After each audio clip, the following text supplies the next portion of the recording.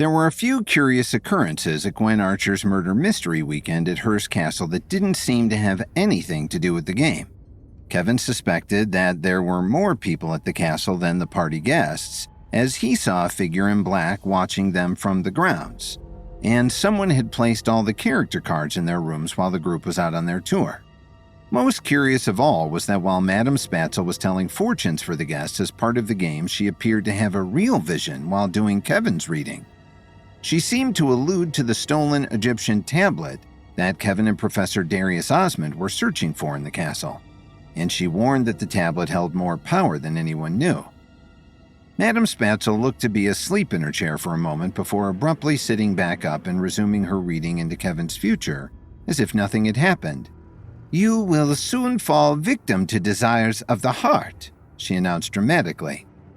Kevin had whiplash from Madame Spatzel's change in demeanor. It seemed that she was now back to talking about Kevin's relationship with Lily. Madame Spatzel was a talented actress, but something about the middle portion of her reading seemed far too real. Does she even remember it? Kevin wondered. Madame Spatzel now smiled and spoke in a quiet, conspiratorial manner. "Kevin, don't tell anyone I'm breaking character, but I felt something during your reading. It was like my whole brain was tingling. I might really be psychic." Kevin still didn't know if she was referring to her strange interlude or not. She seemed to be channeling an entirely different voice. Testing to see if she would bring that clairvoyant voice up again, he said, "I definitely think you were onto something when you said the pool boy and railroad heiress might fall in love." Madame Spatzel looked genuinely pleased with herself. "The energetic pull was so clear in my mind." She really doesn't remember mentioning a powerful grail that I'm seeking, Kevin realized. He had been considering that Madame Spatzel could be ready to cultivate levels, but she may have even more natural abilities than Kevin was aware of. Madame Spatzel, now resuming her character, waved her hand in front of her face. "The veil has been redrawn. Go forth, my child. Mrs. Betty Roberts must take her leave." When Kevin reached the assembly room, Lily asked, "Did Madame Spatzel have an ominous warning for you too?" "She definitely alluded to dark forces around the castle," Kevin recounted. But she also confirmed that the heiress was going to be entering into a flirtation with the pool boy. "Well, I could have told you that one," Dorothy said dryly as she walked by sipping champagne. Gwen tapped her champagne glass, calling everyone's attention. "If you'll now follow me to the dining room, dinner is served. Remember to use this time to get to know the characters around you. Learn their backgrounds and motives and blah blah blah, you get it." The party relocated to the spectacular dining room, where the long wooden table seemed to stretch to eternity.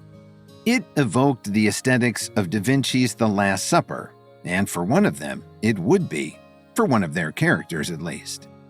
The table held an absolute feast. Generous portions of venison steak, Coffin Bay oysters, vegetable carpaccio, and truffled bruschetta lined the table, occasionally interrupted by centerpieces holding Juliet roses. Kevin once again couldn't help but wonder what unseen staff was making these arrangements. It was as if the trappings of the event were being carried out by magic or by an invisible staff that Gwen was keeping hidden from the eyes of her guests. Susan and Alan sat across from Kevin and Lily, and they were all too eager to participate in the game. Reading directly off her card, Susan said, "At home in Chicago, I'm known as a homemaker, but behind the scenes, I distribute illegal liquor for the mob." "Oh, that's juicy," Alan replied. "Mom, you don't have to tell everyone everything that's on your card," Kevin advised. "You're supposed to hide the things that could be incriminating." "Oh, I have nothing to hide, dear," she said with a sweet smile. You might be the only one here who can say that, Kevin thought. On the other side of Kevin, Darius snuck a glance at his card. "I'm a Yale University professor," under his breath to Kevin he added. "That'll at least be easy enough for me to pretend. I'll just have to be 10 times more obnoxious." Kevin laughed but secretly hoped that it was just a coincidence that Darius, whom they had introduced as a television executive, was given a character with his actual profession.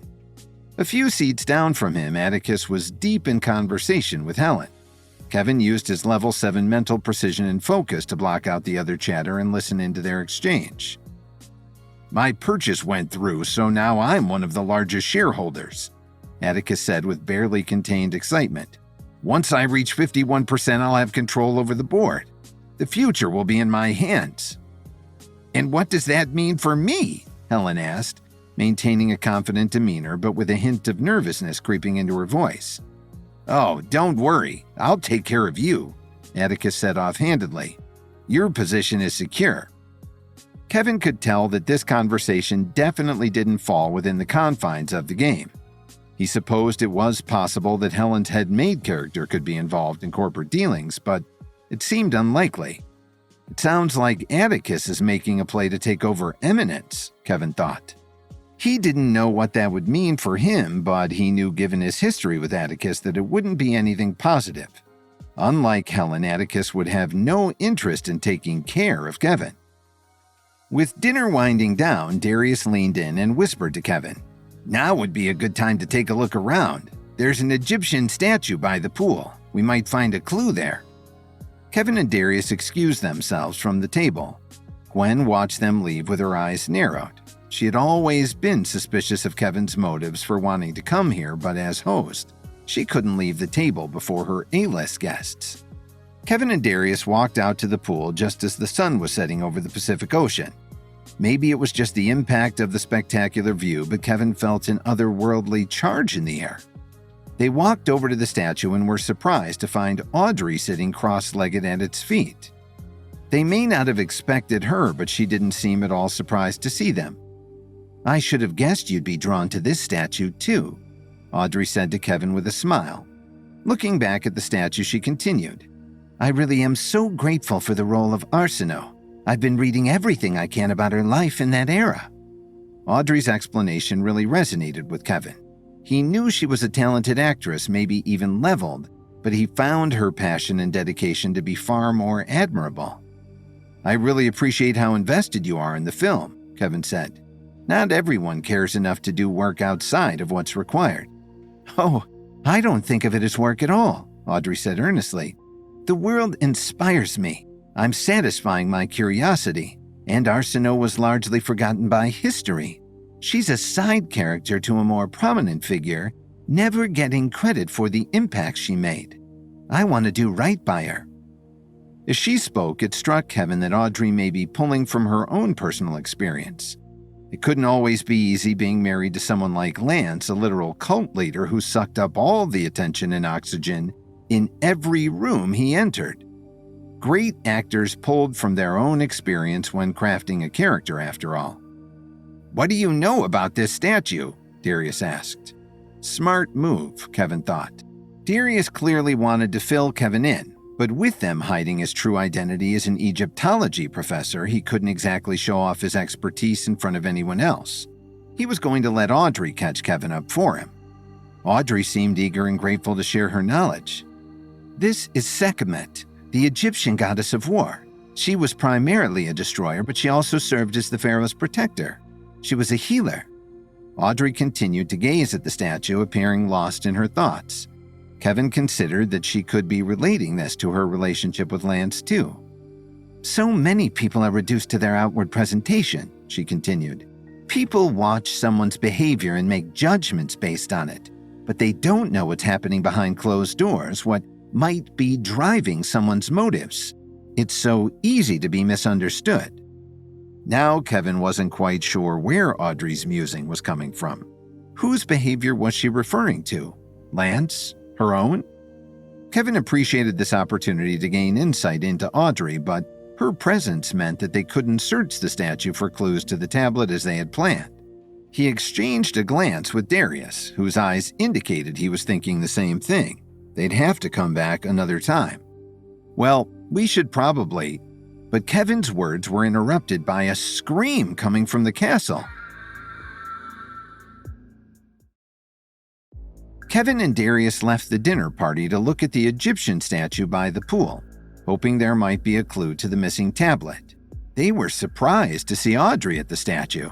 She had been studying Egyptian history And as she shared her knowledge, Kevin wondered if her connection to her Spurn character, Arsinoe, was related to her relationship with Lance.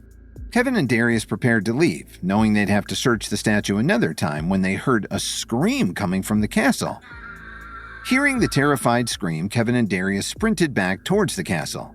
Entering the dining room, he saw a panicked Cassandra standing over Penelope's heaving body. Her lips were swollen and she was struggling to gasp for air.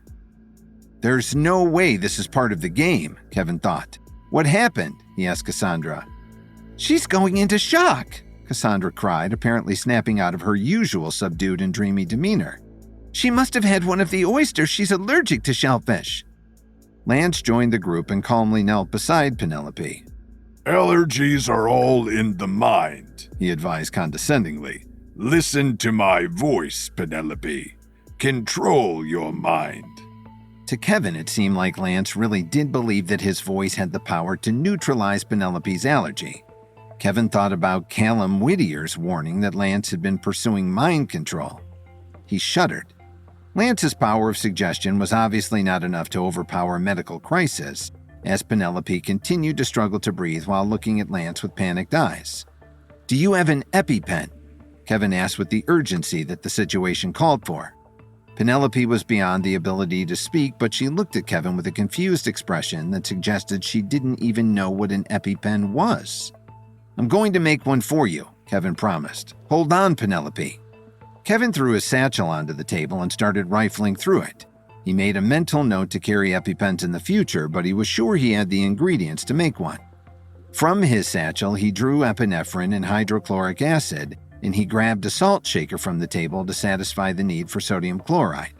As he continued to shuffle through the satchel, his face fell as he realized he didn't have sodium metabisulfite. He needed it for its antioxidant and disinfecting properties.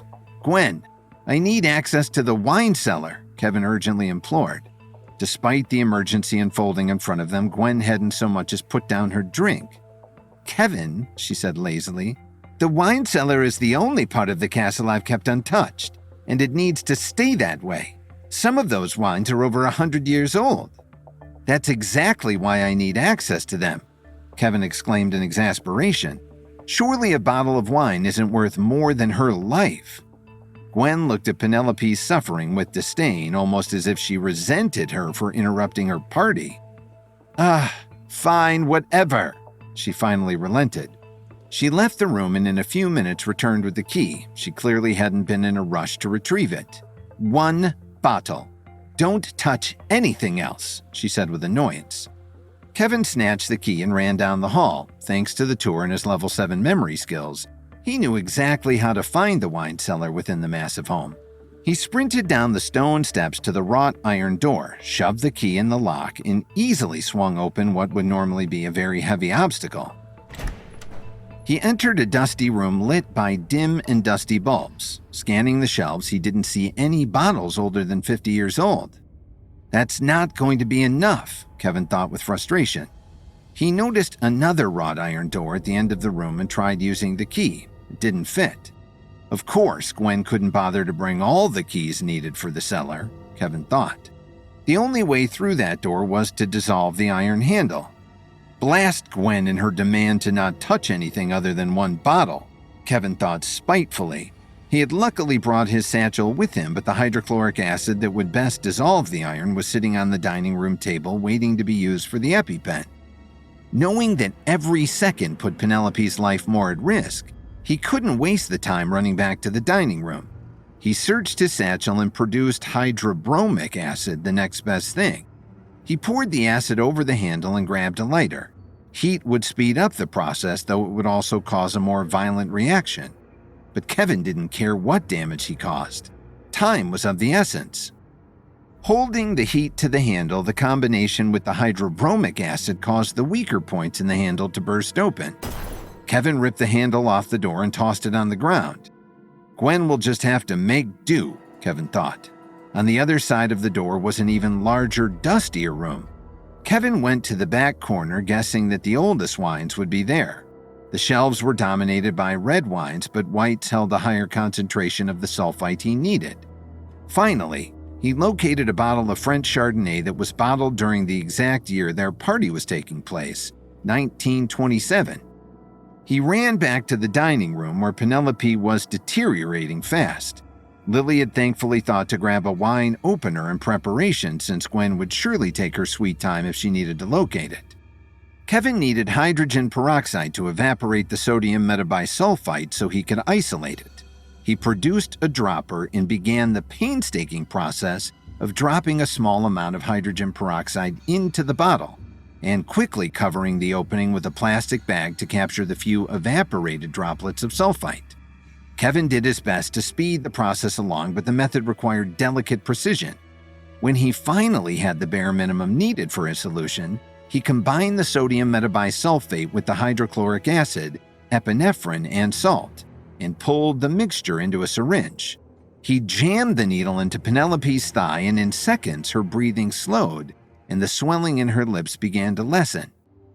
"Thank you," Penelope finally managed to say while looking at Kevin with grateful eyes. Lance knelt down between Penelope and Kevin, blocking Kevin from her view. "You see," Lance said patronizingly, "it was all in your mind. Once you decided the shellfish had no power over you, you defeated it." Now that Penelope was no longer on the verge of death, she seemed to return to her highly suggestible state. In her spacey voice, she repeated, "All in my head. I thought the needle would save me, but believing, that is what saved me." "The placebo effect can be very powerful," Lance suggested. Lily side-eyed Kevin. With merely her expression, she asked, "Is he for real?" "You've had a trying day," Lance continued, taking on his fatherly role. "Let's get you up to bed." He helped Penelope to her feet and led her from the room without so much as acknowledging Kevin. After they left, Gwen spoke as if Penelope's emergency had been a mere distraction from the schedule of events. "Well, now that is finally over," she said with her usual tone of annoyance, "it's time for everyone to turn in for the night. Our murder mystery victim will be informed sometime during the night." She then unceremoniously held out her hand to Kevin. "I want my key back." Kevin handed it over, returning her look of disdain. Gwen was never the sentimental type, but her lack of emotion in response to a near death at her party was a different level of coldness. "I'd better not find anything else disturbed down there," Gwen warned. As she walked away, Kevin heard her mutter, "What a waste of a perfectly good bottle of wine." Kevin and Lily were all too ready for this day to be over. They retreated to their room, both immediately releasing breaths that they didn't even realize that they were holding. "I'm sorry, but placebo effect?" Lily asked incredulously.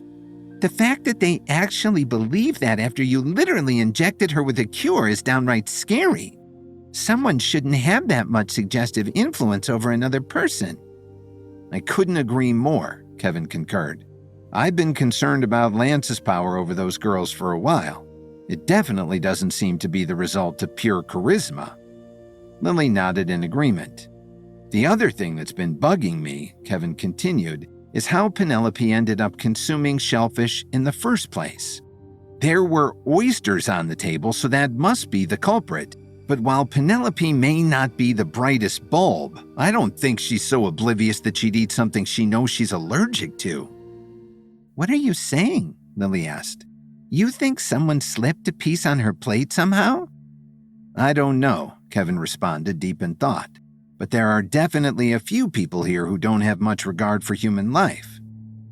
"Try to get some rest," Lily encouraged. "There's no way of knowing how Penelope ended up ingesting shellfish, and there's a good chance tomorrow will bring a whole new set of challenges." Kevin knew Lily was right, and they climbed into bed where Kevin drifted into a restless sleep. A few hours later, they were abruptly awoken by a sharp knock on the door. Without waiting for Kevin and Lily to respond, the door swung open, revealing Gwen wearing a vengeful smirk. With a clang, she tossed the melted, warped wine cellar handle onto the floor. Kevin wasn't surprised that Gwen would be irate about something as minor as ruining a door handle to save Penelope's life, but more surprising to him was that standing next to Gwen was Sabrina Montgomery. The screenwriter he'd paid millions of dollars to create the screenplay for his Cleopatra opus. While investigating the Hearst Castle in search of the Egyptian tablet, Kevin and Darius suddenly heard someone screaming. Penelope, a sympathy member and one of Gwen's guests, had a bite of shellfish that triggered an allergic reaction.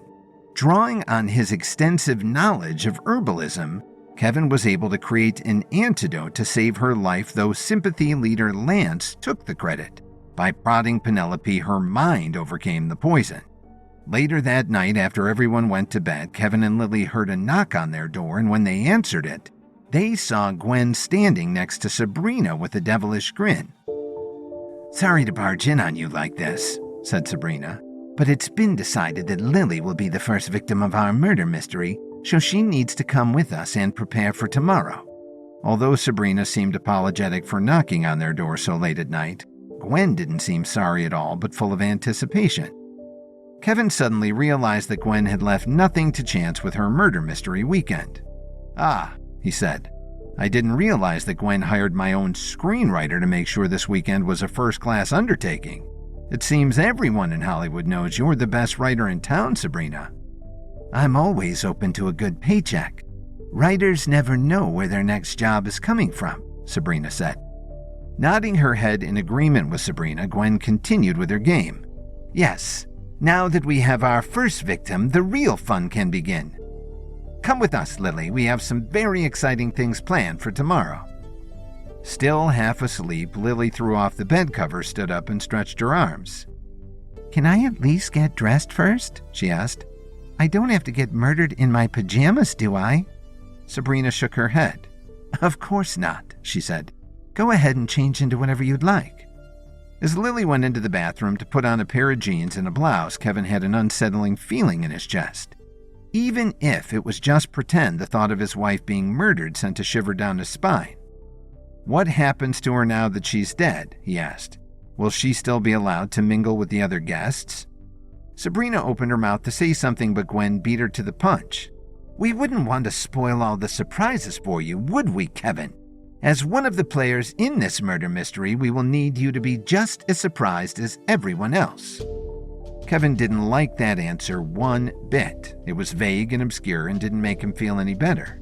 "Look," he said, "if you're going to take my wife, I need to know where she's going, and that's that."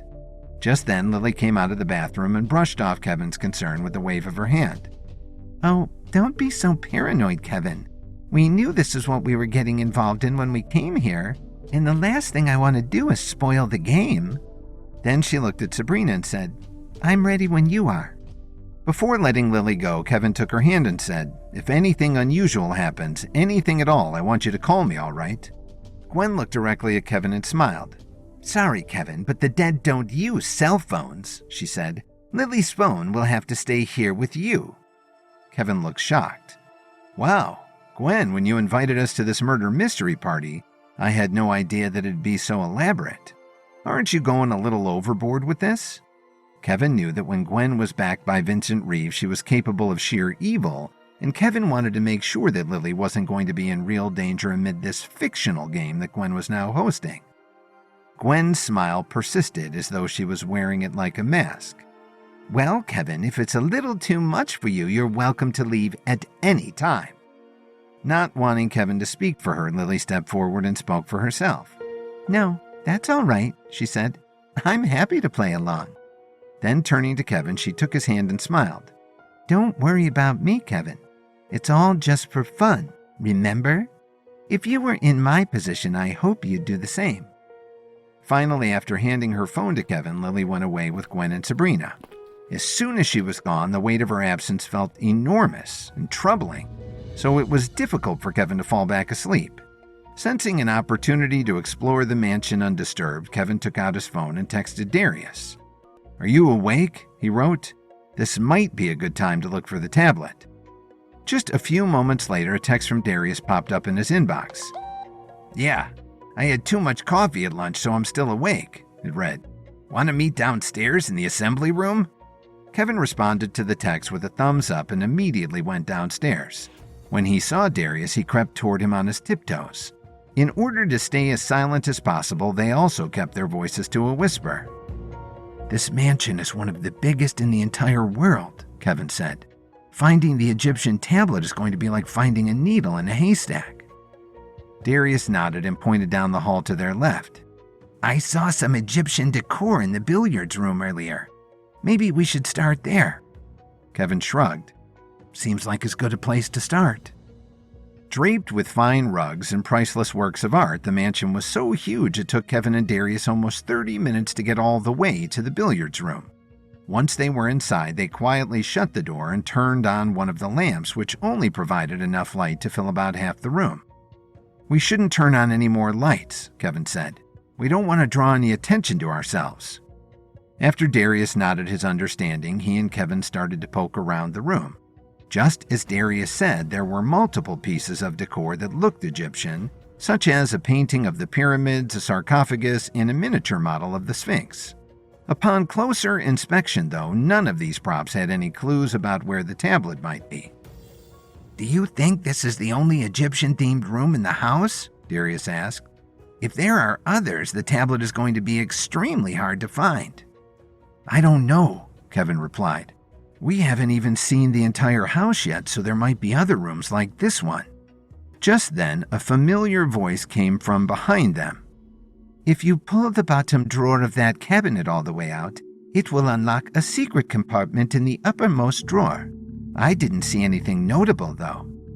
Kevin recognized the voice instantly, and sure enough, when he turned over his shoulder, he saw Madame Spatzel sitting in a luxurious cushioned chair. "Doing some late-night exploring, are you? I'll forgive you for not inviting me so long as you promise to include me from here on out." Kevin looked around to make sure that no one else was hiding in the shadows, and once he was sure the coast was clear, he turned back to Madame Spatzel and chuckled. "What are you doing here, madam?" he asked. Madame Spatzel grinned from ear to ear. "Why, I'm looking for inspiration, of course. Ironically, there are a few things in this world so jam-packed, with feelings as a completely empty mansion at night. It says so much by saying so little. The quiet desperation of it all. I think I'm on the cusp of a brand new song idea." Kevin nodded and smiled. "Well, I'm glad you found what you were looking for." "And what are you looking for, Kevin?" she asked with a curious look in her eye. "Well," Kevin said, "Darius and I have reason to believe that Gwen might be hiding a stolen Egyptian artifact. This is the only room we've seen so far with Egyptian decor, so we thought we'd start here." Madame Spatzel clapped her hands together. "Oh, how exciting, Kevin! Well, consider me part of the team. I'd like to help somehow." Just then, Darius paused in front of the billiards table. "Sorry to break up the conversation, Kevin, but I think you might want to see this." As Kevin approached the billiards table, Darius was pulling all of the balls out of the pockets and laying them on the table. Much to his surprise, the balls weren't labeled with numbers as they usually are, but with Egyptian hieroglyphics instead. Kevin was astonished. "Do you recognize these symbols?" he asked. Darius shook his head. "Not exactly," he said. "They're obviously Egyptian, but they don't match anything I've ever seen before. They're probably part of the same language system as the symbols you showed me before we came here. The symbols I saw on the screen during the Eminence premiere," Kevin thought to himself. "Could it be some kind of puzzle?" he asked. Darius scratched his chin. "I'm not sure. It could just be a custom set of billiard balls." Just then, Madame Spatzel leaned forward and said, "You should arrange them into a pyramid. It's the one thing that billiards and Egypt have in common." Kevin looked at Madame Spatzel with a gleam of pride in his eyes. "That's a great idea, madam. Any idea how we should arrange the symbols, Darius?" With his tongue poking out just slightly, Darius began rearranging the balls with meticulous focus. "Let's see," he said. "This fruit symbol must come after the tree symbol. And here, the symbol of the falcon definitely comes after this symbol for the sky." Darius kept on like this for a few minutes more until finally he only had one ball left to place. "Does this symbol look familiar to you?" he asked Kevin. The last ball left was the white cue ball, and engraved into its side was the all-seeing eye that Kevin saw during the Eminence premiere. Kevin nodded. According to what I saw, the all-seeing eye should go underneath the pyramid. Then, as soon as Darius placed the cue ball in the right position, they heard a rumbling noise coming from the walls. Oh no, that's pretty loud, Kevin thought. I hope this doesn't wake anyone up.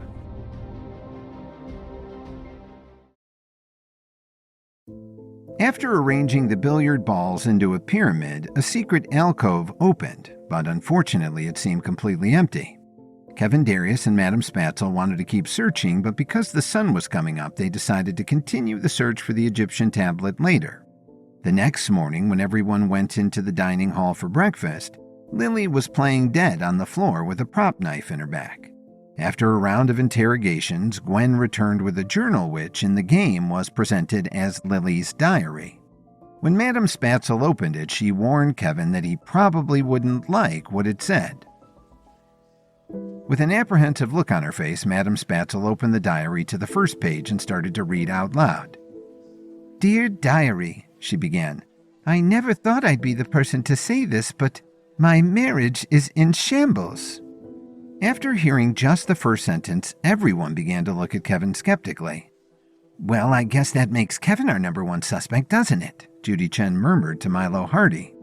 Overhearing her comment, Kevin rushed to defend himself. "You mean it makes my character a suspect? None of this is real, remember?" "Keep reading, madam," said Ryder to Madame Spatzel. After clearing her throat, Madame Spatzel continued. "He's become deluded about his success in Hollywood. His short film, Chains of Desire, was terrible in my opinion, and now he's spending hundreds of millions of dollars to make an epic about Cleopatra that is going to be the biggest bomb in Hollywood history. Even worse, last year he was only at home for maybe 3 or 4 weeks total. A day here and a day there. Worst of all, when I tried to talk to him about it, he called me selfish and said I didn't care about his career. It makes me sick to my stomach to say so, but I think it may be time to start thinking about a divorce." Dorothy let out a gasp. "My Lily wrote this about Kevin?" she asked. "Why, after all these years, my prayers have finally been answered. At last that girl is finally coming to her senses." Kevin rubbed his temples and let out a groan, especially because he got such little sleep he was starting to develop a headache. "No, Dorothy, Lily didn't actually write this about me," he said. "Can we please do our best to remember that this is only a game?" Dorothy glared at Kevin, her long-held grudge on full display in her eyes. "You know, Kevin, it's sometimes said that fiction can be more true than reality." Kevin rolled his eyes. "No one ever said that, Dorothy. You just made it up." "Does the diary say anything else?" Olivia asked. Madame Spatzel nodded as she flipped the page. "Dear Diary," she began again, "the most amazing and scary thing happened to me today. I met someone." As the words left her lips, the crowd let out a gasp. "He's a television producer who saw me sitting in my favorite coffee shop. As soon as he approached and offered to buy me a cup of coffee, my heart was aflutter. I have no idea what to do. On the one hand, his entry into my life feels so exciting, but on the other, it also feels very dangerous. But all is fair in love and war, right?" With irritation on his face, Kevin crossed his arms and scoffed. "Geez, you wrote this, Sabrina? Are you trying to get under my skin or something?" Sabrina shrugged. "Gwen created the plotline and character arcs. I just wrote the words." When Kevin looked at Gwen, she had a self-satisfied grin and a look of delight in her eyes. "It's just theater, Kevin," Gwen said. "Try and be a good sport about it, won't you?" Once the reading was finished, the murder mystery players all began to murmur. "Do you think he found out about the affair and killed her for revenge?" Audrey asked. Land shook his head. No, I don't think Kevin's character has it in him to do it himself. If you ask me, he probably got someone else to do it for him." Taking control of the crowd, Madame Spatzel clapped her hands together and said, "Don't worry, everyone. Your favorite detective, Thumbelina Augustine, is on the case. Let's get back to our interview, shall we? I think we'd all like to hear from you the most, Kevin. By then, Kevin was starting to feel a bit frustrated. I didn't come here to play games, he thought. I came here to find that tablet, so that's what I'm going to do. Instead of saying that, though, Kevin said, "You'll have to give me a moment, Miss Augustine. I have to use the restroom." As Kevin left the dining hall, Madame Spatzel nodded. "Fair enough. We'll just have to start with someone else then." Madame Spatzel turned towards Mason Zimmerman. "How about you, sir? How close were you to the victim?" Meanwhile, after Kevin slipped away, he went right back to the billiards room instead of the bathroom, pulled out his phone, and texted Darius. "If you can find an excuse to slip away, I'm back in the billiards room looking for the artifact. Could really use your help," Kevin typed out at record speed. When he saw the text, Darius was able to slip out unnoticed because everyone else was so absorbed in the game. As he stepped into the billiards room, Kevin was studying the billiard balls very closely. "Do you think we missed something?" Darius asked. Kevin nodded. "Last time we arranged the billiard balls into a pyramid and a small alcove opened up, but it led to nowhere. What if we got the wrong combination? Perhaps there's another way to arrange them that will open up another chamber." Darius joined Kevin by the billiards table and also began to study the balls closely. "It's possible," he said. "But with 15 balls, there'd be millions of different combinations we could arrange them in. It would literally take us years and years to try them all." "Well, unfortunately, we don't have that long," Kevin thought to himself. Then, scratching his chin, Kevin said, "Come on, Darius, we have to think hard about this. There must be something we're missing." Thinking outside the box, Darius took his attention off the balls and focused on the billiards table itself. Then, in a flash of insight, he suddenly noticed how it somewhat resembled a compass, with pockets in the east, west, and the other 4 corners. "Hold on a second, Kevin. Something's coming to me," he said. Turning back to the balls, he realized that they were painted in 6 different colors. "Eureka!" he exclaimed, leaping off the ground. Kevin was eager to learn more. "What are you thinking?" he asked. "Well," Darius said, "in Egyptian mythology, each direction of the compass is represented by a certain color. Red in the west, blue in the east, green in the northwest, yellow in the southeast, and so on and so forth. Maybe what we have to do is put each ball in the pocket that corresponds to its color." Kevin's eyes lit up with excitement. "Well, come on then," he said. "Let's give it a try."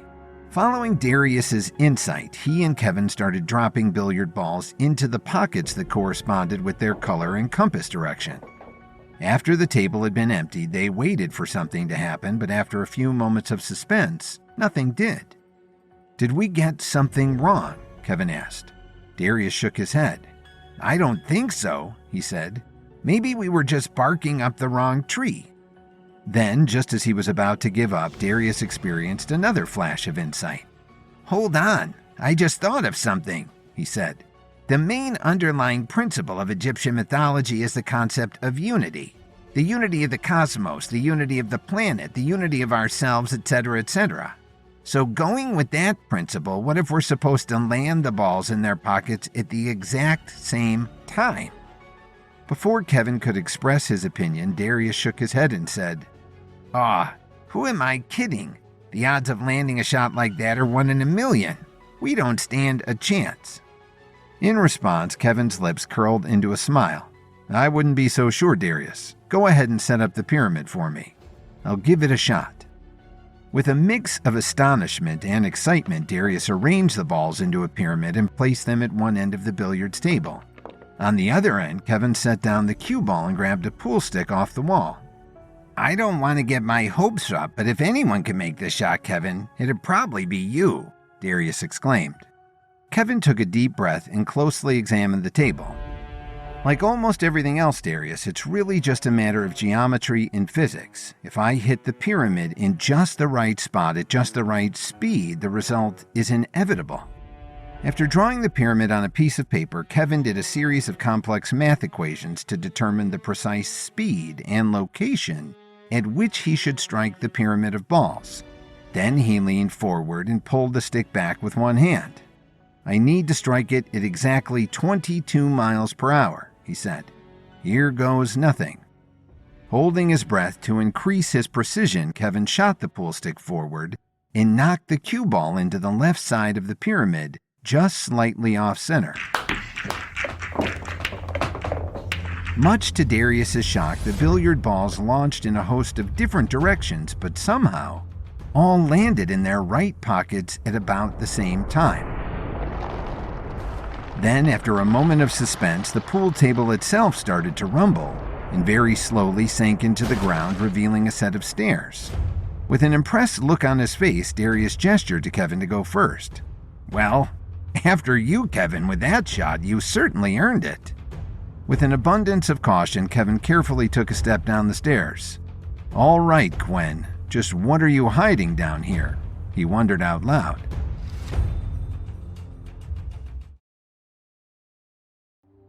Kevin used his irritation at the reading of Lily's supposed diary, which was really a fictional one created by Gwen Archer for the murder mystery game, as a cover. He and Darius left the others to go to the billiards room where Kevin's ace pool shot sank all the balls in pockets at once, and opened a secret chamber where Kevin hoped the stolen relic was going to be found. Looking down the staircase, Kevin couldn't see anything except for pitch black darkness. "Watch your step," said Kevin. Goodness only knows how deep the staircase goes. After descending nearly 100 feet, Kevin and Darius finally saw a light flicker below them. "You know," said Darius, "this is beginning to remind me of an actual Egyptian tomb. If Gwen was going to hide the tablet anywhere, it would probably be down here." "Let's hope so," Kevin said as he took another step towards the light. When they finally reached the bottom, Kevin and Darius stepped forward into a lit chamber full of 1,000 treasures. As they looked around at all kinds of priceless artifacts and chests overflowing with gold, their jaws dropped. "This must be where William Randolph Hearst, the original owner, kept his most valuable belongings," Kevin said. "Look over there," he continued.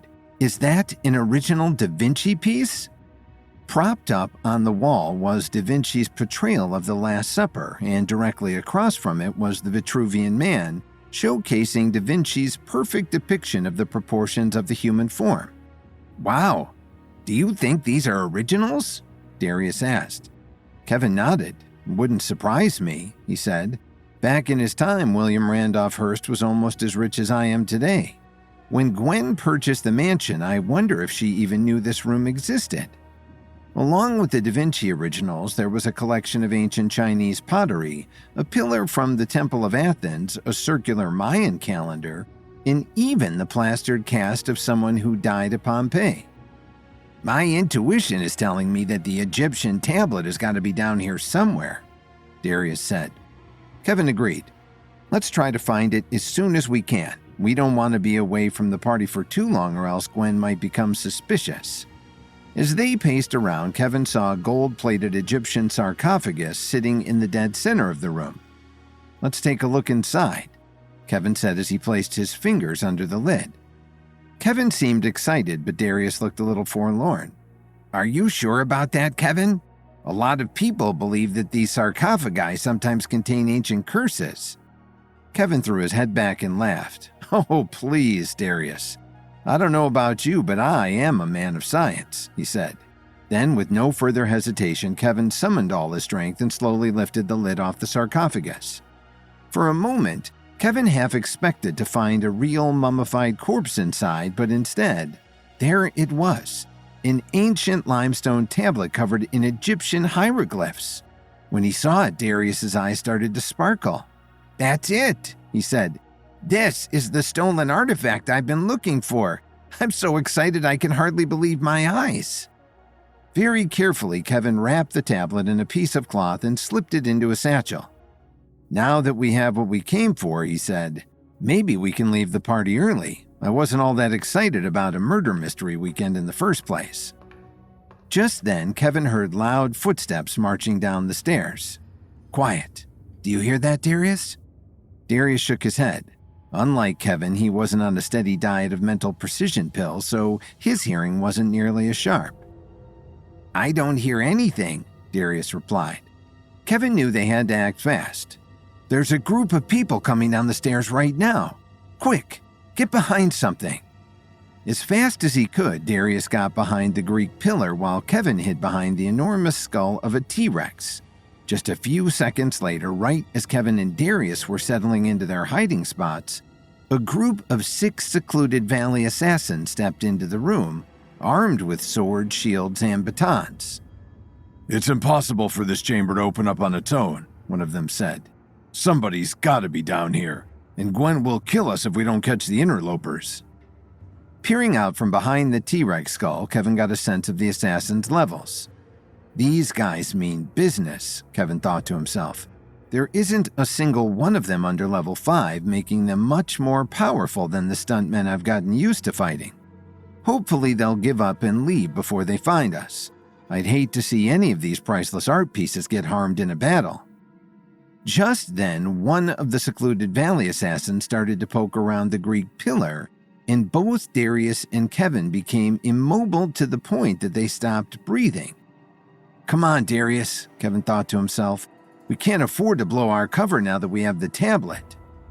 As the assassin moved around the pillar, Darius tiptoed to the opposite direction to remain out of sight. "Just come out already, will you? We promise we won't hurt you. Much," the assassin teased. Just then, as he was creeping around the pillar, Darius accidentally knocked over a vase that loudly shattered when it hit the ground. In an instant, the assassins turned their heads and saw Darius standing there, frozen in place with a frightened look in his eyes. "Ah, Dr. Osmond. We should have known it was you poking around down here. Looks like your taste for rare objects of antiquity got the better of you this time. Don't make a fuss about it, all right? Just come with us so we can do this the easy way." Just then, Kevin leapt out from behind the T-Rex skull and landed a kick against the assassin's face, forcing him backward. "Dr. Osmond won't make a fuss about it, but I will," he said with a fierce grin on his face. "Of course you're behind this, Kevin Williams," said one of the assassins as she cracked her knuckles. "I guess we'll just have to do this the hard way then." Just then, the assassins leapt into combat with a burst of speed. As the first strike came, Kevin moved out of the way with the fluidity of a seasoned warrior. Then, as the assassin swooped in for a second strike, he parried the attack with perfect timing, sending the assailant careening into the fragile canvas of Da Vinci's Last Supper, tearing the masterpiece in half. Hiding in the corner of the room, Darius winced when he heard the painting tear.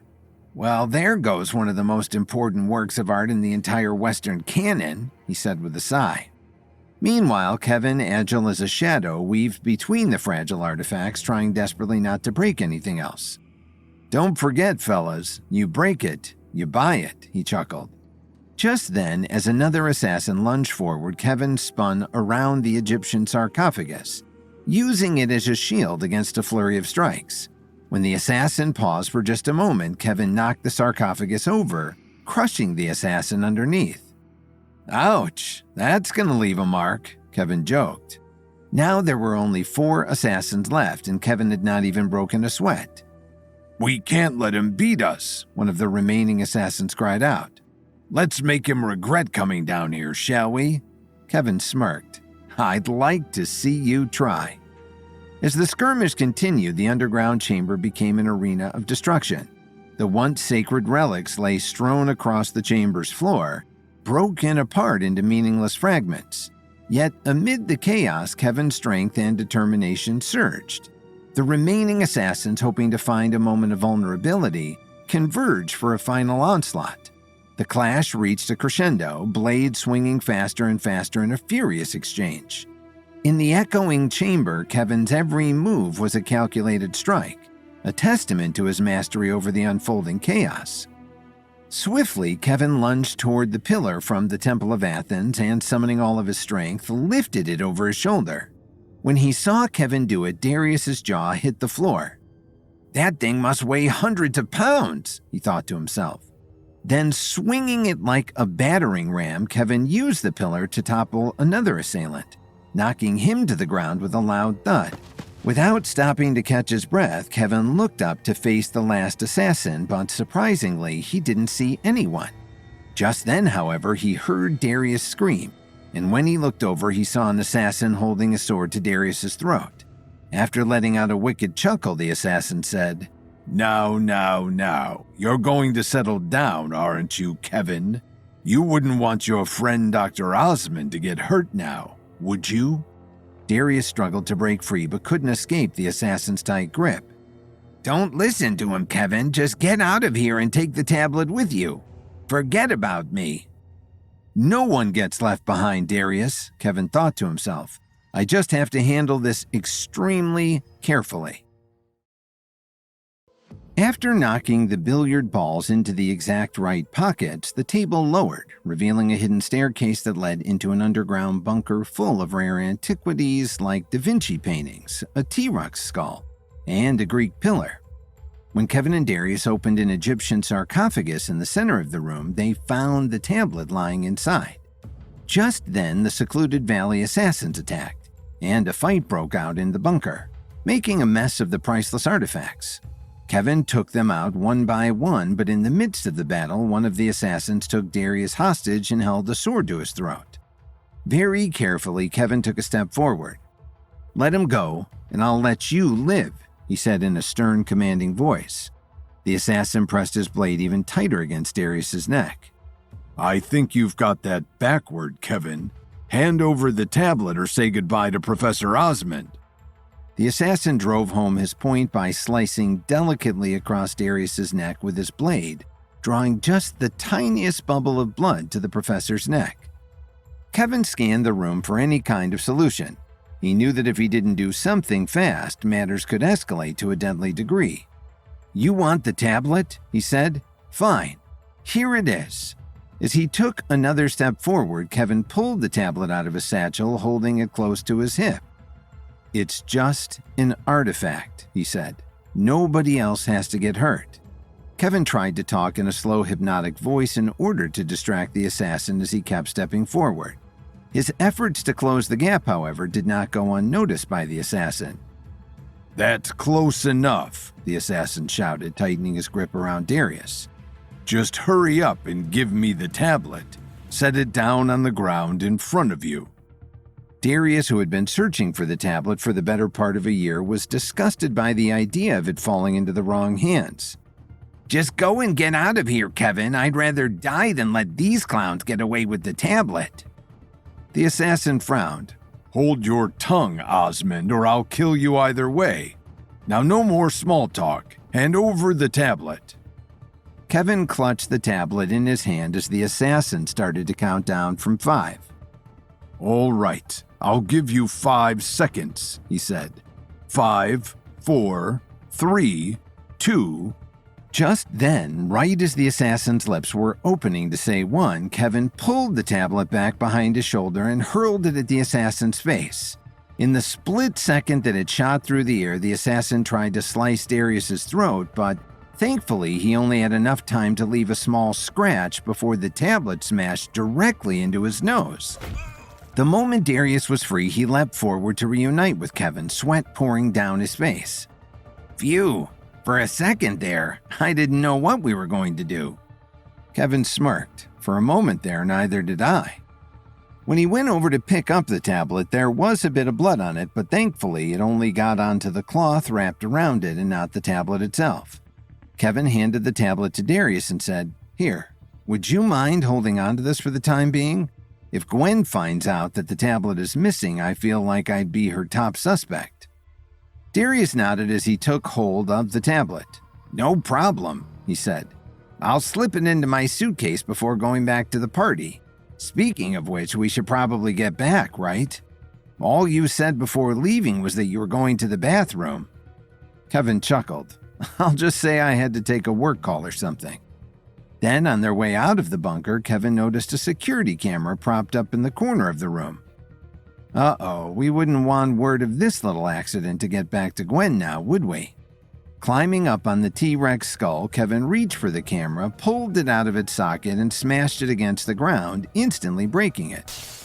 Well, he said, Gwen will inevitably find out that something happened down here, but at least now she won't know we were the ones behind the chaos. After leaving the bunker, Darius returned to his room to stash the invaluable tablet in his luggage, while Kevin slipped back into the assembly room. Thankfully, his absence had gone unnoticed because everyone was so wrapped up in the game. As he stepped back inside, Madame Spatzel was in the middle of interrogating Mason. "What was your relationship to the victim, Mr. Mayhew?" "I'm not sure. Let me check," Mason said as he took out his character card. After glancing at it, he looked back at Madame Spatzel and said, "It says that I didn't know her that well, but used to be friends with her husband back in middle school." Standing behind the chair, Olivia playfully rolled her eyes and chuckled. No, you aren't playing right, Mason. You have to pretend to be the character." Mason looked terribly uncomfortable. "Oh, right. I forgot. What I meant to say was, I didn't know her that well, but her husband and I were friends in middle school." Zane scratched his chin as a theory came into his mind. So, if her husband was too cowardly to kill her himself, maybe he hired his childhood friend to do it for him. Mason threw up his arms in protest. "Hey, what are you throwing me under the bus for? I think you did it." In the 20 minutes or so that Kevin and Darius had been gone, it was clear that the group had not yet solved the murder. Glancing down at the floor, Kevin smiled at the fact that Lily was still lying on the ground, playing dead with a prop knife in her back. What a trooper, he thought to himself. After Madame Spatzel finished her final interview with Mason, Gwen clapped her hands together and said, "All right, everyone, that concludes our first round of interviews. In 1 hour, we'll reconvene in the dining hall for lunch, so between now and then, think about who you think the killer might be, and be prepared to share your theories. See you then." As everyone filed out of the room for a bit of free time, Kevin knelt down next to Lily and tried to lift her up by the arm. "Come on, dear, let's finally get you out of this makeup," he said. Just then, Gwen Archer seemed to appear right behind him. What do you think you're doing, Kevin? The victim's body needs to be transported to the morgue immediately." Kevin scoffed. "Are you kidding me?" he asked. "So you were saying she's just going to keep on pretending to be a dead body for the rest of the weekend?" Gwen nodded. "I'm going to make this murder mystery weekend as realistic as possible, Kevin. It has to be completely immersive. Don't worry, we'll make sure she's nice and comfortable." Kevin looked down at Lily and took a deep breath. "Lily, are you sure you're all right with this?" he asked. Lily said nothing, but very slowly nodded her head and held out a thumbs up. Then, after letting out a deep sigh, Kevin accepted the situation. "Well, all right then," he said. "I'm going to miss you, and just remember that you can stop playing whenever you want." After that, a pair of butlers lifted Lily onto a stretcher and carried her out of the room. Once they left, Kevin looked over at Gwen and frowned. "You know, Gwen, I really hope you aren't trying to send me some kind of sick and twisted message with all of this." Instead of putting an end to Kevin's worries, Gwen just crossed her arms and smirked. "We're all just having a bit of fun, Kevin. That's all. You do know how to have fun, right?" Kevin smirked right back at her. "You and I have very different ideas of fun, Gwen. Anyway, I'm going to get some rest before lunch. Talk to you then." Kevin enjoyed thinking that Gwen thought she had the upper hand in their bitter rivalry, but he was only toying with her. She had no idea that he had recovered his memories of her attacks on him on behalf of Vincent Reeves in the upper realm. Kevin was going to play the long game in getting even with Gwen, because he knew that no matter how dastardly she schemed against him now, he was always going to be one up on her. As Kevin went back to his room, Lance, Audrey, and Penelope were taking a stroll around the pool. Her eyes were wet with tears, and Penelope seemed tense and upset. "I'm not having fun anymore," she said. "It's too soon after Hazel's murder to enjoy a party like this. I just want to go back to Hollywood where everything is bright, fun, and happy." Lance put his hand on her shoulder and offered an understanding nod. "I understand why this might feel like a trigger to you, Penelope, but it's your job as an actor to explore these impulses and stimuli and implement them into your craft. As actors, we deal with dark feelings all the time, and we mustn't be afraid to confront them." For the first time since she joined Sympathy, Lance's words were falling flat on Penelope's ears, and suddenly she started to cry even harder. "I want to go home," she said. "I have this terrible feeling that I'm all tied up in something big, dark, and ugly, and I just want to detach myself from it as soon as I can. I'm sorry, Lance, I feel like I'm at the end of my rope." Lowering her cold exterior, Audrey looked into Penelope's eyes and smiled. "All right, Penelope, if you really want to leave so badly, we'll charter you a flight home. But let's at least have some lunch first. Maybe your blood sugar is just low." By then, it was already time for everyone to meet back up for lunch, so Lance, Audrey, and Penelope joined the others inside the dining hall. When everyone arrived, the dining table was stacked with sandwiches, soups, salads, and drinks. As the weekend guests took their seats, Gwen stood up and reintroduced the game. "So, does anyone have any theories they'd like to share about the murder?" Dorothy was the first to raise her hand. "Well, I, for one, think that it was Kevin," she said. "Gee, thanks, Dorothy," Kevin muttered under his breath, unsurprised that his own mother-in-law would so quickly throw him under the bus. Just then, a butler walked up to Gwen and whispered something into her ear. As he went on, Gwen's face dropped from delighted to furious in just a matter of seconds.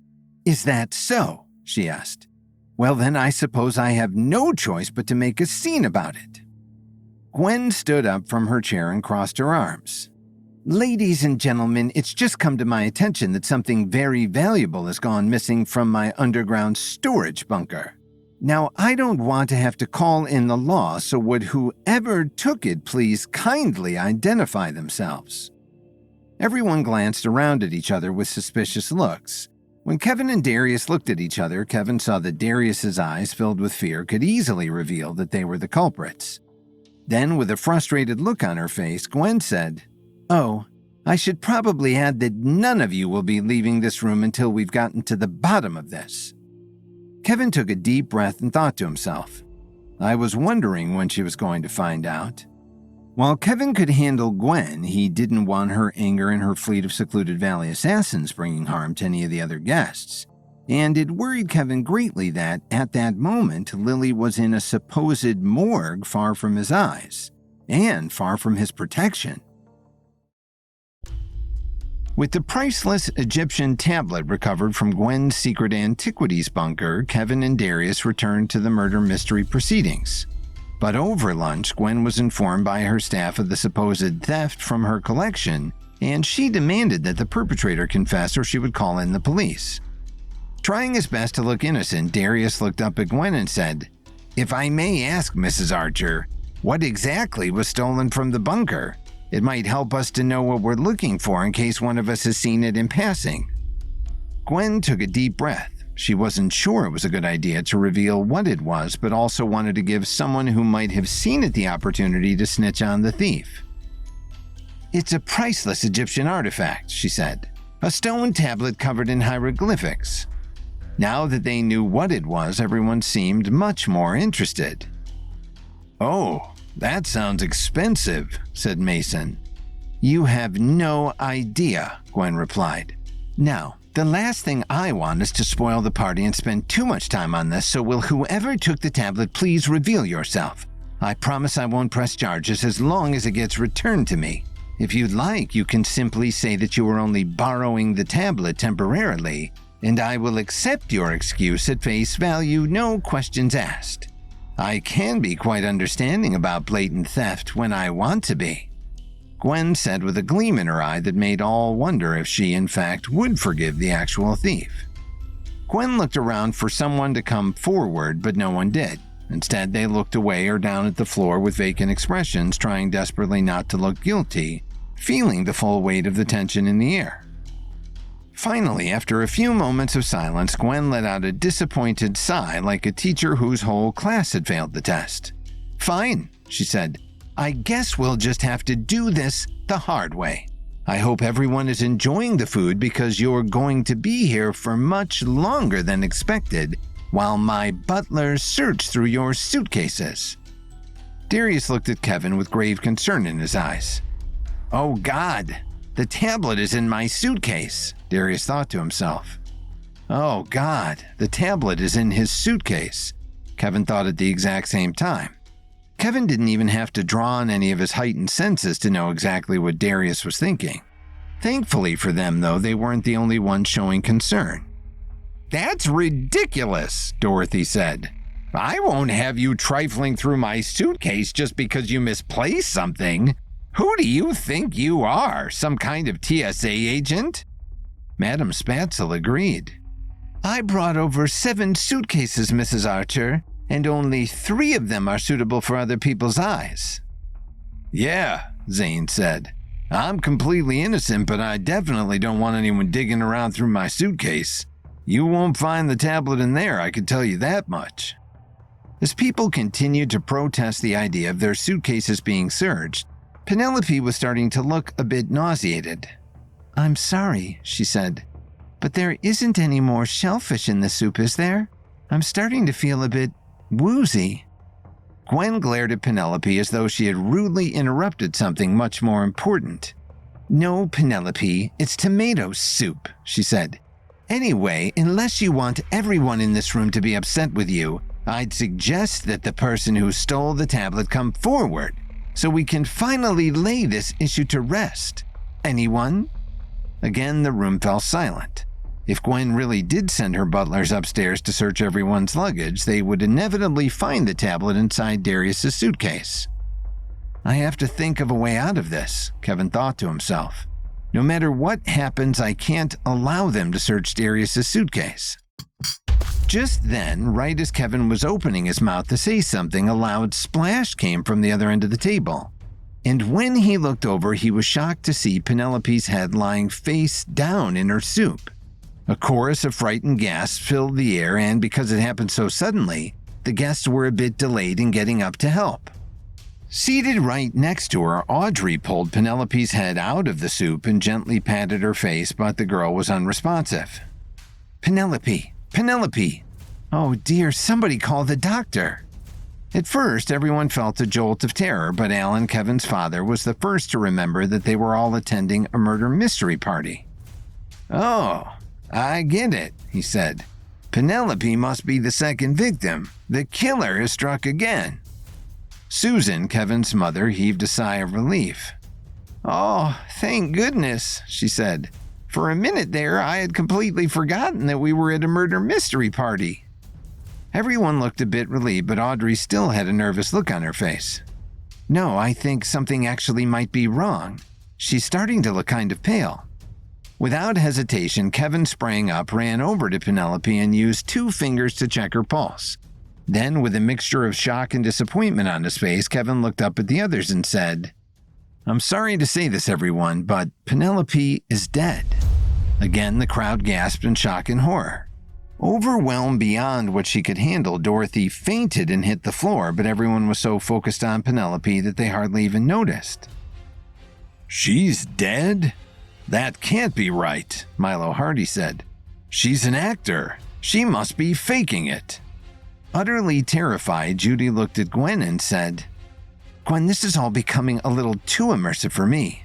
Can we please pump the brakes on this murder mystery thing and try something a little more lighthearted?" No one looked more shocked than Gwen and Sabrina. In fact, Gwen was speechless and Sabrina's lips trembled as she said, "This isn't part of the game, Judy. I never wrote that Penelope was a victim." Hearing it from Sabrina herself made everyone 2 or 3 times as nervous. Instinctively, they got up from their chairs and pressed their backs against the walls. All of a sudden, nobody trusted each other, and the room was enveloped in a sense of distrust and betrayal. The murder mystery weekend had just gone from a silly little game to something unbearably real. "Any one of you could be the killer," said Ryder Vance. "Why in the world would someone want to kill poor, sweet Penelope?" Kevin could sense that the group was on the verge of outright panic. If he didn't step in and establish some order, things could go from bad to worse in an instant. People are dangerous when they're scared, Kevin thought to himself. Mustering a calm, assured voice, Kevin stepped forward and said, "Let's not lose our heads just yet. We have no reason to believe that Penelope was murdered. As we all know, she had some severe food allergies, so let's not jump to any conclusions. Besides that, she might have had a stroke or a heart attack, perhaps."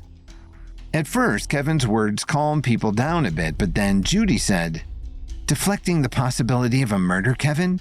That seems a little suspicious, don't you think?" As if she had swayed them, some of the guests glanced back at Kevin with nervous, skeptical looks. Kevin shook his head. Part of him wanted to get angry at Judy for saying such a thing, but instead he opted for patience. Look, Judy, I know we don't always see eye to eye in Hollywood, but I think we can both agree that I'm at least not a murderer. In fact, I don't think anyone here is a murderer. Chances are Penelope's sudden death was a medical issue. After the initial shock had passed through her, Olivia's mind was starting to think on more practical terms. Well, she said, then we better get a doctor out here as fast as possible to assess the body. Unlike Olivia, Gwen was still in the grip of intense shock. It would take over an hour for the nearest doctor to reach us, she said, staring at Penelope's body with a mortified look. Kevin shook his head and pulled out his phone. I can get us someone sooner than that. In fact, she'll be here in just a moment. Then Kevin used his state-of-the-art hologram chip installed in his phone to call Dr. Serafina Willow. As usual, she answered almost immediately, and her image was quickly projected into the room. Hey, Kevin, is something the matter? Kevin nodded. I'm afraid so, Doctor. A guest at the murder mystery party I'm attending just suddenly passed out and died, completely out of the blue. Would you mind taking a look at her? Dr. Willow looked shocked. Oh my, how terrible. I'm so sorry for your loss, everyone. I'll do my best to piece together what happened. Because everyone had cleared away, there was plenty of space around Penelope for Dr. Willow to start her examination. Studying her body closely, she didn't see anything out of the ordinary. How strange, she said. There doesn't appear to be anything wrong with. Then Dr. Willow suddenly stopped halfway through her sentence. Kevin could tell she had found something. What is it, Dr. Willow? Dr. Willow took a step back and cleared her throat. She had a terribly worried look on her face. It's her eyes, Kevin. The veins inside them are starting to turn pale yellow, and I'm afraid that can only mean one thing. That she was poisoned with Persian nightshade, one of the deadliest poisons in the world. Again, everyone gasped, and then Olivia leapt into action. That's it. I'm getting the police on the phone. Kevin agreed. Let me handle it, he said. I know just who to call. When Gwen was informed that the Egyptian tablet had been stolen from the underground bunker, she locked everyone inside the dining hall and threatened to go through their luggage. Soon after, things took a turn for the worse when Penelope suddenly dropped dead at the table. Of course, everyone was terribly frightened, but Kevin tried to keep things calm by suggesting she probably died of an actual health issue and not murder. When Kevin brought Dr. Serafina Willow into the room via hologram, she made a horrifying discovery. Penelope had, in fact, been murdered with a rare poison. As soon as the diagnosis left Dr. Willow's lips, the fear in the room increased to the level of panic. So that means there really is a killer on the loose, said Judy Chen, eyeing down those around her as though it could be anyone. I don't feel safe with any of you. Sensing that the group was on the edge of rampant chaos, Kevin felt a responsibility to keep everything calm and under control. Don't worry, everyone. We're going to get to the bottom of this, he said. I just texted a very well-accomplished detective, Aisha Harden of the Beverly Hills Police Force, and she is already on her way. In the meantime, we just have to try our best to stay cool, calm, and collected. Atticus Davel, who was perhaps Kevin's greatest enemy in Hollywood, crossed his arms and sneered. If anyone fits the profile for this murder, Kevin, it's definitely you. I think it'd be wise to handcuff you for everybody else's safety. Kevin sharpened his eyebrows and looked back at Atticus with frustration in his eyes. Why would you say something like that, Atticus? We have to be fair about this and undertake the legal due process. Why would I say something like that? Atticus asked. Well, because you're a famous herbalist, of course, and Penelope was killed with a rare poison only an herbalist could ever get his hands on. I don't see any other herbalists in the room, do you? Just then, Olivia stepped forward. I'm an herbalist too, she said. If you're going to accuse Kevin on that one simple basis, you'll have to accuse me as well. Maybe they did it together, Atticus replied. Impossible, said Zane. Kevin and Olivia have zero motivation to commit such a murderous act. If you ask me, we should start looking at the people who were closest to Penelope. Did you know that over 50% of violent crimes happen between friends and family? With Zane's perspective in mind, Milo looked straight at Lance and squinted his eyelids. Nobody was closer to Penelope than Lance was. Those sympathy members fawn over him like he's some kind of god. Lance's eyes widened with shock. Me? I'm just a simple vessel of cosmic love, you guys. I don't have a murderous bone in my body. If you really want to know who she was close with, try asking Ryder. Suddenly put on the spot, Ryder looked like a deer in the headlights. Me? He exclaimed. I wasn't any closer to Penelope than the rest of you. I barely knew her. That's not what I heard, said Madame Spatzel in a blunt, flippant tone. Now everyone's eyes were on Ryder, and he was desperate to pass the buck to someone else, to anyone else. Finally, when he locked eyes with Gwen, he said, "What about you, Gwen? This all seems a little convenient, doesn't it? Maybe this was your plan all along. You invite all of us here under the guise of throwing a murder mystery party so that when someone actually dies, you can play none the wiser. I think it was Gwen Archer, everyone." Gwen gasped and clutched her chest. How could you say such a thing? I've literally never met Penelope before this. Why on earth would I want to kill her? Ryder shrugged. I don't know. Maybe you're just crazy. As Gwen's face turned beet red, Kevin could sense the situation was slipping out of control.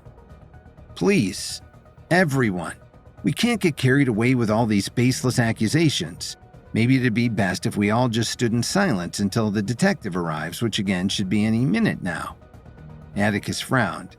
What gives you the right to take control of the situation, Kevin? It just sounds like you're trying to deflect suspicion. From where I'm standing, you look more guilty than any of us.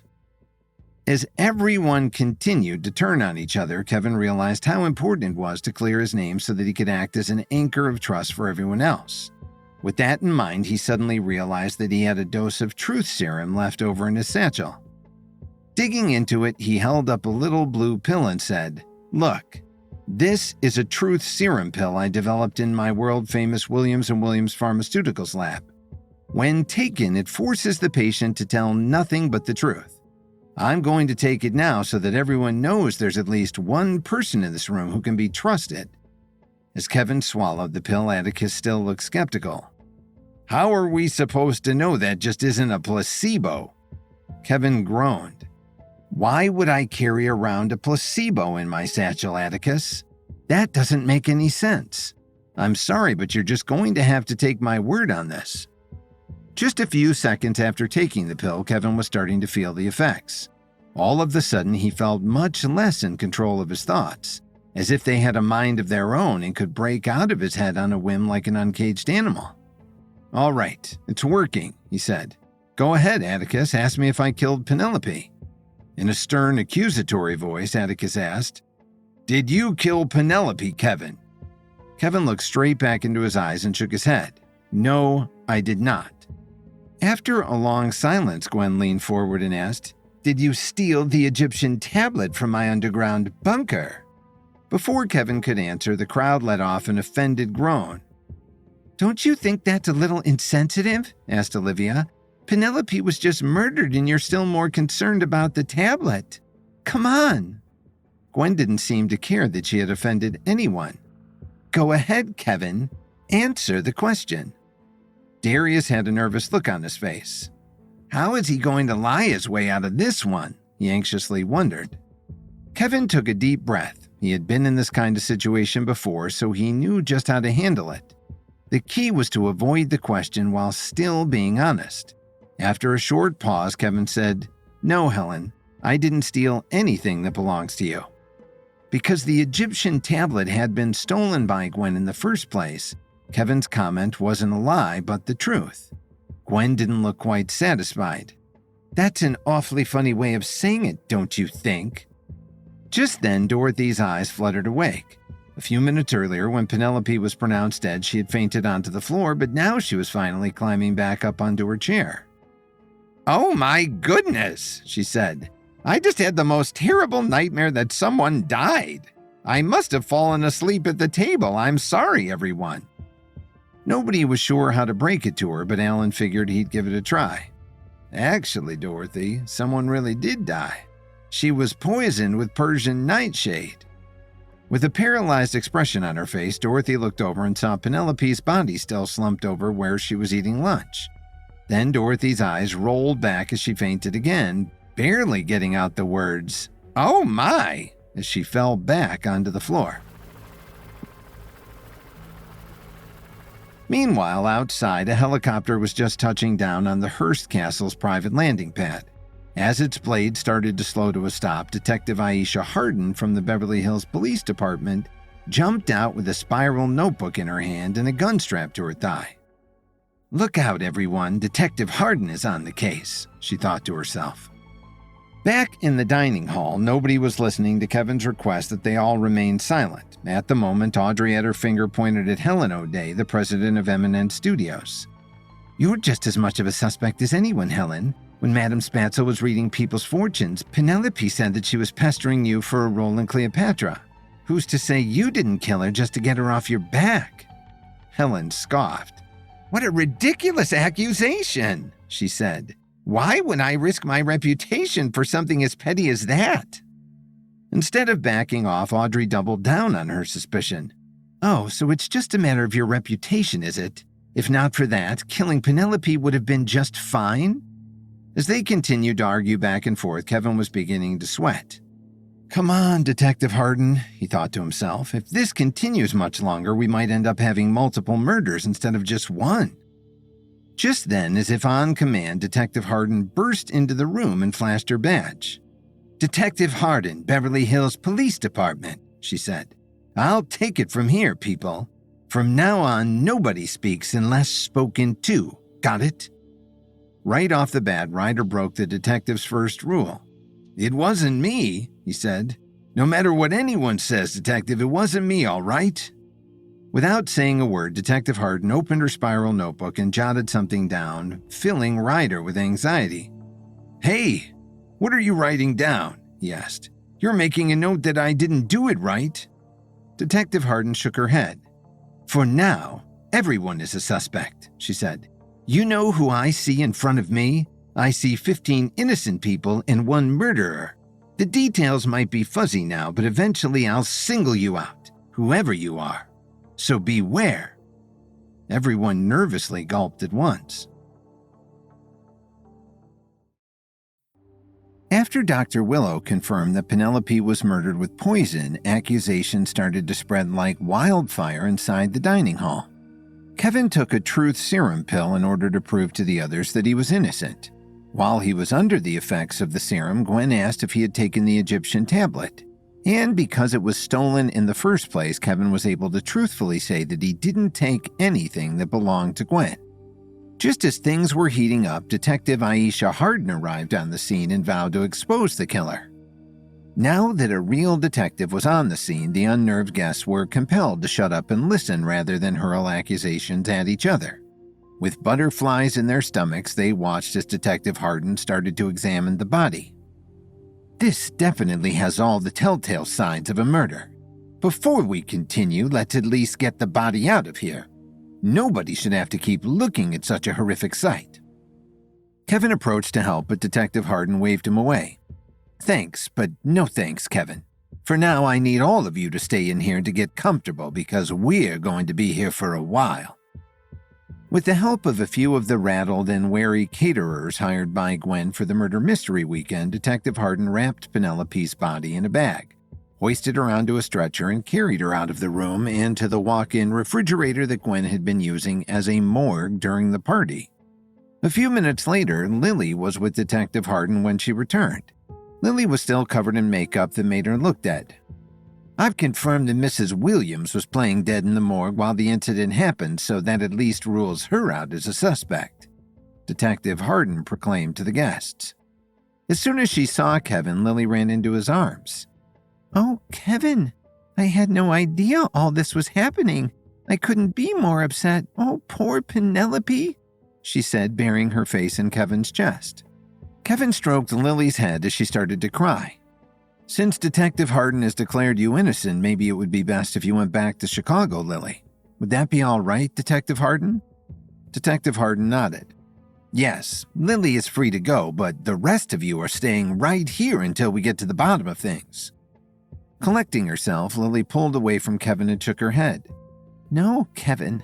I'm not going anywhere. That wouldn't be fair to the rest of you. Maybe there's some way I'll be able to help. Even in such a gravely serious situation, Kevin couldn't help but smile. Wow, she's so brave to say that, he thought to himself.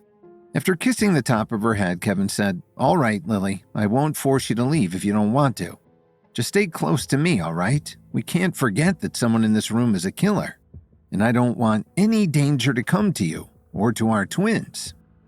Detective Hardin nodded. Speaking of which, let's get down to business, shall we? Just then, Detective Hardin slammed a briefcase on the table and began to unlock it. Inside, there was a laptop, several straps, and a collection of wires. Although everyone else was confused, Kevin knew exactly what he was looking at. Is that a polygraph test? He asked. Perfect. Now we can really start uncovering the truth. Atticus Dovel pointed at Kevin with a furious look on his face. You should go first, Kevin. You're the one who we all know is lying. Olivia crossed her arms and scoffed. For goodness sake, mister, would you lay off Kevin already? He already proved his innocence with the truth serum. Atticus shook his fist. That lousy pill doesn't prove a thing. For all we know, it could have been made of sugar. I'll be the judge of that, said Detective Hardin. The Beverly Hills Police Department had their own version of a truth serum way back in the 1990s, before the feds made it illegal. If Kevin really did take a serum, his pupils should be dilated and slightly bluish in color. As she approached Kevin, Detective Hardin pulled a flashlight out of her pocket and aimed it straight into Kevin's eyes. Obviously, it was very uncomfortable, but he understood why it had to be done. After studying his eyes for a beat, Detective Hardin lowered the flashlight and said, Yep, his eyes say that he is definitely under the influence of a truth serum pill, so I'll ask you myself. Kevin, did you kill Penelope? With fierce conviction in his eyes, Kevin shook his head. No, I did not, he said. Then, as she nodded her agreement, Detective Hardin scribbled something down in her notebook. All right, I believe you, she said. That rules out Kevin and Lily so far. I don't suppose you have any more of those truth serum pills, do you? They tend to work a lot better than a regular old polygraph test. Kevin shook his head. Unfortunately, that was my last dose, so we'll have to rely on the polygraph test. Sorry, Detective. That's fine. We'll just have to make do with what we have, she said. All right, everyone, it's interrogation time. Who wants to go first? Do I have any volunteers? While everyone else took a hesitant step backward, Madame Spatzel's hand shot directly into the air. Oh, I'll go, she exclaimed. I've always wanted to try a polygraph test. Plus, I love being interviewed. Once Madame Spatzel was seated, Detective Hardin wrapped a strap around her arm and clipped a small pair of clamps onto her fingers. Then Detective Hardin flipped a switch and set the polygraph test in motion. Because Detective Hardin was a seasoned professional, she knew not to come on too friendly, and instead looked at Madame Spatzel with a neutral expression. So, Madame Spatzel, did you kill Penelope? Madame Spatzel shook her head. No, I did not, she said. Despite her innocent statement, the polygraph started to spike, and everyone around them gasped. She's lying! She's lying! Dorothy shouted in a terribly shrill voice. Madame Spatzel looked confused. What? No, I'm not lying. I'm telling the truth. As the crowd started to turn on her, Kevin felt the need to step forward and intervene. I think I can explain this, everyone. The polygraph doesn't test for lying exactly. It just records when someone's heart rate rises. Madame Spatzel isn't a murderer, she's just an underground pop star with a strange fascination for the macabre. Isn't that right, madam? Madame Spatzel nodded enthusiastically. Oh yes, Kevin. I'm not a killer, but I do feel a strange gravitational pull toward the pageantry of death and murder. It's why my music isn't fit for the masses. Detective Hardin made a note in her spiral notebook. I'll keep that in mind, she said. After Madame Spatzel's interview, Detective Hardin looked around for her next subject. She had been trained to start with the quietest people in the room, so she decided to call Audrey over next. Once Audrey was hooked up to the polygraph, Detective Hardin leaned forward in her chair and said, Hello, Audrey. Can you tell me a bit about yourself? Audrey nodded. Of course, she said. I'm an actress living in Los Angeles, and that's really all there is to know about me. My entire life revolves around my craft. After jotting the details down in her notebook, Detective Hardin looked up and asked, Did you kill Penelope, Audrey? Audrey shook her head. Absolutely not, she said. Penelope and I could not have been better friends. We were both members of Sympathy, and as such, we shared everything with each other. Our hopes, dreams, fears, and losses. Her murder today is nothing short of devastating to me. As Audrey spoke, the needle on the polygraph didn't move an inch. Judging by that alone, it was clear that she wasn't lying, but something about her words still seemed a little robotic to Kevin, as if they had been rehearsed. She is an actor, Kevin thought to himself. For now, I should probably just give her the benefit of the doubt. Next up after Audrey was Ryder, another Sympathy member who had a close friendship with Penelope. So, Ryder, tell me about your relationship with the victim, she said. Already, before even answering his first question, Ryder was squirming in his chair. Oh, what's to tell, he said with a nervous chuckle. We were good friends, fellow Sympathy members, fellow actors. There's an immediate connection that comes with that, When Ryder spoke, the polygraph needle was swerving back and forth as if it were recording an earthquake. With a penetrating look in her eyes, Detective Hardin squinted at Ryder and asked, Ryder, did you kill Penelope? Ryder aggressively shook his head. No, of course not. She was like a sister to me.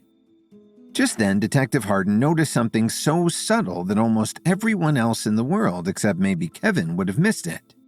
Leaning forward, she reached out and snagged something off Ryder's collar. Holding it close to her eyes, she confirmed that it was indeed what she thought it was. A very thin strand of bright red hair. Well, I'd say this is pretty peculiar, wouldn't you, Ryder? This hair is an exact match to the victim. So what is it doing on your shirt exactly? As everyone gasped, Ryder started to sweat profusely. Please, I can explain. Just let me explain, all right? Everyone in the room gasped. Surely Ryder Vance was Penelope's murderer, and Detective Hardin had easily caught him in his lies. After ruling out Kevin and Lily as suspects, Detective Hardin turned her attention to the other guests, whom she questioned using a polygraph machine. When Ryder Vance was hooked up to the polygraph, and when he said that he didn't kill Penelope, the needle started to tremble. Then, as if that wasn't bad enough, Detective Hardin found a strand of Penelope's hair on Ryder's collar. Suspense hung in the room as everyone waited for Ryder to explain himself. To some people like Helen and Atticus, the evidence was so damning that in their heads they already believed that he was the killer. Go ahead, Ryder, said Detective Hardin with a tough but unbiased expression on her face. Tell me how it was that the victim's hair ended up on your collar. The sweat poured down his forehead. Ryder's entire body was shaking with anxiety. Under such intense scrutiny, he knew it was important that he chose his next words carefully. And for that reason, he was struggling to find them. He stuttered. For God's sake, just get it over with, Gwen exclaimed from the back of the room. Did you kill Penelope or didn't you? At long last, Ryder felt a sudden burst of courageous conviction. Of course not. I'm sick and tired of everyone thinking I'm a killer. The reason I had a strand of her hair on my shirt is because Penelope and I had something resembling an intimate relationship. Sort of. We only made out a couple of times, and one of those times just happened to be last night. As the words left his lips, everyone gasped. It was by far the most shocking confession they had heard all day. Well, that settles it then, doesn't it? Haven't we all seen enough crime shows to know that it's always the boyfriend? Said Atticus. This isn't television, Mr. Dovell, Detective Hardin replied. This is real life where the facts actually matter. And the fact is, Mr. Vance isn't spiking the needle anymore. He's telling the truth. Kevin looked down and saw that it was true. Now that Ryder had gotten the confession off his chest, the polygraph needle was starting to stabilize. Could it be that Ryder was actually just nervous and not lying at all? Kevin wondered. I'll ask you again, said Detective Hardin. Did you kill Penelope? Ryder looked directly into her eyes and shook his head. No, I did not kill Penelope. I swear on my life. I was just nervous about telling you that we, saw each other sometimes." Detective Harden nodded as she jotted something down in her notebook. "And just how often were these little get-togethers anyway?" Ryder stared up at the ceiling as he thought back and counted them. Not often, maybe 5 or 6 times. We weren't dating or anything, we were just somewhat attracted to each other in a surface-level kind of way." As Ryder kept talking, the polygraph needle stayed in its place. "So what you're saying is that you and the victim weren't that connected on an emotional level, is that right?" Detective Harden asked. Ryder nodded. "Yeah, not really. We're actors, We make a living out of being beautiful, and to be honest, the attraction was purely physical." Detective Harden took one last long look into Ryder's eyes before gesturing for him to stand up. "All right, that's enough for you, for now." Then as Ryder stood up, she looked around the room and asked, "Any other ex-lovers I should be aware of?" With a nonchalant expression on his face, Milo stepped forward and said, "Yeah, I saw Penelope a few times. It was a long time ago, though. Before we all came to this party, I hadn't spoken to her in years." Detective Harden invited Milo to sit down. "All right then. Well, in that case, please have a seat, sir. And you are?" "My name is Milo Hardy," Milo said as he sat down and strapped himself into the polygraph. Detective Harden nodded. "All right, Mr. Hardy. Tell me about your relationship with the victim." "There's not much to tell," Milo replied. "A long time ago, when I was still a member of Sympathy, Penelope and I dated for about a month or 2. When I quit Sympathy, though, we stopped seeing each other." Detective Harden seemed eager to hear more. "And why did you quit Sympathy exactly?" Milo was quick to answer. "That one's easy," he said. "As soon as I realized that Sympathy was a cult, I got the hell out of there. All it is an elaborate scheme to funnel money out of the pockets of young aspiring actors. Isn't that right, Lance?" Lance and Audrey looked like they were about to burst with rage. "How dare you say such a thing?" Audrey said. "Our organization has done nothing but good for people, including you, Milo. If you can't see that, you're blind as a bat." Milo scoffed.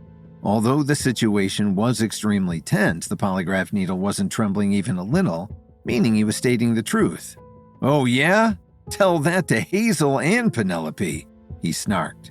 As Lance pointed his finger at Milo, he was so angry that the veins in his neck were throbbing. "You keep their names out of your mouth, Milo. We were better friends with Hazel and Penelope than you ever were." Suddenly, Kevin was beginning to look at the case from an entirely new angle. "Hold on. I can't believe I'm just now putting together that Hazel and Penelope were both Sympathy members. Is it possible that their deaths are related? Could we potentially have some kind of serial killer on our hands?" Kevin wondered. He had been so wrapped up in controlling matters on the set of Cleopatra and making sure that Madame Spatzel didn't spin out of control in Hollywood that he had overlooked an obvious point, and now Kevin was berating himself for a rare lapse. Of course, Hazel and Penelope were Sympathy members. He should have seen it from the beginning. Sitting next to Milo, Detective Harden was also taking note of the connection between Hazel and Penelope. But instead of saying it out loud, she quietly jotted it down in her notebook. "All right, we're here to talk about you, Milo, not Sympathy," she said. "Anyway, since you seem to dislike Sympathy so much, were you harboring any resentment for Penelope because she chose to remain a member?" Milo shook his head. "No, I didn't harbor any resentment. If you want to know the truth, I just felt pity for her. I felt bad that she was devoting so much of herself to this deceitful organization. By the time she was killed, Penelope had hardly any ability to think for herself anymore." While Lance and Audrey fumed with rage, Detective Harden nodded with a smile and said, "Thank you, Mr. Hardy. You've been very helpful." Then she turned to Lance and said, "It only seems right that I interrogate you next, Mr. Reeves. Why don't you come ahead and have a seat?" "All right," said Lance. "I think you'll quickly find that I have nothing to hide." As Lance approached the polygraph test, Kevin looked up at the clock and saw that 6 hours had already passed since Detective Harden began her interrogations. Desperate for a more productive way to spend his time, a thought suddenly occurred to him. "Excuse me, Detective Harden?" "Yes," she replied. I was wondering if my actors, Madame Spatzel, Milo, and Ryder, might be allowed to go outside with me to rehearse for our Cleopatra movie project. You see, the whole reason we came here in the first place was to treat it like a bit of an acting retreat. But since the murder mystery weekend is officially over, that's not really in the cards anymore. You've already interrogated each of them, so would you mind if we stepped outside? Detective Hardin scratched her chin. Well, you and your wife Lily are the only two I've officially cleared so far, so I trust you two completely, but I'm still not sure about the others. I'll tell you what, she said. I'll allow you to go outside, but only if you promise to act like a parole officer, Kevin. That means you better not let anyone escape. Kevin nodded. Of course not, Detective Hardin. Although I highly doubt that any one of them is the killer, I'll still make sure that they stay on the property. Satisfied with his answer, Detective Hardin waved them along. Yes, all right, fine then, go ahead. A few minutes later, Milo, Ryder, Madame Spatzel, and Kevin were thankful to be getting some fresh air by the pool. Thanks for getting us out of there, Kevin, Milo said. That dining hall is starting to feel like a pressure cooker. Kevin agreed. It is getting a little tense in there, isn't it? But we really do have some rehearsing to do. So let's take it from the top of scene 47. You all remember your lines, don't you? The actors nodded as they got into a formation they had blocked out a few weeks earlier. Because Ryder's character Brutus didn't enter the scene for a few pages, he stood a bit to the side while Milo and Madame Spatzel cozied up together. All right, Kevin said. Now just imagine you're really there in Tarsus, meeting each other after a long time apart, and action. Madame Spatzel's transformation was swift and immediate. In just the blink of an eye, she had completely shifted into believing she was Cleopatra. Nay, hear them, Antony. Fulvia perchance is angry, or who knows if the scarce-bearded Caesar has not sent his powerful mandate to you. Do this, or this. Take in that kingdom and enfranchise that. Perform it, or else we damn thee. After a long contemplative pause, Milo said, How, my love? As Madame Spatzel's eyes swept over the pool, she suddenly saw the statue Sekhmet, the Egyptian goddess of fire, and found great inspiration in it. You must not stay here longer, Madame Spatzel continued. Your discharge has come from Caesar. Therefore, hear it, Antony. Where's Fulvia's process? Caesar's, I would say. Just then, Madame Spatzel began to trail off. Much to her surprise, the statue's eyes were suddenly glowing and she found herself unable to look away. Madame Spatzel, are you all right? Kevin asked. When Madame Spatzel turned to look at him, her eyes were glowing with fire that consumed them completely, as if her eyes were two little fireballs. Speak not of Madame Spatzel, Kevin, for she has been occupied by a god. It is I, Sekhmet, the Egyptian goddess of fire, and I bring a message of great importance. After all the actors were interrogated by Detective Hardin, Kevin asked if he could take them outside to rehearse Cleopatra, which Detective Hardin agreed to, so long as Kevin didn't let anyone leave the grounds. During the rehearsal, Madame Spatzel's eyes suddenly filled with flames when she set them upon the statue of Sekhmet, the Egyptian goddess of fire. Then, turning to Kevin, she claimed to be the real Sekhmet. All of a sudden, as if they appeared out of nowhere, dark clouds began to roll in above the Hearst castle. At the same time, Madame Spatzel was staring at Kevin with bright, fiery eyes that seemed to penetrate his very soul. You have been summoned by the pyramids, Kevin Williams. Egypt beckons, and you must answer the call. The fate of all things depends on it. Kevin still wasn't sure if Madame Spatzel was pulling his leg or not, so he looked at Ryder and Milo to gauge their reaction.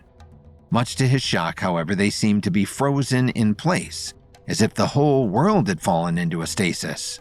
Milo, Ryder, are you seeing what I'm seeing? When Kevin addressed them, their solid bodies didn't move an inch. Ryder had his eyes closed in the middle of a blink, and Milo had his arms crossed with a typical smirk on his face. When Madame Spatzel spoke again, her voice boomed so loud it sounded like thunder. They are not meant to see this, Kevin. It is for your eyes only. They have not the cosmic comprehension to behold a god. Because there was nothing else to explain the strangeness of the situation, Kevin finally began to consider the possibility that he might actually be speaking with a god. "Why have you come to me, Sekhmet? Why now?" Her answer was swift and immediate. "Search your heart, Kevin. You know deep down why I'm here." Kevin paused to reflect on the words. Then, with a serious expression on his face, he looked back up and said, "This must have something to do with the upper realm, doesn't it? I doubt a god like you would appear for any other reason." Madame Spatzel nodded very slowly. "Precisely," she said. "So long as the upper realm remains in a state of imbalance, the entire world is in danger, Kevin Williams. However, you must not allow fear to cloud your instincts. This crisis has been foretold by prophecy for countless millennia. So too has the hero whose destiny is to restore peace and harmony to the upper realm." "And you think that that hero is me?" he asked. Madame Spatzel answered in a self-assured, undoubting tone, as if the answer to every possible question in the universe was at her fingertips. "I do not think," she said. "I know you, Kevin Williams, are the hero appointed by ancient prophecy." Upon hearing such heavy news, Kevin's heart started to tremble.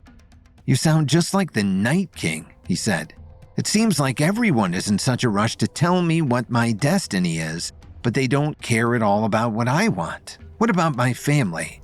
My twins who are on the way? I'm not sure I want a destiny beyond that when all of my best efforts thus far have been less than successful." As hot flames danced inside her pupils, Madame Spatzel's face remained absolutely expressionless. "Not all who are called forward by prophecy can meet the challenge," she said. "But it is not up to them to decide for themselves. One way or another, Kevin, fate always finds us and puts us to work. Fate always wins." Kevin felt like Sekhmet had laid a 1,000-ton responsibility on his shoulders, and he felt the overwhelming pressure immediately. Nonetheless, deep in his heart, he knew he couldn't argue with fate. "All right, so tell me then, how should I go about restoring balance to the upper realm?" "You must seek out the wisdom of Merenhor, who resides in Egypt," Madame Spatzel continued to channel. "He is the one who is destined to guide you further along your path." Kevin had a perplexed look on his face. "Merenhor?" he asked. "Who is that? Some kind of Egyptologist?" Madame Spatzel didn't nod or shake her head. Instead, she just looked straight back at Kevin and said, "The answers will come to you naturally, Kevin. You have your part to play and I have mine. For now, all you need to know is to seek Merenhor. Under his tutelage, you will learn what to do next." Kevin had enough conversations with the Night King to understand that Sekhmet, who was speaking her words through Madame Spatzel, was unlikely to say more. For some reason, whenever it came to prophecy, people tended to only speak in terms of cryptic clues and slight nudges. "I understand," Kevin said. "Is there anything else I should know?" Madame Spatzel nodded. "It is very important that you not allow your next film, Cleopatra, to be tainted by evil influences. In more ways than you realize, it is a very important film, Kevin, and you will no doubt encounter opponents who wish to sabotage it along the way and twist it to serve their own nefarious ends." Kevin was intrigued. "You mean that I should be on the lookout for people who want to wreck the movie and ruin my career?" Madame Spatzel shook her head. "The stakes are far higher than just your career, Kevin Williams. You must safeguard the film by whatever means necessary, lest evil envelop the world." Kevin was shocked. "Wow, I had no idea so much was riding on the success of this film. I just wanted to make a good movie." "And you will," Madame Spatzel said. "Stay true to your heart, and no harm will befall you, Kevin. Such is true to all those who answer destiny's call."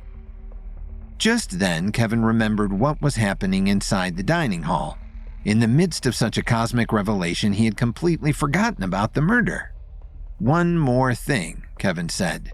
"Since you seem to have such a solid grasp on the fluctuations of time and space, could you possibly tell me who was responsible for Penelope's murder?" Madame Spatzel paused. For the first time, Kevin could see her thinking about what to say, instead of just answering his questions with full transparency. Look to your leaders, Kevin. That is all I can say on that matter. Upon hearing the clue, several names came into Kevin's head. Look to your leaders could point to all kinds of people in there, he thought. Lance is the leader of Sympathy, Helen is the leader of Eminence Studios, Gwen Archer is the leader of Gwendom Real Estate. It doesn't whittle down the suspects a whole lot, but it at least narrows it down a little bit. Then, after contemplating what he was told, Kevin looked up at Madame Spatzel and nodded. Thank you for your wisdom, Sekhmet. I'll think over what you've said and do my best to save the Upper Realm. Remember, Kevin, you must go to Egypt and seek the wisdom of Marinhor, she said. Only then will you be properly equipped to fulfill your destiny. Then, after a brief pause, Madame Spatzel said, I am going to leave this vessel now. Its blood alcohol level is starting to make me feel a bit woozy. Goodbye, Kevin Williams. Remember to take courage, for no good deed can ever be done in its absence. Just then, the flames in Madame Spatzel's eyes were suddenly extinguished like a pair of candles, and time resumed as usual, just as Milo was finishing one of his lines. Let Rome in the Tiber melt and the wide arc of the ranged empire fall. Here is my space. Kingdoms are clay, our dungy earth alike feeds beast as man. The nobleness of life is to do thus. When such a mutual pair and such a twain can do it, in which I bind, in pain of punishment, we stand up peerless. Madame Spatzel's line came next, but for reasons she didn't understand, she was feeling a bit delirious. Oh my, I'm starting to feel a bit lightheaded, she said. Then looking up at the sky, she said, It looks like a storm is coming in. Were those black clouds there a second ago?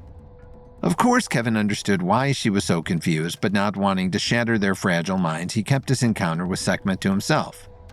Let's take 5, everyone. The storm is starting to look pretty serious, so we should probably go inside. Having developed a slight headache, Madame Spatzel rubbed her temples as she started walking inside. Ryder and Milo were right behind her, but before going in, Kevin wanted to take one last look at the Sekhmet statue. As he approached it, he reached up and caressed the statue's limestone torso. It seems pretty clear to me that the spirit of Sekhmet was able to take possession of Madame Spatzel through the use of the statue. I wonder if it contains some kind of ancient spiritual technology that the rest of the world hasn't caught up with yet. Just then, as if on command, lightning struck down from the sky and struck the statue's head. Instead of exploding, however, the statue started to glow with red, fiery hieroglyphics, and Kevin was taken aback with shock. Are these hieroglyphics? He mused. I wonder what they're trying to tell me. In the middle of the rehearsal for Cleopatra, Madame Spatzel suddenly became possessed by the spirit of Sekhmet, the Egyptian goddess of fire. Much like the Night King, Sekhmet proceeded to tell Kevin that it was destiny to restore balance to the upper realm, and that he should seek help from a god, Marinhor, in Egypt. Before she left Madame Spatzel's body, Kevin asked Sekhmet if she could tell him the identity of Penelope's killer, and she said, Look to your leaders. Kevin approached the Sekhmet statue just as it was struck by lightning, and fiery hieroglyphics appeared on its body. As he studied the fiery hieroglyphics that now covered the statue's body, Kevin was in awe. I don't know how to read these hieroglyphics, Kevin said, but something tells me they're very important. Maybe Darius knows more about them. Just then, right as he was beginning to turn around, the hieroglyphics slowly started to fade, and after a few seconds they were completely gone, as though nothing had happened in the first place. I need to show Darius what happened here, but the odds of lightning striking in the same place twice is next to impossible. Unless... Kevin scratched his chin as he considered the possibilities. If we gather enough metal around the statue, we may be able to attract the lightning again. Kevin was eager to head inside and tell Darius, but as he approached the front door, he remembered that there was still a much bigger issue that needed to be solved: Penelope's murder. I better stay focused on the investigation for now, Kevin thought to himself. Once we've solved the case, then I can turn my attention back to the statue. Kevin had been wary of using his own skills to oversee the investigation into Penelope's murder. He knew that Gwen Archer, Atticus Davil, Helen, Judy, and many others would love to see him fingered as the murderer, And though he could easily put his brilliance to work finding the murderer, he also knew that his enemies would never accept his sleuthing. Kevin knew it was wiser to call in Detective Aisha Hardin of the Beverly Hills Police Department to oversee the investigation and ensure that there would never be any doubt about the killer once she solved the case. After coming in through the front door, Kevin took a deep breath before stepping into the dining hall. He knew it was bound to be tense in there, so he wanted to prepare himself emotionally. As he stepped inside, Lily was the first to greet him. "Oh, Kevin, look at you, you're soaking wet. The storm is starting to look pretty intense out there, isn't it?" Kevin nodded. "Yes, and I saw lightning strike dangerously close to the mansion, so we should all probably stay inside until it passes." "That's no problem because nobody is leaving until we solve this case," said Detective Hardin. Presently, she was in the middle of interrogating Alan, Kevin's father, who didn't seem to have a murderous bone in his body. "To resume, Mr. Williams, what exactly was your relationship to the victim?" asked the detective. Alan shrugged with a confused look on his face. "I don't know any of these people," he confessed. "All I know is that Kevin called and invited us for a weekend getaway at Hearst Castle. I mean, who could say no to that? Even after everything that's happened, I still think it's pretty cool." Alan's wife, Susan, sharpened her eyebrows and chastised him. "Alan, how could you say such a thing? This weekend has been an absolute tragedy." Alan sighed and nodded his head. Yes, it has. Yes, it has. But I must say the food has been pretty good, though." Susan rolled her eyes and Detective Hardin jotted something down in her notebook. "All right, Alan, I think I've heard enough from you," she said. Then she looked around the room to see who was still left to interview. Before she could call on someone, Kevin approached her and said, "Excuse me, Detective, could you and I have a quick word in private?" Kevin's request made a few of the guests feel uncomfortable. "Uh-oh, I wonder what that could mean," Helen O'Day, the Eminent Studios president, thought to herself. Detective Hardin paused to consider the question. After a few moments, she looked back up at Kevin and said, "All right, Kevin, just a quick word, though. We wouldn't want the pressure in this room to lessen. Confessions thrive on pressure, as I'm sure you know." As the other guests quietly kept to themselves, Kevin and Detective Hardin stepped out of the dining hall and closed the door behind them. "What is it, Kevin? We have to get back in there before anyone gets too comfortable or has time to tamper with evidence," said the detective. Kevin nodded his understanding. "Yes, I understand," Kevin replied. "It's hard to explain, but I think I was able to narrow down the suspects to just a few. If you ask me, you should focus on Lance Reeves, Atticus Davil, Helen O'Day, and Gwen Archer." Detective Hardin seemed shocked but intrigued. "That's very interesting," she said, "and also runs along the lines of what I had already had in mind. I have to know, though, Kevin, what makes you think it was one of them?" Kevin shrugged. There was no way he could possibly tell her about the conversation he had with Sekhmet, an Egyptian god who channeled her voice through Madame Spatzel to advise him about his role in righting the Upper Realm. So instead, he just said, "Let's just call it a supernatural hunch." Detective Hardin grinned. "Well, there's no way a supernatural hunch would ever hold up in court, but I'm at least willing to entertain the idea. Actually, now that I think about it, I have a favor to ask of you, Kevin." Kevin was all ears. "What is it?" he asked.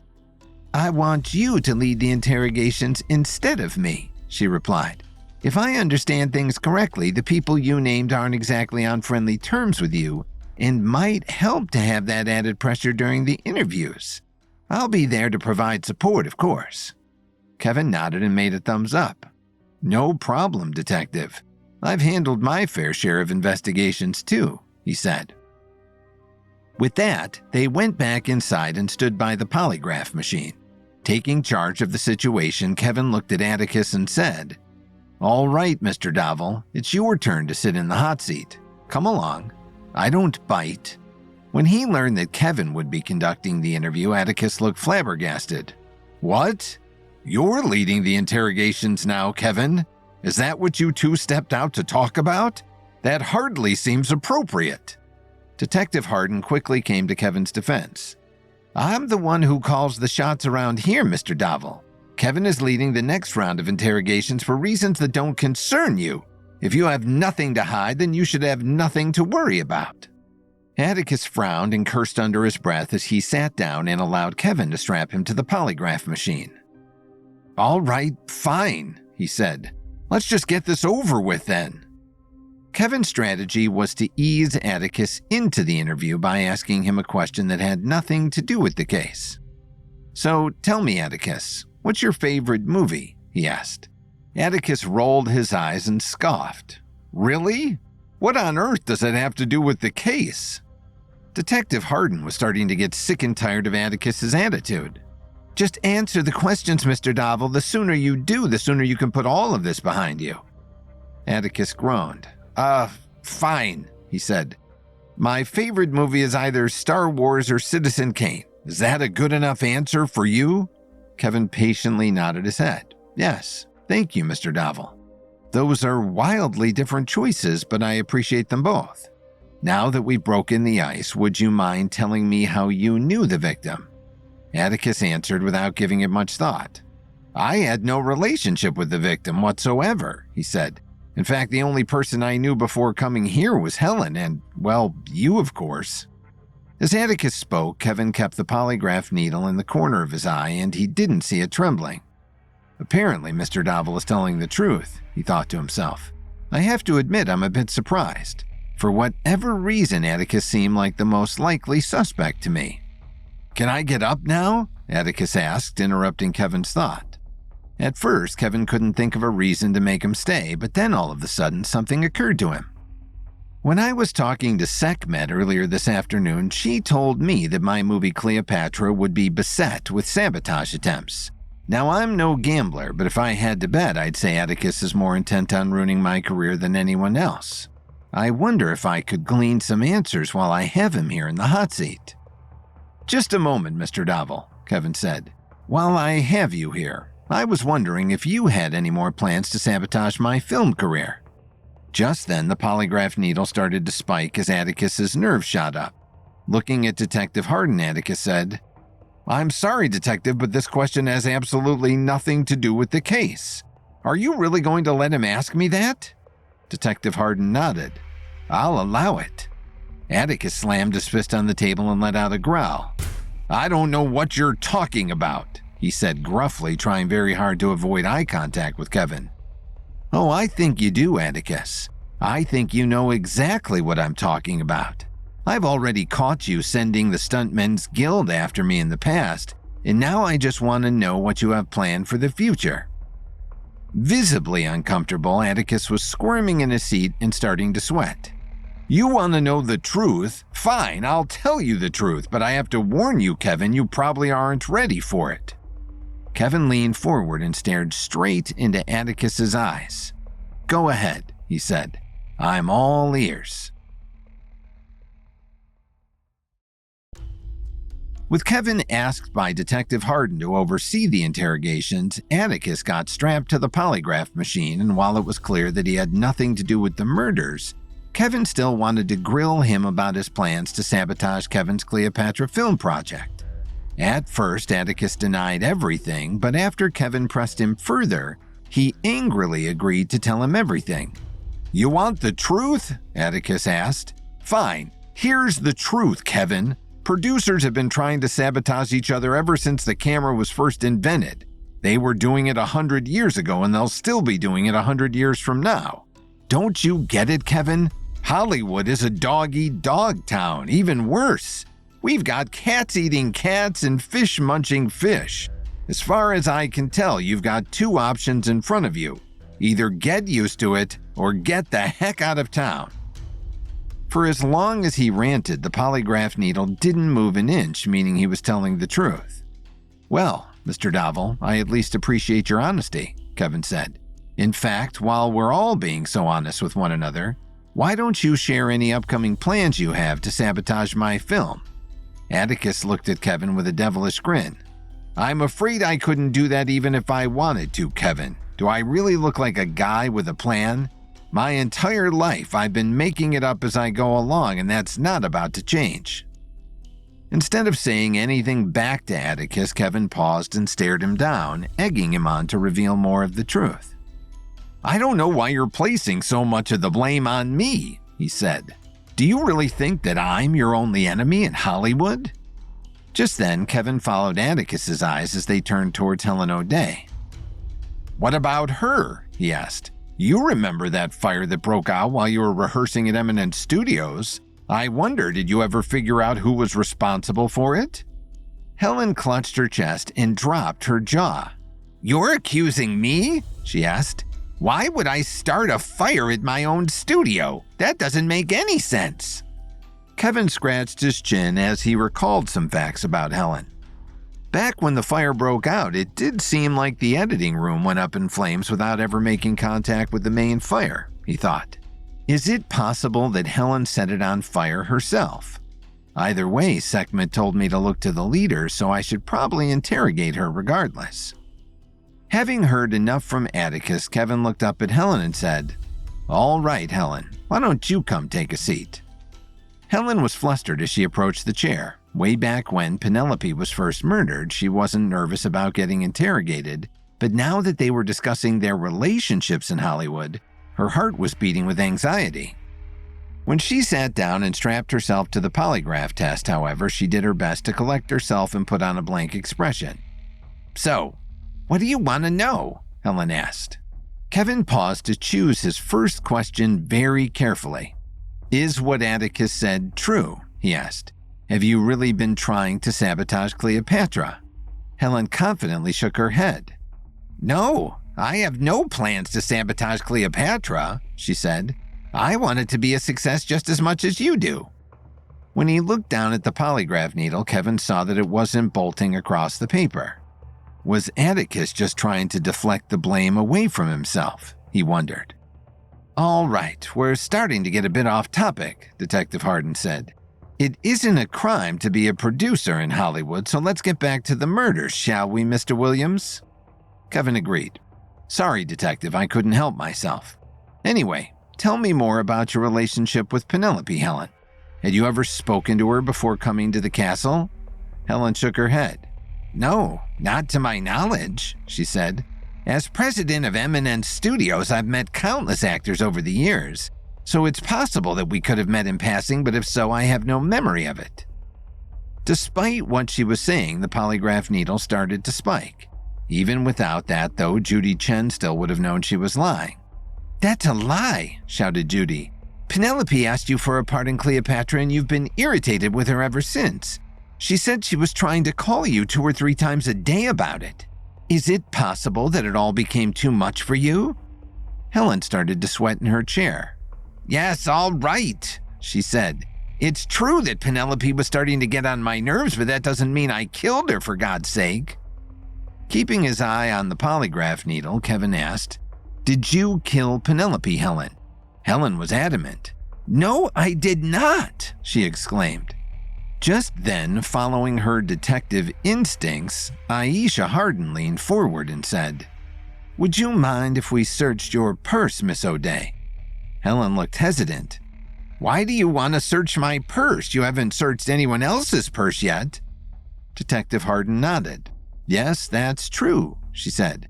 "But searching everyone's bags is the next step of this investigation, and because you're the last person who needed to be interviewed, we may as well start with you." Helen took a deep breath and sighed. "I'd really prefer it if you didn't," she said. "Could we possibly start with someone else?" Detective Hardin grinned. "Well, I would have considered that earlier, but now that you seem so evasive, I think it's best if we start with you." Seeing that she didn't have a choice, Helen finally surrendered her purse. "Fine," she said. "But I promise you won't find anything interesting in there, and if I find even $1 missing from my wallet, I'll get your supervisor on the phone." "I don't have a supervisor," said Detective Hardin.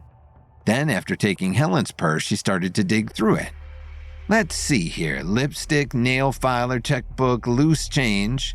After naming a few more casual items, Detective Hardin's face suddenly changed. "Oh, what's this?" she asked, pulling out a small vial of yellowish liquid. Helen looked confused. "I've never seen that before in my entire life," she said. What is it? Kevin knew what it was with one simple glance. That's Persian nightshade, he said, the exact same poison that was used to kill Penelope. All together at once, the crowd let out a gasp. Oh my goodness, Helen, how could you do such a thing? Audrey cried out as she buried her face in Lance's chest. Madame Spatzel was just as disturbed. All she wanted was to play a part in my movie, and this is how you repay her? Unforgivable. Helen was so flustered that the polygraph needle was practically flying off the paper, and she could barely get her words out. I didn't do it, she screamed. Please, you have to believe me.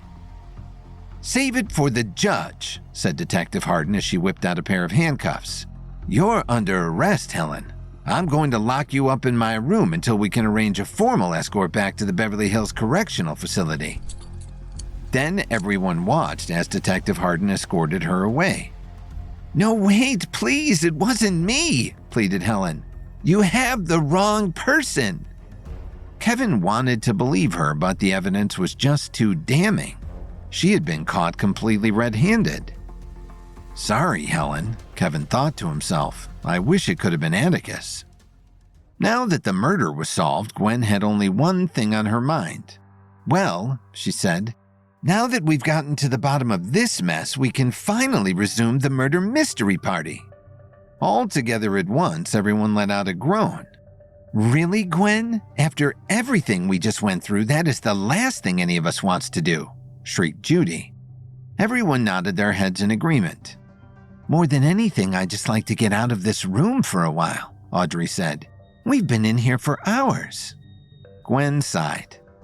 Yes, all right, let's take an hour or two to unwind and process everything. We can meet back in here later and discuss whether or not we want to keep playing with fresh minds. As everyone shuffled out of the room, Gwen added, Oh, and do stay inside, will you?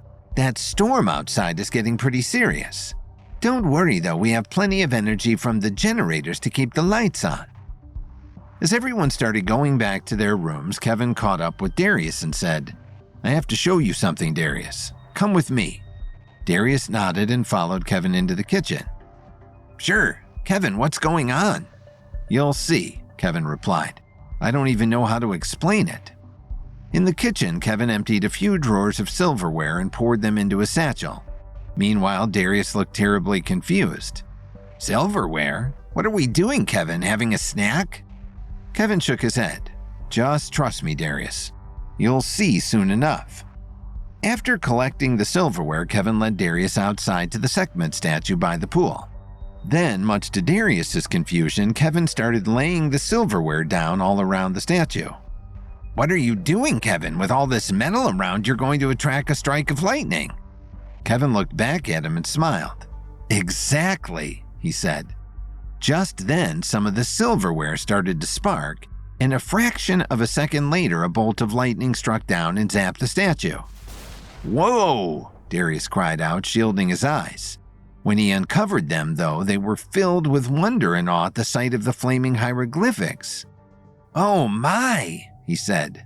I've never seen anything like this before. As fast as he could, Kevin pulled out his phone and snapped a picture of the statue. Soak it in while you can, Kevin said. Last time, the hieroglyphics didn't last for long. As Darius scanned his eyes over the statue, the hieroglyphics were already starting to fade. Unbelievable, he remarked.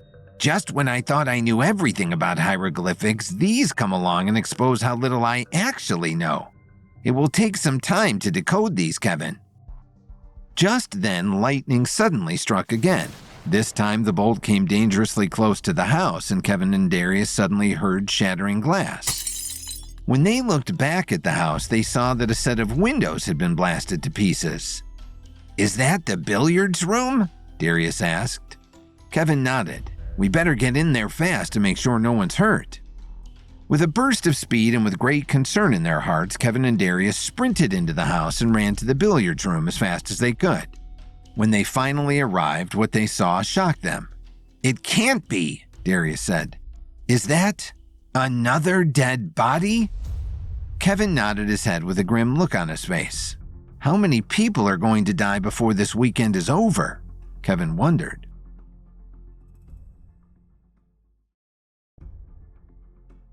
After Sympathy Flower Girl, Penelope suffered a very real death during Gwen Archer's murder mystery game at Hearst Castle. Detective Aisha Hardin's investigation concluded, with Helen O'Day as the prime suspect. Helen was locked in her room until she could be formally arrested.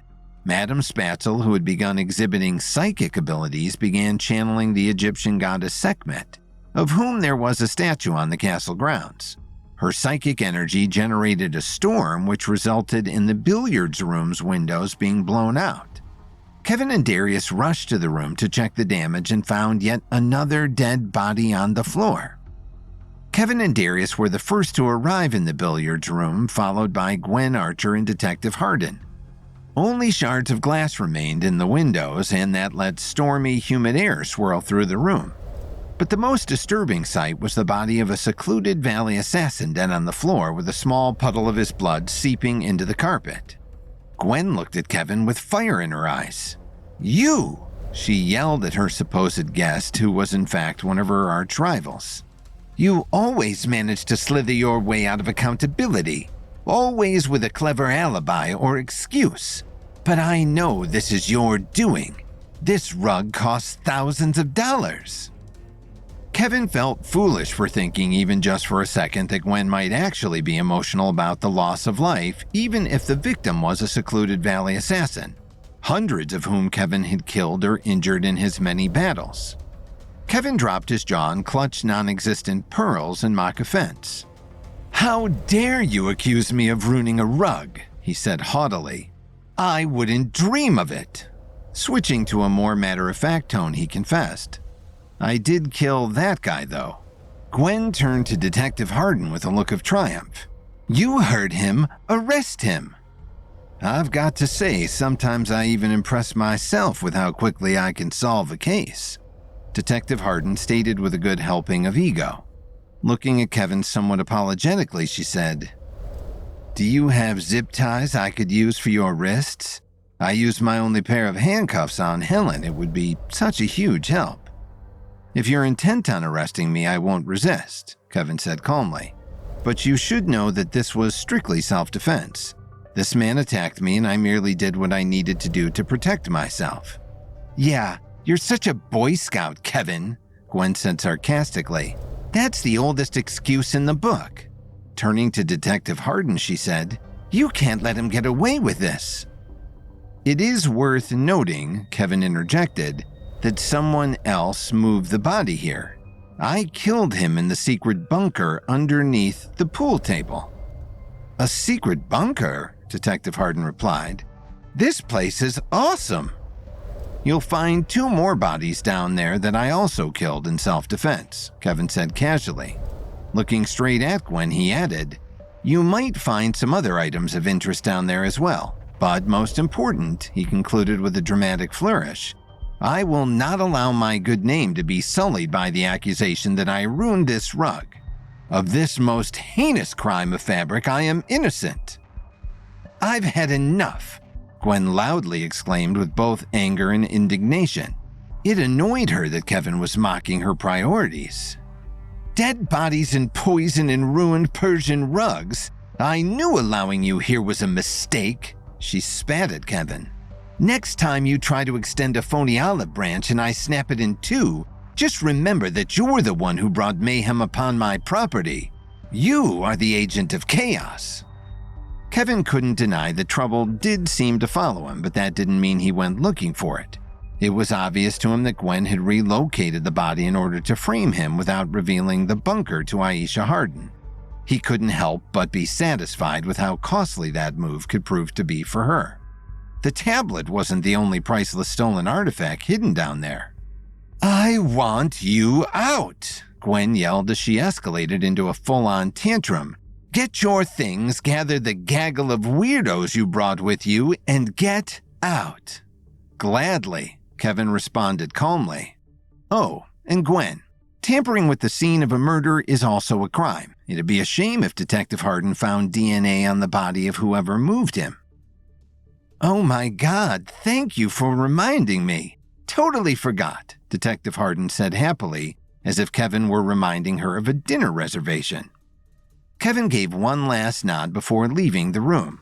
He then quickly re-entered and said, "I almost forgot.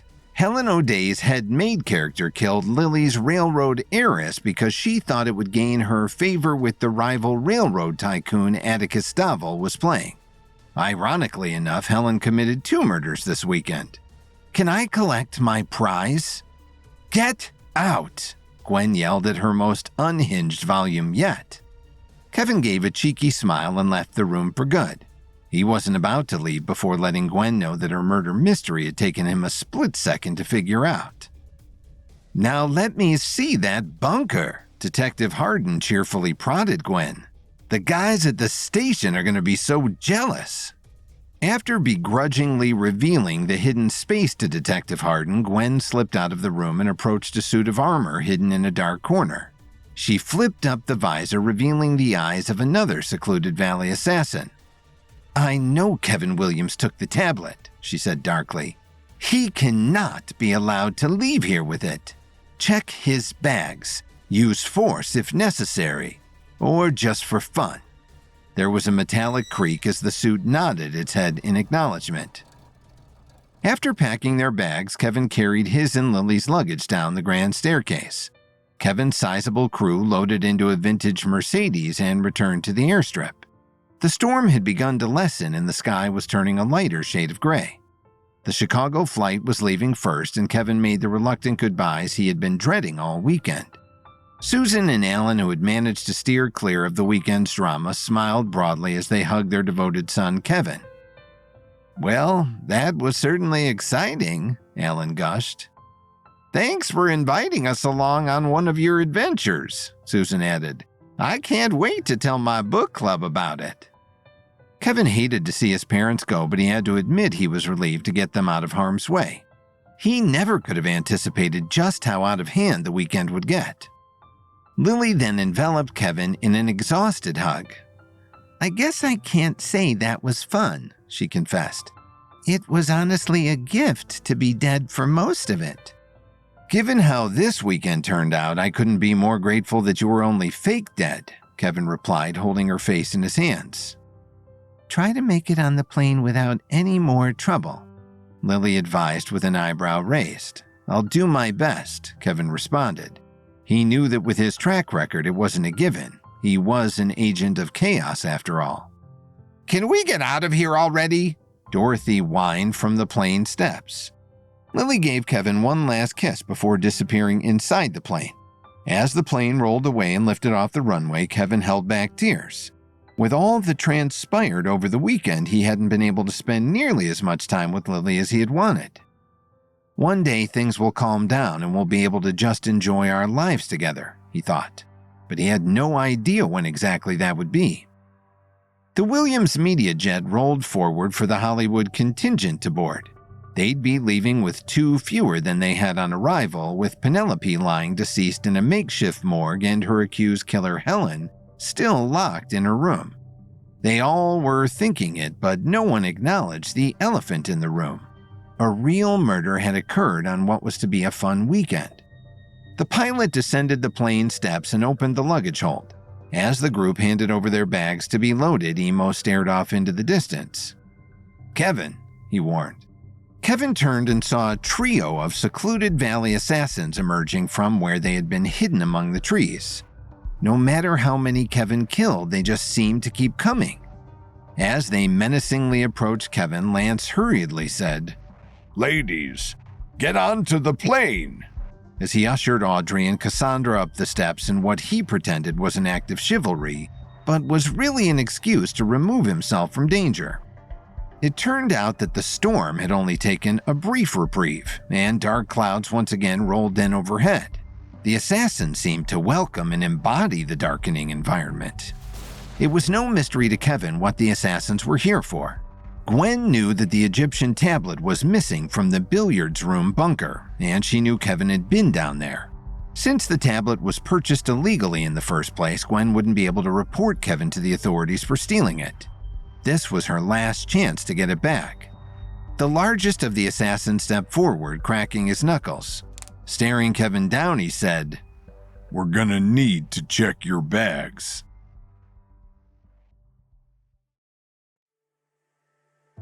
Gwen Archer's murder mystery weekend at Hearst Castle was finally coming to a close.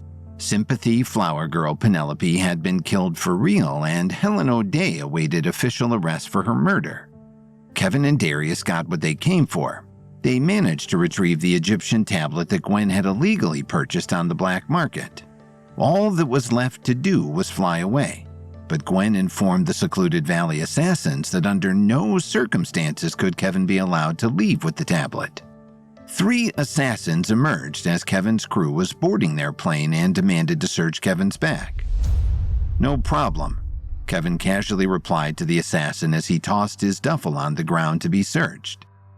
The assassin unzipped the bag and began carelessly tossing Kevin's Dockers and an extra pair of Keds, as well as his Old Spice cologne, all over the tarmac. He turned the bag upside down and shook it, ensuring every last item was emptied from the pockets.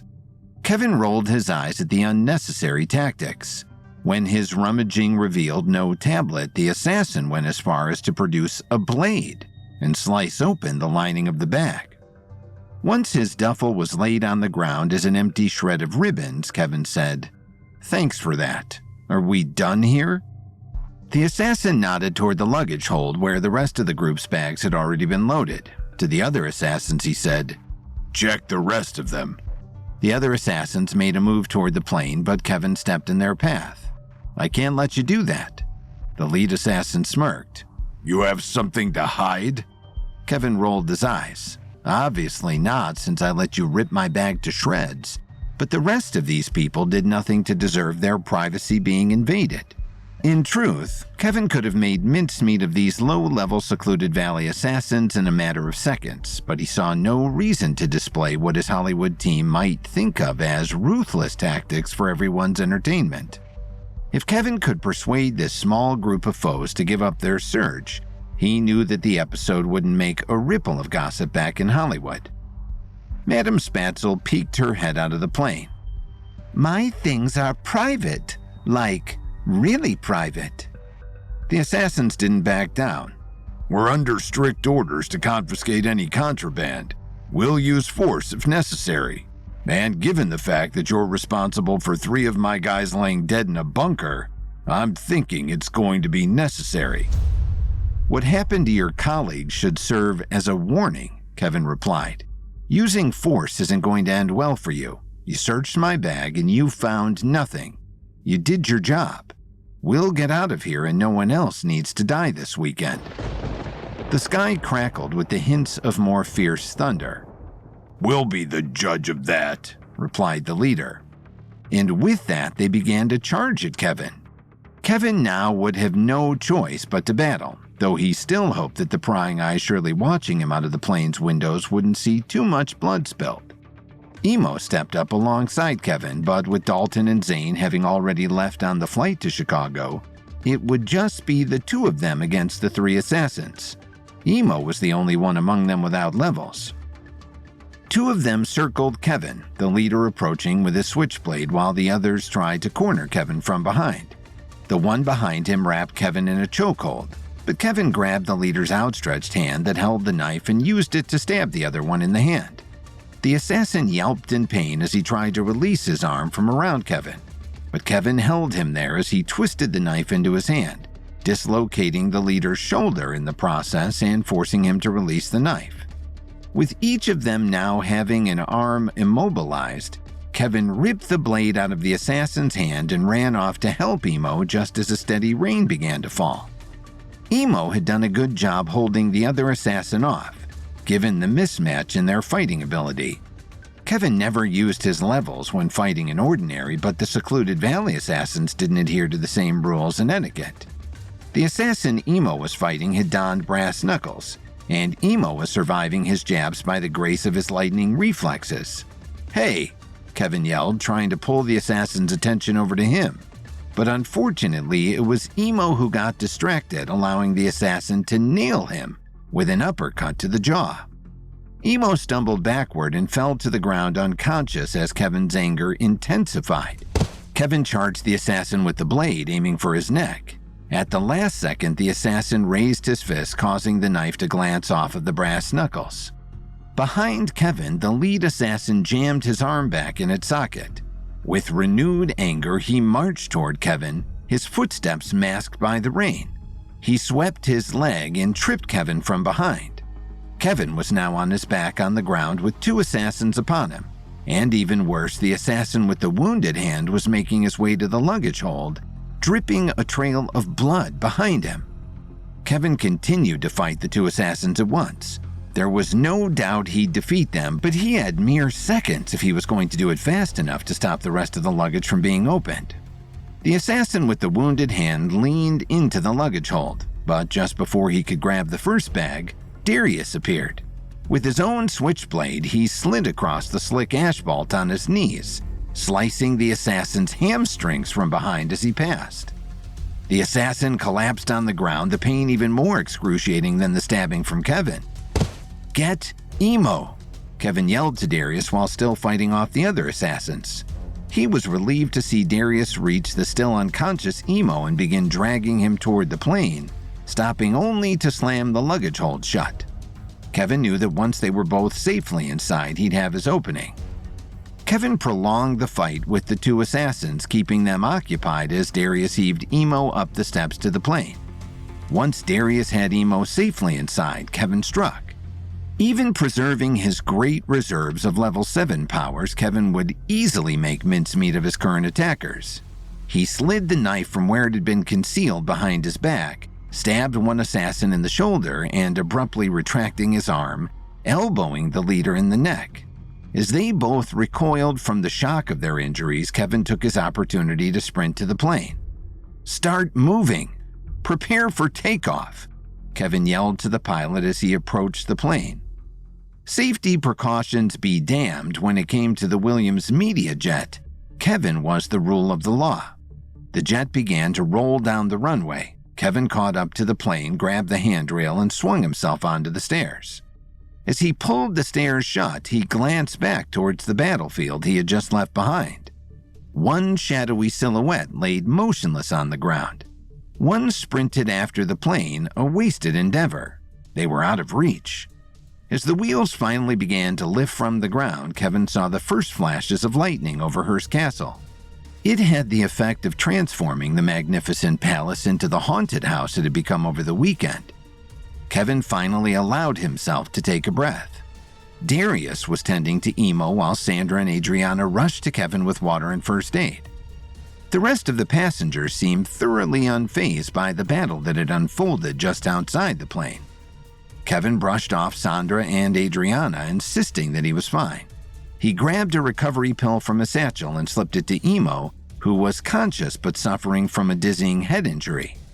Quietly to Darius, Kevin asked, "Do you have the tablet in your bag?" "Yes," Darius whispered in response. "I got to the assassin before he was able to reach the luggage." Kevin exhaled. "I think we're finally in the clear." But beneath the plane, the lead assassin clung to the wheel. No small feat in the pouring rain. He pressed a button on the back of his shoe, causing a blade to pop out of the toe. Using his leveled core strength, he swung himself upward toward the wing and punctured its underside with the blade. Fuel began to leak out of the plane, blending it in with the increasingly heavy rain. The lead assassin gave a satisfied smirk and jumped from his perch, landing in the water just as the plane entered the airspace over the Pacific Ocean. An alarm sounded in the cabin's cockpit, alerting everyone on the plane. Never a moment's rest, Kevin thought. He rushed to the front of the plane to check in with the captain. "We're losing fuel," the captain explained urgently. "There's been a breach in the fuel tank in the starboard wing. I have to turn around to make an emergency landing." "No," Kevin urged. Being trapped in a flying tin can losing fuel in the middle of a storm was still safer for them than returning to the Hearst Castle airstrip.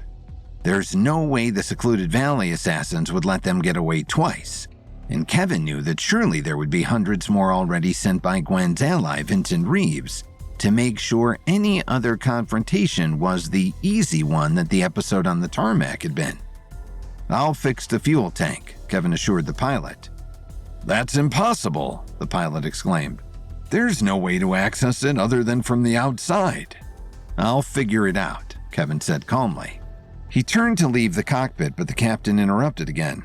It doesn't matter even if you do fix the breach. We're losing too much fuel. We're not going to make it to our destination without refueling. Then I'll figure that out too, Kevin said confidently. You just keep this plane in the air. Leave the rest to me.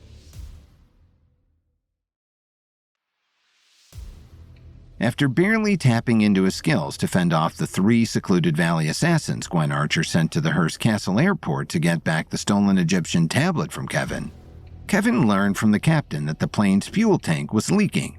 One of the assassins had punctured it to force the plane to crash. Kevin exited the cockpit, leaving the captain stunned and uneasy. Sure, just keep this plane flying in a storm while losing fuel. No big deal, he muttered bitterly to himself. He suddenly turned to his co-pilot who had been sitting there silently the whole time. Thanks for the backup, the pilot said sarcastically. The co-pilot shrugged and took another bite of his turkey club. Returning to the back of the cabin, Kevin implored the group. I need anything you have containing alcohol, toiletries, cleaning products, anything. Kevin, what's going on? Sandra asked nervously. Don't worry, Kevin tried to say reassuringly. It's all going to be fine. I just need as much alcohol as I can get. I have nail polish remover and mouthwash, but it's in my suitcase in the luggage hold. Adriana chimed in. Kevin saw a guilty expression on her face and rushed to put her at ease. There was never any reason for you to think you'd need it on the plane. Don't beat yourself up. I have hairspray, Emo offered, now recovered from his concussion. He produced a small cylinder from his pocket and handed it to Kevin. Did you have this on you while we were fighting on the tarmac? Kevin asked incredulously. What? It was raining, Emo protested. I didn't want to land in LA looking like a drowned rat. Kevin took the small can, knowing it wouldn't be nearly enough. He then walked over to Madame Spatzel, who was intently looking out the window, ignoring the scene.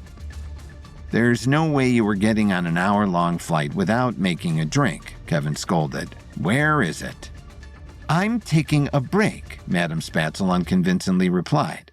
Despite her acting talent, lying to Kevin was a different story. I'm 20 minutes sober and thought I'd run with it. Kevin made an expression that told her he clearly wasn't buying it. Madame Spatzel was torn between self-preservation and guilt for not contributing. She grabbed a full bottle of vodka from under her seat and hugged it to her chest like a cherished loved one. With pleading eyes, she said, Please, not my gray goose. I promised her we'd spend the whole flight together. Take the coffee liqueur from the luggage hold. I'll even throw in the absinthe. As much as Kevin normally loved Madame Spatzel for her eccentricities, now was not the time to entertain them. This isn't a negotiation, Madame Spatzel. That vodka is mostly pure alcohol. Hand it over. Our lives depend on it. I thought everything was going to be fine, Sandra interjected. She had been holding out hopes that things actually were fine this time. It will be, Kevin insisted. But I need that vodka, Madame Spatzel. Madame Spatzel held the bottle up to eye level and talked to it like it was a child leaving for kindergarten for the first time. You be brave now. Remember, Mama loves you very much.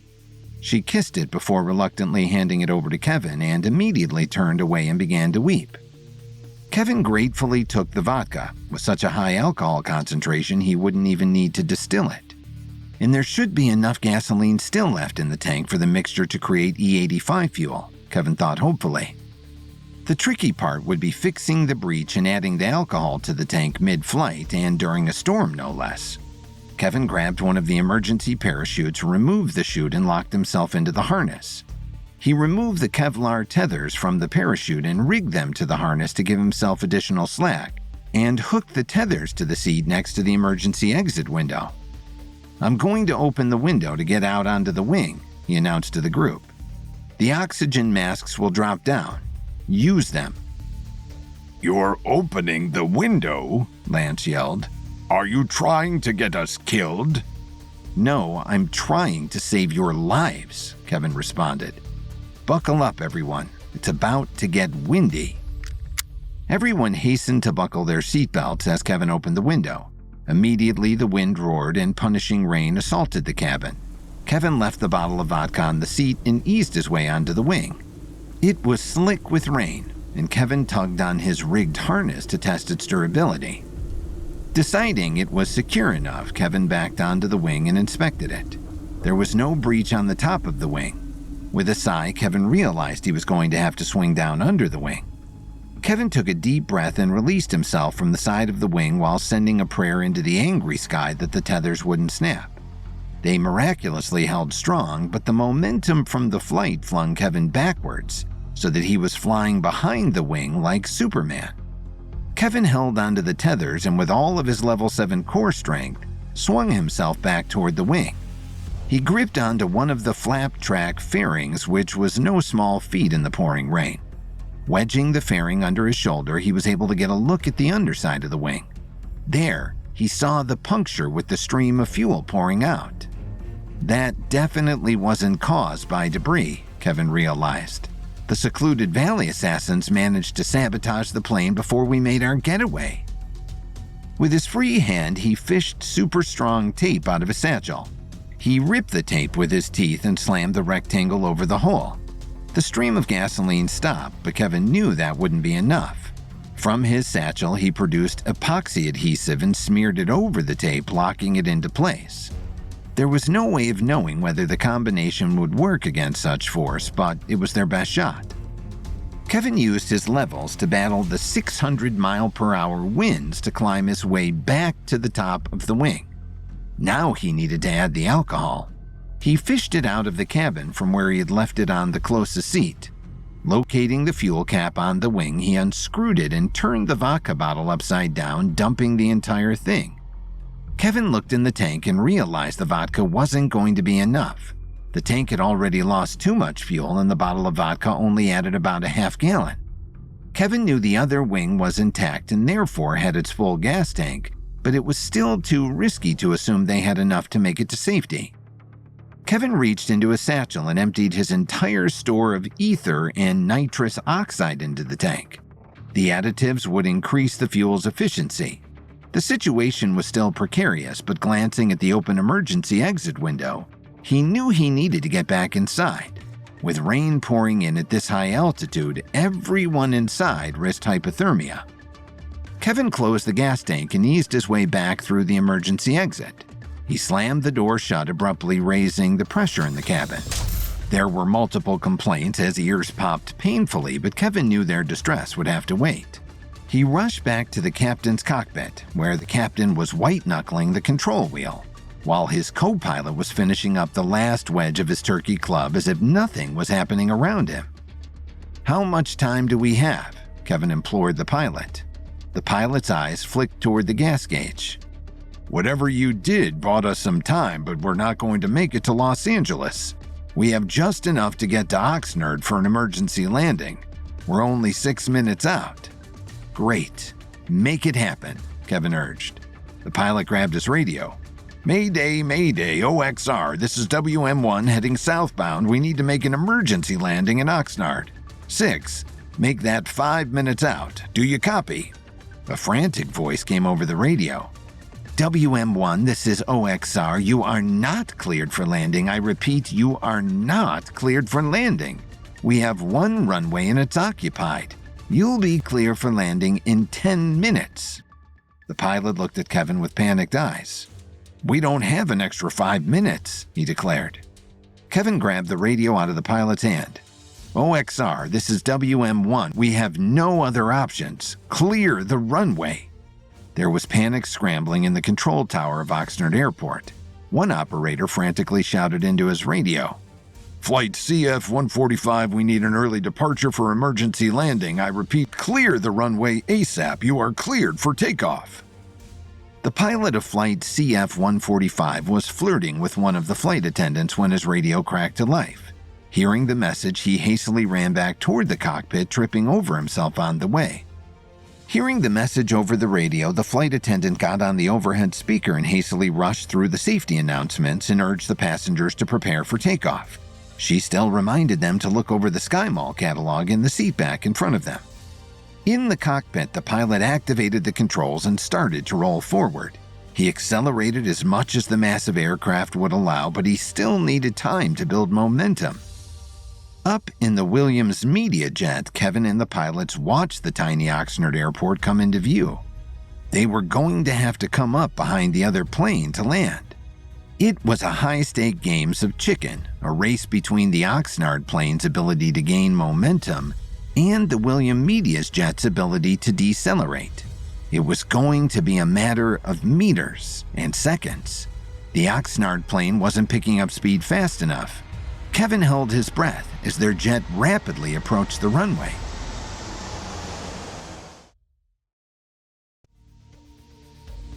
The Williams Media plane took off from the Hearst Castle Airport, but one of the Secluded Valley assassins managed to sabotage the fuel tank, leaving the jet without enough fuel to make it to Los Angeles. Kevin and his guests needed to make an emergency landing at Oxnard Airport, but their one runway was occupied by another plane. The other plane hurried to make an early departure, but with Kevin's jet approaching fast, everyone braced themselves for a potential collision. "They're not moving fast enough," Kevin's pilot yelled as the Williams Media Jet closed in on Oxnard's single-runway airport. Down below, the other flight was starting to gain speed, but Kevin feared it might be too little too late. The Williams Media Jet finally touched down on the tarmac, and though the pilot was using every tactic at his disposal to decelerate, they were still approaching the other plane from behind at a rapid pace. Kevin held his breath. With great relief, he saw the wheels of the plane in front of them begin to rise. They were close enough to see the turbines spinning. The other plane finally made its ascent as the Williams Media Jet mercifully slowed to a stop. They missed each other by mere inches. The pilot of the Williams Media plane collapsed over his control wheel and began to sob, as the relieved passengers enthusiastically clapped from the main cabin. With the jet needing to stay at Oxnard for repairs, Kevin called 2 SUVs to take them the remaining distance to Hollywood. "Can't we just charter another plane?" Lance whined. "Real Housewives of Atlanta premieres tonight." It occurred to Kevin that, while Lance claimed to be ecologically minded, Kevin had never seen him actually engaged in any environmentally friendly initiatives, or even attempt to curb his own consumption. Not to mention that he hadn't even acknowledged Penelope's absence. As his group of Madame Spatzel, Darius, Emo, Sandra, and Adriana loaded into the other SUV, Kevin saw Darius steal a quick look inside his suitcase. He nodded to Kevin, indicating that the Egyptian tablet was safe and secure. Kevin had upheld his end of the bargain. The SUVs headed down the 101 freeway back toward Hollywood. "Can we get tacos?" Emo asked hopefully from the back seat. "Yeah, sure," Kevin replied. The past weekend had been physically and emotionally exhausting, and he was happy to let someone else make the decisions. "Sorry, Kevin, but you may need to hold off on the tacos," Adriana cautioned while reading her phone. Emo sulked at this new development. "Why? What's going on?" Kevin asked. "News of Helen's arrest has leaked," Adriana replied. "The Eminence studio stock is plummeting, and the shareholders are calling an emergency meeting for tomorrow." "Find out the details of the meeting," Kevin instructed. "I'll make sure to attend the meeting and ensure that Eminence is stable.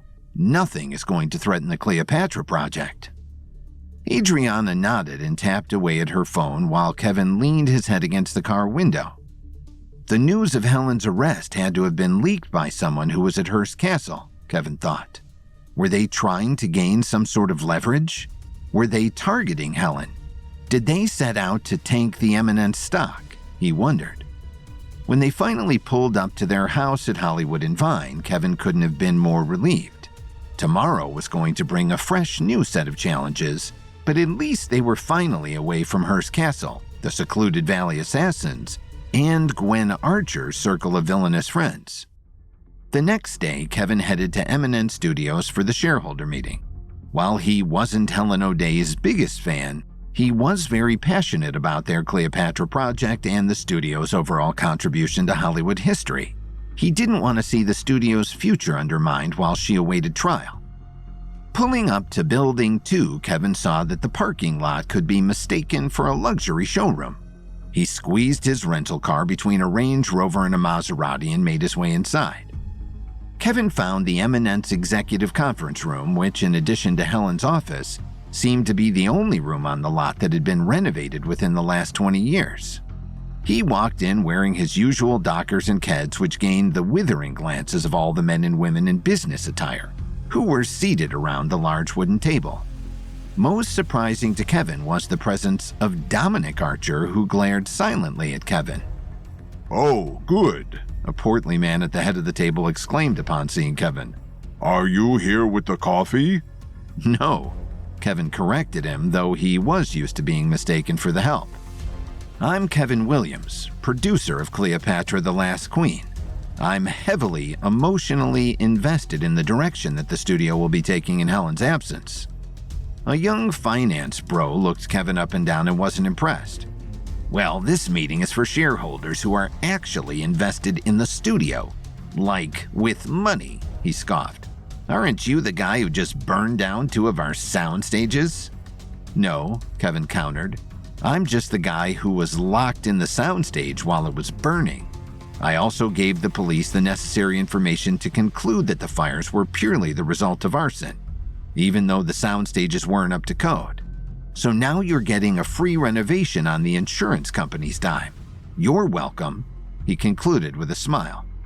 The finance bro rolled his eyes while the portly man gave Kevin a smile of recognition. "I know who you are," he said jovially. "Your Cleopatra film is this studio's best chance for an Oscar in decades. You've certainly earned the right to share your opinion on the future of the studio. What are your concerns?" Before Kevin could open his mouth, the door swung open behind him and in walked Atticus Davel. He looked like the embodiment of smug swagger until he saw Kevin. "What are you doing here, Kevin?" The portly man swiftly jumped to Kevin's defense. "He's one of our most important producers, and he was asked to give his insight. More important, who are you? This meeting is only for the studio's most prominent shareholders." Atticus resumed his arrogant smile. "I am the most prominent shareholder," he said darkly. 49% as of this morning. Under his breath, he muttered, "Would have been 51% if Helen's arrest had dropped the stock another 30 points as they told me it would." So Atticus was the one who leaked Helen's arrest, Kevin realized. Kevin had heard Atticus talking to Helen over the weekend about his plan to continue buying Eminence's stock until he could stage a takeover. He must have realized that Helen's arrest offered him a shortcut, Kevin thought.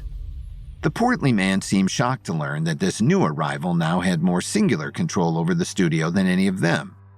"Well," he said to Atticus carefully, "you are most certainly welcome here, and we would be interested to hear your thoughts on the future of the studio." Atticus smirked at Kevin. Taking over Kevin's turn to speak was the closest to a win over him that Atticus had ever achieved. He spoke to the shareholders like a king addressing his court. "This is an inflection point in the history of Eminence Studios," Atticus began dramatically. "This studio has been on a downward slide for decades. It has fallen to the back of the pack of the legacy studios like Warner Brothers and Paramount, and has quickly been surpassed by newcomers like A24 and Amazon. But at this moment in time, we have the opportunity to lead the pack once again." The shareholders leaned in, clearly liking the direction that Atticus was headed. He confidently forged ahead. A study performed by a media literacy organization concluded that babies cannot tell the difference between Iron Man and an artificial intelligence reimagining of the character called Aluminum Guy. And what are babies if not our future audience members? The finance bro nodded as if this made perfect sense. "Why are we letting artists keep us in the chokehold?" Atticus demanded. "They command exorbitant fees in the name of their vision or their craft. Should this studio be held at the mercy of selfish Hollywood elites? Shouldn't the audience's needs matter? Shouldn't the shareholders' needs matter?" The positive response to Atticus's message was now rippling through the table. "Artificial intelligence is the future of the industry. Atticus continued, and Eminence can emerge as a leader in this new era of Hollywood. Movie audiences love superhero movies, right? Marvel and DC have dried up their libraries, but audiences still want more. We can utilize one artificial intelligence program to write, draw, and perform a new superhero in a matter of hours. Kevin was horrified at Atticus's pitch, but the shareholders were eating it up. We won't need physical sets so the studio space can be sold off, Atticus continued. We'll only require a fraction of the overhead cost, but will more than triple our revenue. Artificial intelligence is the future of content, and Eminence is poised to lead the way. The board enthusiastically applauded at the conclusion of Atticus's speech.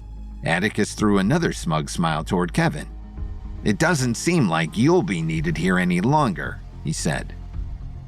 I'd actually still like to hear what this young man has to say, the portly man interjected. To Kevin, he said encouragingly, What are your thoughts on the future of the studio, Mr. Williams? Kevin addressed the room in his usual confident, inviting tone. I haven't been involved with the entertainment industry for long, he confessed, but my time here has been illuminating. Atticus may disparage artists as being nothing more than selfish money hoarders, but that says more about his ignorance than it ever could about their value. Atticus grumbled as he took this first verbal blow from Kevin. I've met actors who can convey someone's entire life story with a single facial expression, Kevin continued. I've worked with writers who can articulate the indescribable, art directors who can transport you through time and space with some plywood and paint. The board members shifted uncomfortably as Kevin's words began to break through to them. The great Eminence films of the past didn't become iconic because of market research or algorithms, Kevin insisted. They made the impact they did because of people. Storytellers sharing their vision, artists bringing that vision to life, and audiences connecting with it. If you want Eminence to be a content factory, then by all means, let a computer make your creative decisions. But if you want to make art, then that by definition is human expression. You may be able to go to software for artificial intelligence, but no computer can artificially manufacture a soul. If you decide to let Atticus dictate the future of this studio, I will respect your decision and take my future business elsewhere. But for the sake of this studio's legacy, I hope you reject artificial intelligence in favor of authentic empathy and expression. I hope you choose humanity. The room heartily applauded the conclusion of Kevin's speech while Atticus smacked his fist on the table. He once again found himself outclassed by Kevin. Well said, Mr. Williams, the portly man said encouragingly. You've certainly given us a lot to think about. Kevin nodded his appreciation, but then Dominic Archer spoke up for the first time. Of course, it isn't really us you need to convince, he said casually. We've already appointed an interim president, and her vision for the future of the studio is what matters most. An interim president? Atticus asked incredulously. Who? Kevin hated to admit that for once he was on the same page as Atticus. Dominic stared menacingly at Kevin as he replied, Judy Chen. News of Helen O'Day's arrest for the murder of sympathy flower girl Penelope had leaked before Kevin even returned to Hollywood, causing the Eminence studio stock to plummet. Kevin showed up at the emergency shareholders meeting on the lot only to realize that Atticus Stovel had leaked the arrest news and purchased enough devalued shares to become a 49% owner of the studio. The shareholders seemed to respond to Kevin's plea for a continued focus on high art over Atticus's push to use artificial intelligence, but then Dominic Archer, one of the shareholders, informed Kevin that the real decision-maker would be their new interim president, Judy Chen. Dominic's reveal was quite a curveball for Kevin. Judy Chen, one of the top agents at the Seven Summits talent agency, hadn't been a fan of Kevin ever since he had steered Madame Spatzel to sign with Felicity Dufour instead of with her. Judy Chen, she certainly knows the business well, Kevin replied diplomatically. She does, Dominic answered stoically. And while she, of course, has formally stepped down from her role as partner at Seven Summits, and no longer represents her clients, since that would be a conflict of interest. She does have someone in mind she thinks you should bring on to do rewrites for your Cleopatra project." "Let me guess, is it one of her clients?" Kevin asked. "Former clients," Dominic replied. "Like I said, it would be a conflict of interest if she continued to represent them while running the studio." "Oh, yeah, now it seems really above board," Kevin said sarcastically. "Just passing along the message," Dominic responded, almost daring Kevin to badmouth the interim president in front of the other stakeholders, who mostly seemed oblivious to the subtext of their conversation. "I appreciate the heads up," Kevin said tactfully. To the room, he said, "I should let you all get back to your meeting. Thank you for your time." Kevin exited the conference room with Dominic and Atticus glaring at his back. Instead of walking back to his car, as soon as he turned from view, he ran upstairs and traced the winding halls to the president's office. He had once found a decoy Lumiere Brothers film in a safe in Helen's office, so if there was anything else in there of interest, he needed to find it before Judy took over the space. He ducked into the sleek office, knowing he'd have to make his search quick. It was only a matter of time before someone came by and caught him. The first place he looked was behind the portrait where the safe had been located. Only now it was just an ordinary wall. The safe had been painted over. So Helen definitely knew the Lumiere film canister went missing, Kevin thought. Helen had never fully let on just how much of Kevin's extracurricular activities she was aware of. Kevin had sensed that Helen oversaw more at Eminence than just film production. Most recently, she had burned down the mysteriously locked editing bays. But he ultimately never learned who she was working with or what their motives were. This search might be his last chance to find out. Her office was otherwise mostly nondescript. Helen worked off of a laptop that she had taken with her to Hearst Castle, and there was nothing particularly of note in the desk drawers. She didn't even have any framed photos of loved ones, though some well-wishers had sent good luck in prison gifts, including a tutorial on how to make wine from toilet water. That gift came from Winona Ryder, but then on her desk, Kevin saw a single DVD labeled Cleopatra Camera Test. That's weird, Kevin thought. He, as the film's producer, had no idea what camera test this would be, and he definitely didn't know why the studio president would care to see something as mundane as a camera test in any case. He slipped the DVD in his satchel and turned for the exit. When he opened the door, Atticus was waiting on the other side wearing his usual smug smirk. "Grave robbing?" Atticus asked darkly. Thinking fast, Kevin responded, "Just thought I would check if Helen had printed any new production budgets before leaving for Hearst Castle. But I guess not." "You're worried about budgets now?" Atticus asked tauntingly. "Not having money issues, I hope." "Worry about your own money issues, Atticus. I just like to stay on the same page as the people I work with," Kevin replied. "Some of us actually prefer to collaborate with other human beings rather than computers." As he made a move to pass Atticus, Atticus stopped him. "Judy Chen and I are good friends, you know," he said threateningly. "The little stunt you pulled, taking Cleopatra out from underneath me, that kind of thing will never happen on her watch."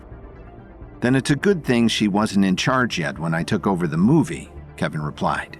"For the studio's sake, I hope her tenure isn't long enough for the two of you to run this place into the ground." Kevin didn't wait for Atticus to respond before moving on, but as he walked back to his car, worry began to set in.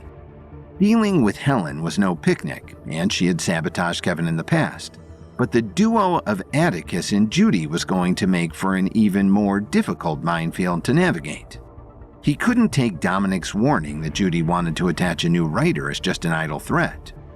When he returned to the house on Hollywood and Vine, Sandra, Adriana, Emo, and Madame Spatzel were sitting at the table eating Mexican food. Madame Spatzel was dunking corn tortillas into a bowl of tequila. "What did you find out at the shareholders' meeting?" Adriana asked. Atticus is now 49% owner of Eminence Studios, and Judy Chen is the new interim president, Kevin said hurriedly. "Judy wants to hire one of her old clients to do rewrites on Cleopatra, so we have to start shooting before she has the chance to change the script. When are we flying to Cairo?" "Our flights are booked for next Friday, and the first day of shooting is the following Monday," Sandra replied. "We need to fly tomorrow," Kevin implored. "And we need to do whatever is necessary to get everyone on site to begin shooting as soon as possible. Judy is going to do anything in her power to either sabotage this movie or use it to line her pockets, and we can't give her the opportunity." Adriana, Sandra, and Emo jumped up from their chairs and rushed to their rooms to begin making calls and packing. Madame Spatzel, however, remained seated with her eyes closed. "Madame Spatzel, what are you doing?" Kevin asked. "I am speaking to the living goddess Cleopatra," she replied solemnly. Given that Kevin had actually seen Madame Spatzel channel the Egyptian goddess Sekhmet while at Hearst Castle, he didn't know how serious she was being. "Can you let Cleopatra know that you have to go pack?" Kevin asked hopefully. Madame Spatzel opened one eye, which she used to look at Kevin with annoyance. "She says it is bad luck to travel on the new moon, Kevin," she relayed as if this was common knowledge. "Probably because they didn't have flashlights back then," Kevin rationalized. Trying a tactic that might better resonate with her, he goaded. "Come on, Madame Spatzel. An invading army is closing in and we have to ready our defenses." Madame Spatzel perked up. "Invading army?" she asked, intrigued. "Like with a king who wants to take me as his prize?" "What?" Kevin exclaimed. "No, not like that. Like an invading screenwriter who wants to take away your Oscar chances." This mobilized Madame Spatzel. Knocking over her bowl of tequila, she sprinted out of the room to begin packing. With everyone now readying for an imminent departure to Cairo, Kevin wanted to take the opportunity to check out the mysterious camera test he had found in Helen's office. He went to the living room and popped the disc in the DVD player. At first, the footage looked very ordinary. There were long tracking shots exploring the forced perspective pyramid and palace sets before the sound stages burned down. Maybe the studio really was just seeing how the sets looked on camera, Kevin thought. Even though it was still weird that, as producer, he wasn't aware of camera tests the studio was running. Just as Kevin was about to turn off the DVD, the image took on a wavy quality. There was a series of random flashes and glitches. Kevin squinted. His head was starting to hurt. Down the hall, Sandra was hard at work rebooking the cast and crew onto new flights. Out of the corner of her eye, she saw Kevin in front of the TV. Heading toward him, she asked, "Hey Kevin, did you want a charter?" She stopped short as she reached Kevin, who was staring at the TV with his eyes glazed over in an eerie trance. With Helen O'Day arrested for Penelope's murder, Eminence's stock plummeted. Atticus was able to become a 49% owner in the studio, and the shareholders brought in Judy Chen as interim president. Before leaving the lot after the shareholders meeting, Kevin searched Helen's office and found a disc labeled Cleopatra Camera Test. When he watched it at home, he saw the glitches and hieroglyphics just like during the Eminence film in London. And Sandra found Kevin had fallen into a trance while watching the flickering images. Kevin felt a tug of war inside his mind. Something was fighting for supremacy, trying to push his consciousness to the background. A voice said, "The symbols want." "I don't care what the symbols want," Kevin internally yelled, fighting off the other unseen force. "Stay calm," he told himself. Between his mental precision pills and his level 7 powers, he was confident in his ability to fight off any enemy, even within his own mind. Concentrating all of his focus, he pushed against what felt like a wall, until finally he broke through. Kevin blinked, and his eyes refocused. Sandra was kneeling on the floor next to him. "Kevin, are you okay?" she asked, deeply concerned. "Just zoned out for a minute," he bluffed. He didn't want to worry Sandra, and he didn't even know himself what had just happened. The glitches and hieroglyphics he saw in the camera test matched what he saw during the Eminence screening in London. The audience had all raved about the film, even though it was objectively terrible. Is Eminence really using subliminal messaging just to get people to like their films? Kevin wondered. He unfortunately didn't have time to give it too much thought at the moment. He had too much to prepare before heading to Egypt for location filming of the Cleopatra project, and he didn't intend on needing underhanded tricks to get the audience to see its value. Adriana walked into the living room, oblivious to what had just transpired. "We've arranged a meeting with all of the department heads before leaving for Egypt," she announced. "Everyone is gathering on the Eminence lot in an hour." "Excellent." "Thank you, Adriana," Kevin replied. This was just what they needed to get everyone on the same page before they moved up their shooting schedule in Egypt. Interim Eminence president Judy Chen was pushing for one of her former clients to do rewrites on the script, and Kevin wanted to make sure Judy didn't get the chance to strong-arm Kevin into that situation. Kevin called Darius, who had agreed to sign on as their Egyptology consultant, to inform him of the meeting, and then Kevin jumped in his rental car to head to the Eminence lot. Upon entering the production office, he felt a sense of relief seeing his team all together. Darius, director Margot Nichols, screenwriter Sabrina Montgomery, wardrobe designer Deborah Losey, art director Toby Wheeler, and cinematographer Levi Stradling.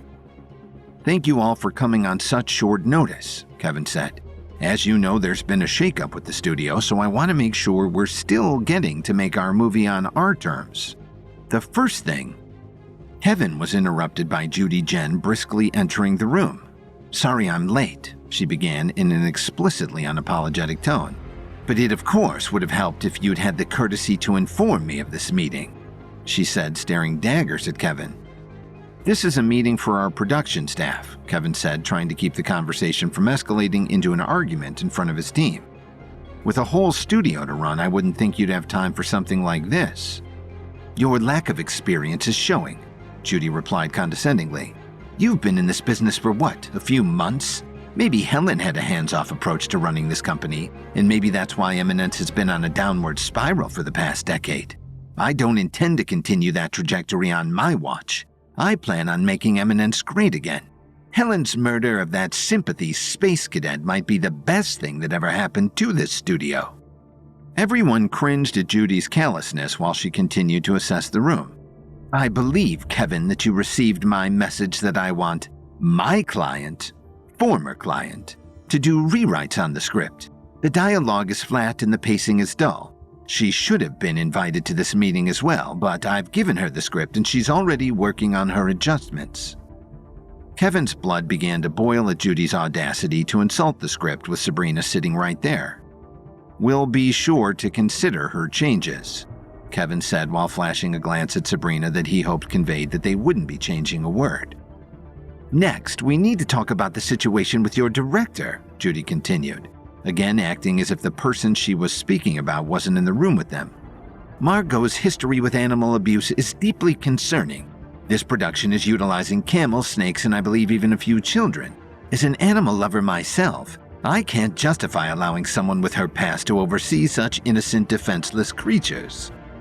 Judy cynically placed her hand over her heart for emphasis, but Kevin couldn't imagine her having the sentimentality required to care about animals, especially considering she lumped children into that category. "I, of course, have come prepared with a solution," Judy continued. "A hot, up-and-coming director who I happen to know is available, Ashton Garner. I can have him on a plane tomorrow." "You can't be serious," Toby interjected. "He's done 2 movies and they both bombed." "Dances with Robots was the worst thing I've ever seen," Deborah concurred. "And I worked with M. Night Shyamalan the time he tried to make a comedy." "You're not replacing Margot on this movie," Kevin said emphatically. "She made amends with the animal rights group and she's the best director for the job. Your guy can't handle a dance-off between actors in motion capture suits, let alone something with the scope and nuance that this movie requires." Judy scowled, unwilling to be undermined so quickly into her tenure. "I'm afraid I must insist," she replied. "Margot brings bad publicity and I personally object on moral grounds." "Then I'll pull my funding from the movie," Kevin replied.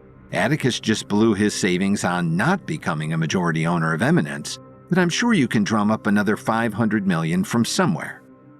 Checkmate. If there was one language that Judy spoke fluently, it was money. She couldn't deny that Kevin had all the leverage. She cleared her throat. "In this case, I'm willing to compromise as a show of good faith," she declared as Kevin rolled his eyes. Judy then glared at Margot. "But make no mistake, I'm keeping an eye on you," she threatened. "If I hear about so much as a camel missing a water break, I'm pulling you from the set." "I assure you, everything will be under control," Margot replied with uncharacteristic calm. "Try not to shoot anything," Judy spat, needing to get in one last dig. "Now that that's settled, are we done here?" Kevin asked wearily. Not quite, Judy replied, causing everyone to groan. I'm sure you don't plan on leaving for Egypt without seeing to your responsibilities, right, Kevin?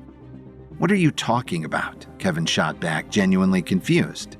You're contractually obligated to assist Milo Hardy with his father before you begin shooting, Judy replied, suppressing a sly smile. Honestly, Kevin, I shouldn't have to remind you of this. It's deeply unprofessional. Kevin looked up at the ceiling. It was unprofessional in the first place that Judy insisted on having a personal matter inserted into Milo's deal, but Kevin did agree to it. Fine, Kevin relented. He assured the group, we'll leave for Egypt as soon as that's handled. I'm so glad to see you're capable of being reasonable, Judy replied, relishing her victory over Kevin. I'll let Milo know to expect your call. He, of course, is too distraught to work until his father is taken care of, and I'm sure the movie would suffer without its Mark Antony. Flashing a final fake smile to the group, she said, I look forward to our continued partnership. She left the room without waiting for a response. Kevin looked around the room apologetically. I'll wrap this up quickly, I promise. But without knowing what exactly he was supposed to help Milo's dad with, he could only hope that was true. As everyone collected their belongings and prepared to leave, Kevin asked Levi Stradling, Hey, Levi, did you by any chance do a camera test of the sets before the soundstages burned down? No. Was I supposed to? Levi asked. No, just wondering, Kevin replied, now even more confused about the camera test he had found in Helen's office. Judy returned to that office, which she had wasted no time appropriating as her own. She opened her laptop to search for more incriminating dirt on Margot, but she was interrupted by her phone ringing. Not her office line, but her cell. She grimaced upon seeing Dominic Archer's name on the caller ID, but resumed her fake friendliness before answering. Dominic, what a pleasant surprise. It shouldn't be a surprise, seeing as how you work for me now, Dominic's gruff voice responded. Judy rolled her eyes. I understand you're invested in the future of the studio, but I'm still the one running it. I work for no one. You don't seem to understand your role, Dominic said threateningly. I'm not invested in the future of the studio. I am the future of the studio. So when you try your little tricks to tank Cleopatra, you're messing with my business. I have a higher plan for that movie than you could possibly imagine.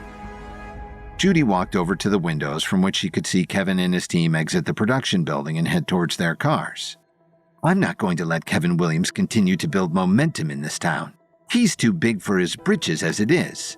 Implement your higher plan on some other film. We're about to go into production on a Zac Efron movie where he plays a Union soldier torn between the responsibilities of war and his love of dance. I don't care who cares about that, but I sure don't. Helen understood her place, Dominic urged. If you don't, we'll find someone who does. Judy was about to protest until she looked down and saw a sniper dot on her chest. Suddenly, Judy realized that Hollywood was truly a life-or-death matter, and in this case, she didn't want to be the one who died. She would play ball with Dominic Archer from here on out if it meant she would keep her position and not be murdered in the process.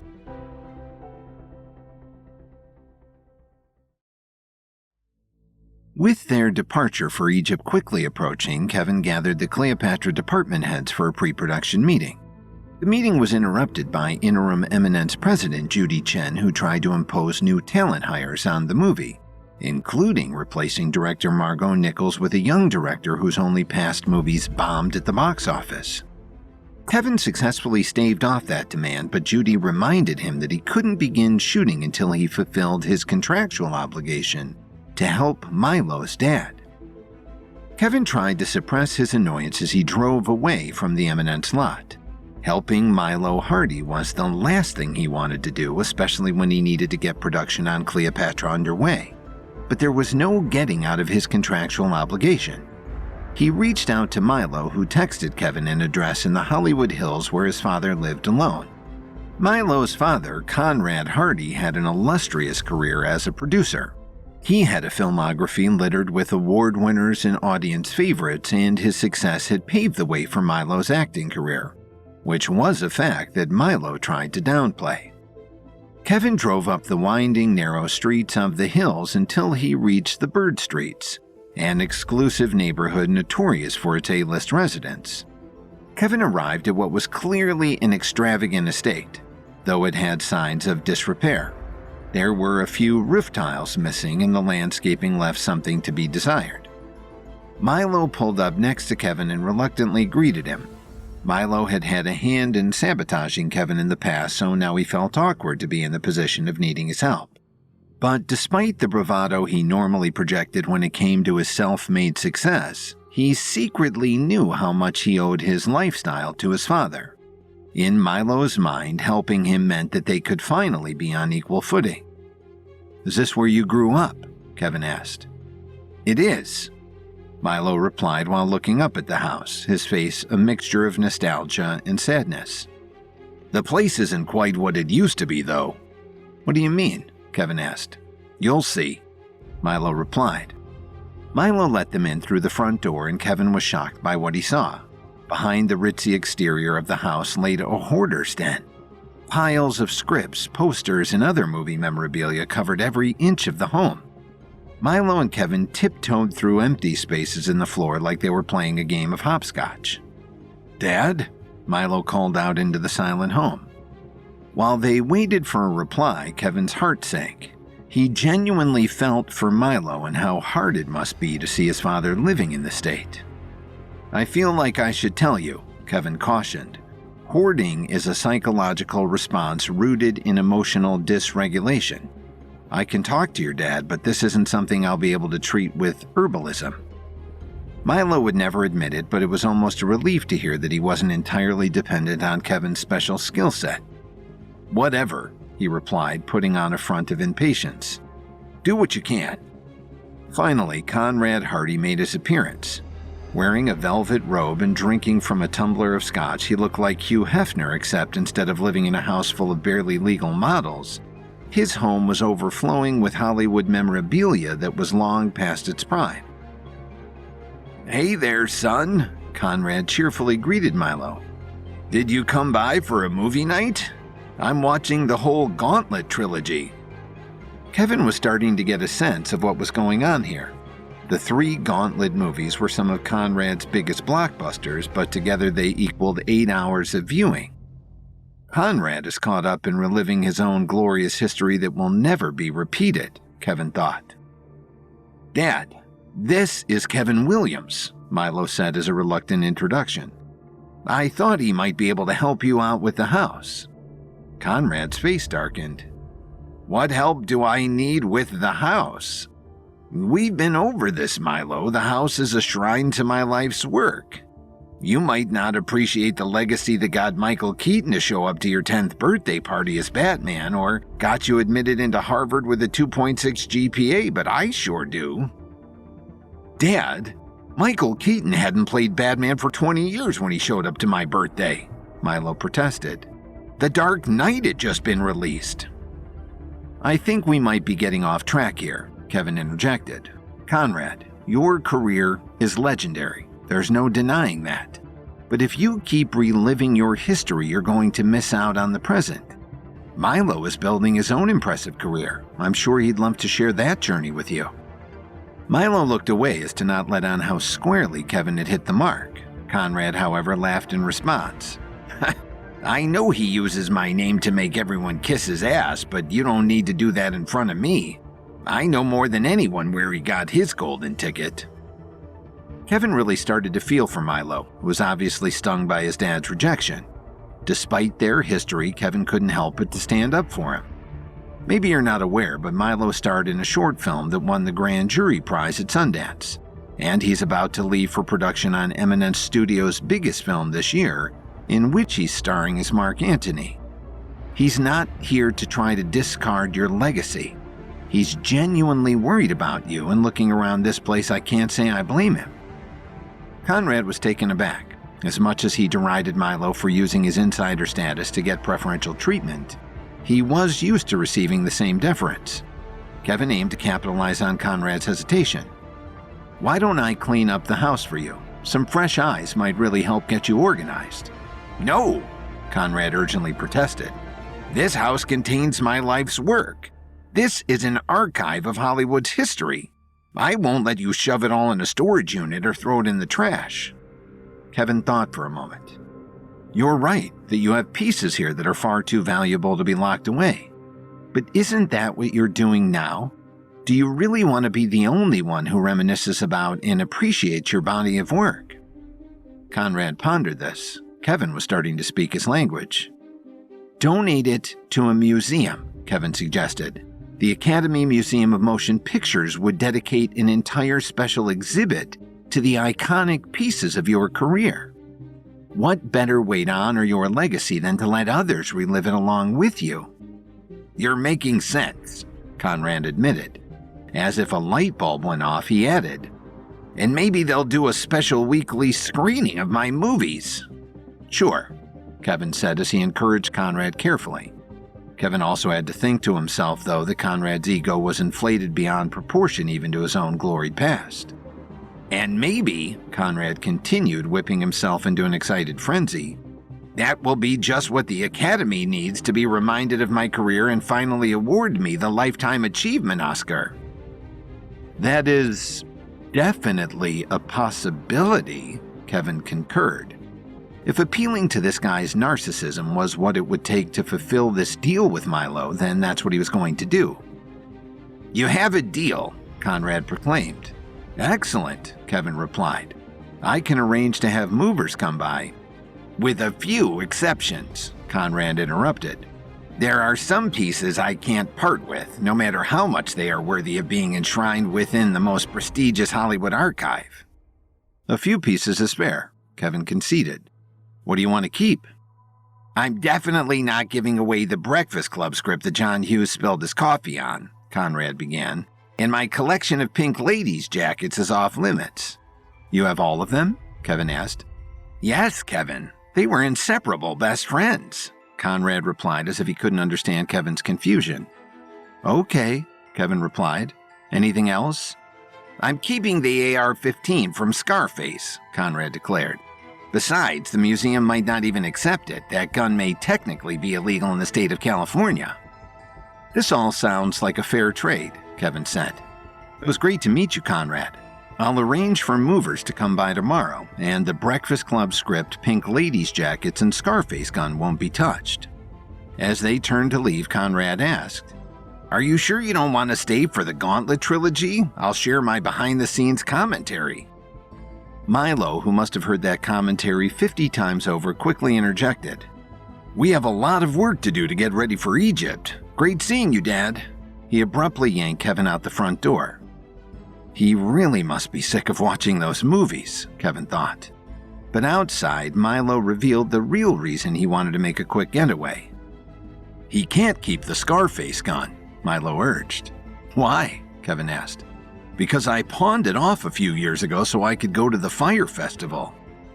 Kevin rolled his eyes. "Well, at least that was a good use of the money," he replied. "His house might need to just stay a bottomless pit," Milo said as panic began to rise. "He's going to kill me once he realizes that the gun is gone." "Calm down," Kevin urged. "Where did you sell the gun? We can try and get it back." "Pawn with the Wind," Milo replied, "on Sunset." "You mean the famous Hollywood collector's pawn shop?" Kevin asked. "The one with the reality show?" "That's the one," Milo replied. "Better hope they don't try to make an episode out of this," Kevin replied. They drove down the hill to a brick building on Sunset Boulevard in Hollywood where the elegant lettering reading "Pawn with the Wind" was undermined by the garish trim of blinking lights. A line wove around the corner of the block. The notoriety from the reality show attracted regulars and tourists alike. Kevin moved to stand in the back of the line, but Milo stopped him. "Seriously, are you rich or what?" He instead went to the front of the line where a bouncer was moderating how many people entered the store at once. Milo nodded to the bouncer, who instantly unclipped the velvet rope for him and Kevin to skip the line. Inside, Kevin saw a man behind the counter with a graying ponytail who almost certainly had looked more rugged before reality fame drove him to Botox. "Milo, my man," the owner said, grasping Milo's hand in a hearty shake. I wish you were here tomorrow. We normally shoot on Fridays, but if you don't mind waiting a bit, maybe I can get the crew here. He reached for his phone, but Milo, as much as he normally craved any attention, reluctantly stopped him. Unfortunately, we're in a bit of a hurry today, he admitted. Do you remember the Scarface AR-15 I sold you a few years back? I need to buy it back from you. I'll pay whatever. The owner laughed. I remember that piece. It's a classic, but you're never getting that back. What? Why? Milo demanded. Are you sure you can't wait for the TV crew to get here? The owner asked. This is really good. Just tell me, man, Milo prodded, losing patience. What's the deal? I sold that piece years ago, the owner admitted, to a member of the Milano crime family.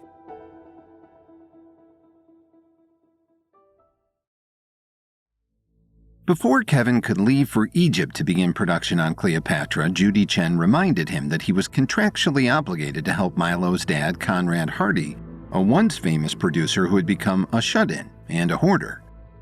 Kevin convinced Conrad to donate most of his collection to a museum, though first Kevin would have to help Milo get a prize prop from the movie Scarface back. Milo had pawned it for money, and the pawnbroker sold the gun to a member of the infamous Milano crime family. The pawn shop owner's news was certainly disheartening. Kevin had never crossed paths with the Milano family, but their reputation preceded them. Despite the thousands of wealthy and powerful people in Los Angeles, they all steered clear of the family, who had held a secret chokehold on the city for over 100 years. Just about every unsolved Hollywood mystery had at least a rumored connection to the Milano family, from the Black Dahlia murder in 1924 to the inexplicable box office success of Napoleon Dynamite. Who exactly did you sell it to? Kevin asked. Mickey Milano, the pawnbroker replied. Heir to the family patriarchy. He couldn't be more excited to get his hands on it, kept calling it his little friend like he actually thought that was clever. Well, we appreciate the information, Kevin said, turning for the door. Thanks for your time. When they reached the sidewalk of Sunset Boulevard, Milo hung his head. So that's it then, he said despondently. My dad is going to kill me when he finds out that gun is gone. I'm not losing hope yet, Kevin responded. You go help the movers. I'll take care of the gun. You're telling me you know how to get an audience with the most feared crime family in town? Milo asked skeptically. No, Kevin replied, but I know someone who might. 20 minutes later, Kevin arrived at the Beverly Hills Correctional Facility. You've certainly become quite a frequent visitor, the receptionist said sweetly. She handed him a punch card from behind the desk. 2 more visits and you get a free spa treatment of your choosing. Thank you. I'll save that for my wife, Lily, Kevin said, reluctantly taking the card. He was then escorted by one of the security concierges to Callum Whittier, former head of Sympathy, who was currently doing a workout on a Peloton bike. Kevin, he said cheerfully as he entered his suite. Visiting me again? We really are best friends, aren't we? Want to play Fortnite? I'm not here for video games, Kevin said bluntly. I need to ask you something. What do you know about the Milano crime family? Specifically, what do you know about Mickey Milano? Oh, I see, Callum replied, displaying dejection that may or may not have been genuine. You think I'm just some criminal who only associates with other criminals. Kevin rolled his eyes. If anyone in the Milano family ended up in prison, which is what mobsters tend to do, I'd bet they'd probably end up here. So, have you met any of them or not? Fine, Callum admitted, hating to prove Kevin's point. I used to do my weekly Pilates class with Bruno, Mickey's younger cousin. Not the sharpest knife in the drawer, but he has incredible core strength. Did he talk about his family at all? Kevin asked impatiently. Do you know where I can find them? All I know is they own a nightclub in Hollywood called Vincenza's, named after their grandmother. Some of the best lasagna you'll find in LA. You have a good chance of finding them there, Callum offered. Great. Thank you, Callum, Kevin replied, heading for the door. Are you sure you don't want to stay just a little longer? Callum asked with a hint of desperation in his voice. Our Vietnamese cooking class starts in 30 minutes. I'm a little too busy, Kevin replied. See you, Callum. Kevin was grateful to be done with Callum, but on his way back to the entrance, he was stopped by the frantic banging on the window of another suite. On the other side, he was surprised to see the frantic eyes of Helen O'Day. "Kevin!" she called urgently through the glass. "Kevin, please, you have to help me. I'm innocent, I swear." "This really isn't in my hands, Helen," Kevin replied. "Please," Helen begged, sounding increasingly desperate. "I know we haven't always seen eye to eye, but you can't believe I did this. Do you honestly think I'd kill a wannabe actress because I didn't want to give her a role? You know that's insane. I would have had to murder thousands of starlets if that was a motive for me." "I'm sorry, Helen, but there's no changing the evidence. It's up to the courts now," Kevin replied. "Just think about it, Kevin," Helen pleaded. "You know it doesn't make sense." As Kevin walked away from her suite, he couldn't deny that she had a point. Helen was used to rejecting people without a second thought, and Penelope wasn't exactly the persistent type. But Kevin couldn't worry himself with Helen at the moment. He needed to retrieve the Scarface gun from Mickey Milano, so he could fill his obligation to Milo and finally leave for Egypt. When he reached the lobby, he was surprised to see Detective Aisha Harden. Realizing this granted him a helpful opportunity, he called for her attention. "Aisha," he called. She turned and seemed pleased to see him. "Kevin, what brings you to our humble facility?" she asked. "Visiting our old friend Callum," Kevin replied. "Do you think I could grab a few minutes of your time?" "Sure," Detective Harden replied amicably. "I'm supposed to review the evidence for a Ponzi scheme that defrauded hundreds, but it can wait." She led Kevin to one of the interrogation rooms, and they sat on the luxurious velvet couches. "What can I help you with?" she asked. "Two things, actually," Kevin began. "How has the investigation into Penelope's murder been going? I've been thinking about the case against Helen, and some things just aren't adding up for me." "Oh, Kevin," Detective Harden replied. "You know it's against policy for me to disclose details about an ongoing investigation." Kevin was about to concede that he understood, but then Detective Harden continued, "We're friends, so what the hell?" Kevin didn't necessarily want Aisha to risk her job, but he also wasn't going to stop her. "The evidence against Helen is pretty cut and dry," she explained. "The poison used to kill Penelope was found in Helen's purse, and her fingerprints were the only ones on the vial. It's an open and shut case in the eyes of the police." "I see," Kevin replied. "What else did you want to talk about?" Aisha asked. "What do you know about the Milano family?" Kevin asked. "I'm trying to get in touch with Mickey Milano." Concern washed over Aisha's face. "The Milanos are people you don't want to get mixed up with," she cautioned. "Even I'm afraid of them, and I once had to subdue Will Smith during his celebrity roast." Kevin took Aisha's words to heart, but she didn't know he had levels, and was himself far more threatening than the average local cop. "If you're going to meet with him," Detective Harden continued, "I'm going to give you a wire. We've never been able to infiltrate the family with one of our own, so if you manage to get an audience with them, we may be able to make some arrests based on what you hear." "You have a deal," Kevin said. "I'm going now to pay a visit to their nightclub." On his way out of the facility, Kevin called Jericho to ask to meet him at the nightclub on Cahuenga Boulevard in the heart of Hollywood's party district.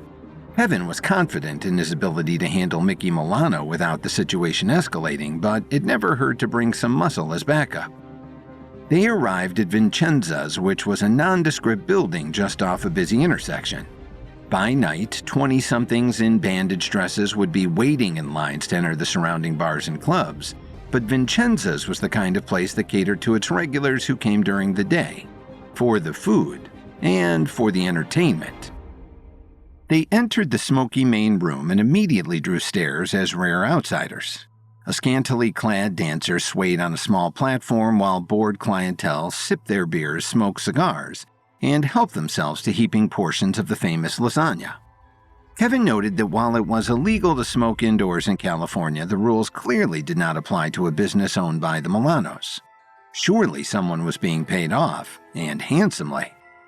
Kevin and Jericho approached the bartender and asked where they could find Mickey. The bartender looked at them like they were nuts. "Mickey is in his private booth behind the curtain," the bartender said. "But if you were smart, you wouldn't disturb him without an express invitation." "Guess I'm feeling pretty dumb today," Kevin replied. He and Jericho spotted the red velvet curtain being guarded by a bouncer the size of a sumo wrestler. "How are we going to get rid of that guy?" Kevin asked. I don't want to cause a scene." "Leave it to me," Jericho replied. "Guys like that can't resist bragging about how strong they are." Jericho approached the bouncer all swagger and confidence. "Hey, how much do you bench?" Jericho asked with just a hint of a challenge. The bouncer looked him up and down. "More than twice your weight, sonny boy." "So, only about 400? Jericho replied. "I would have guessed you could do more." With the bouncer thoroughly distracted by having his strength challenged, Kevin slipped past the curtain. As he entered, he announced himself. "Anyone know where I can find Mickey? I just want to have a friendly conversation." In the booth were 5 members of the crime family who all pulled their guns on Kevin.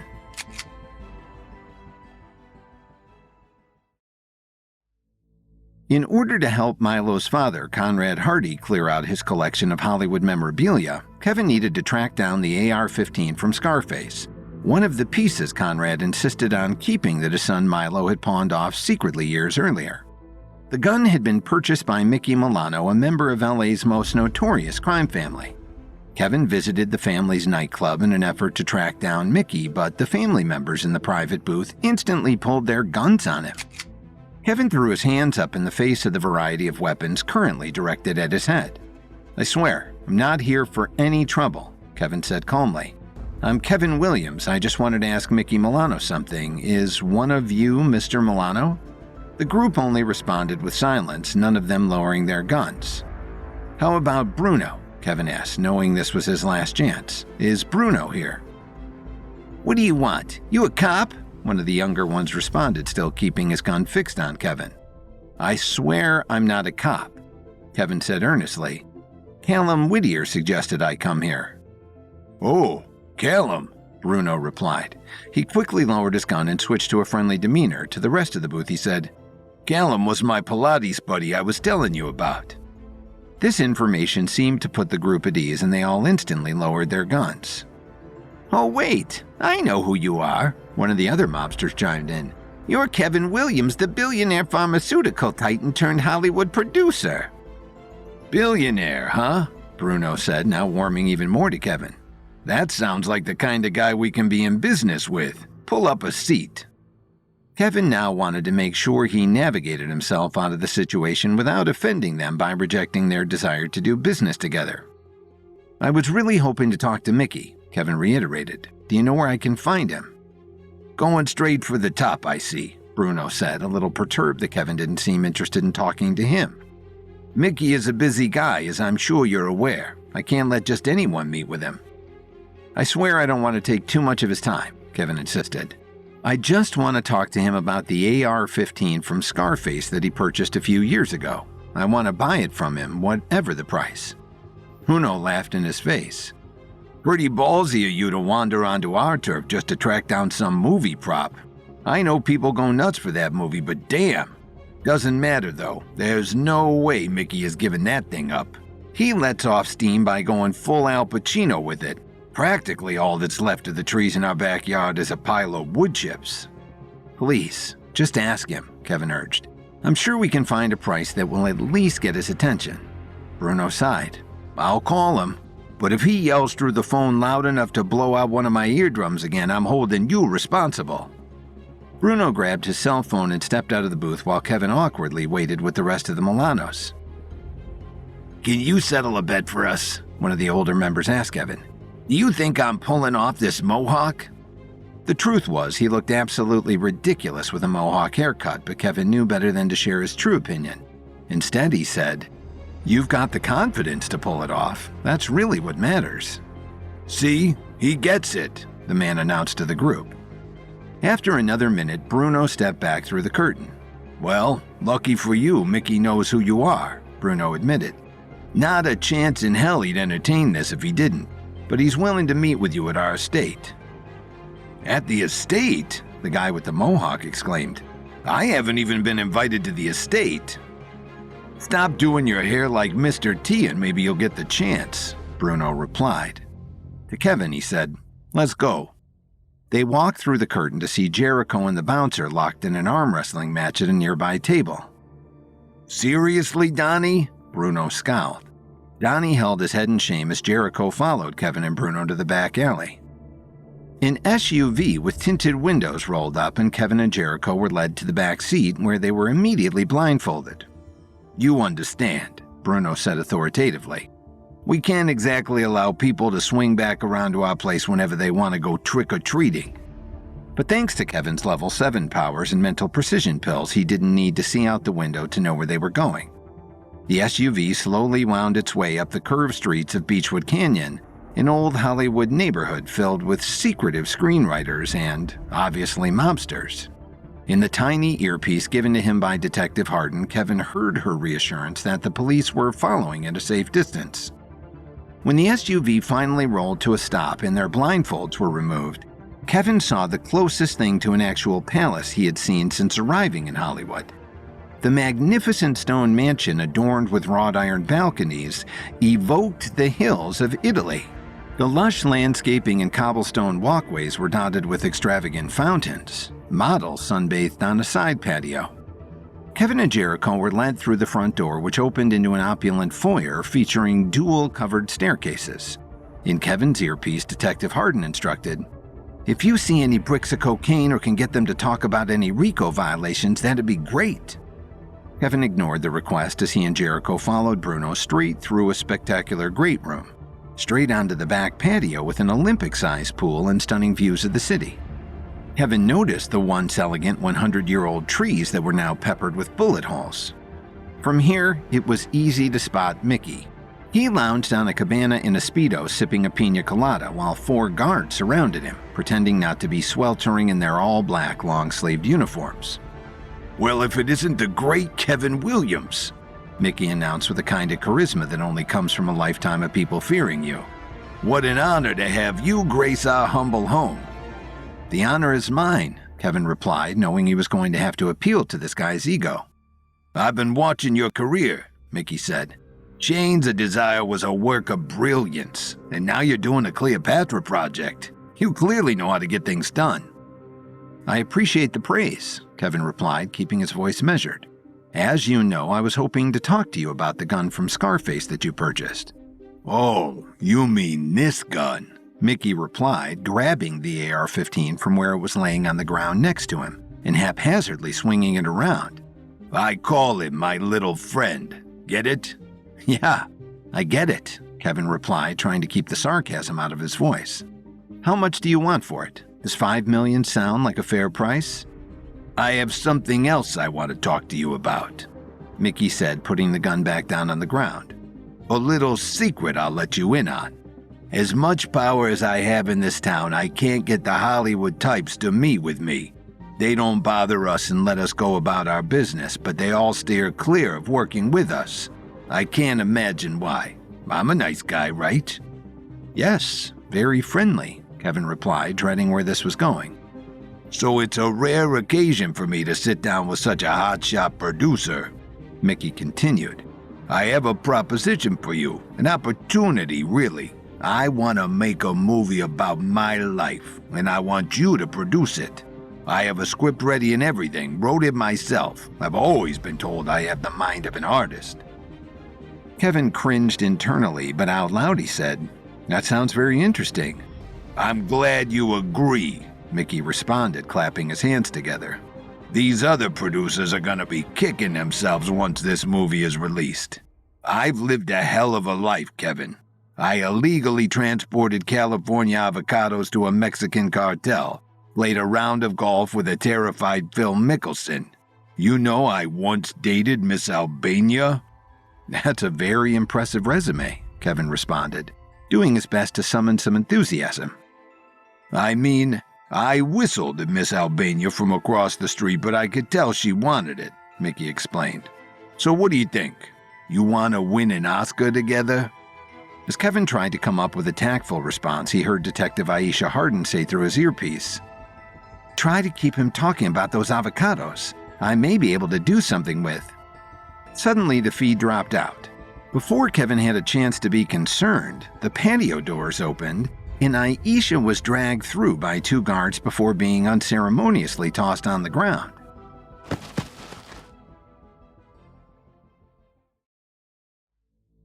To fulfill his contractual obligation to help Milo Hardy's father before he could begin shooting Cleopatra, Kevin needed to track down the AR-15 from Scarface that Milo had pawned off years before.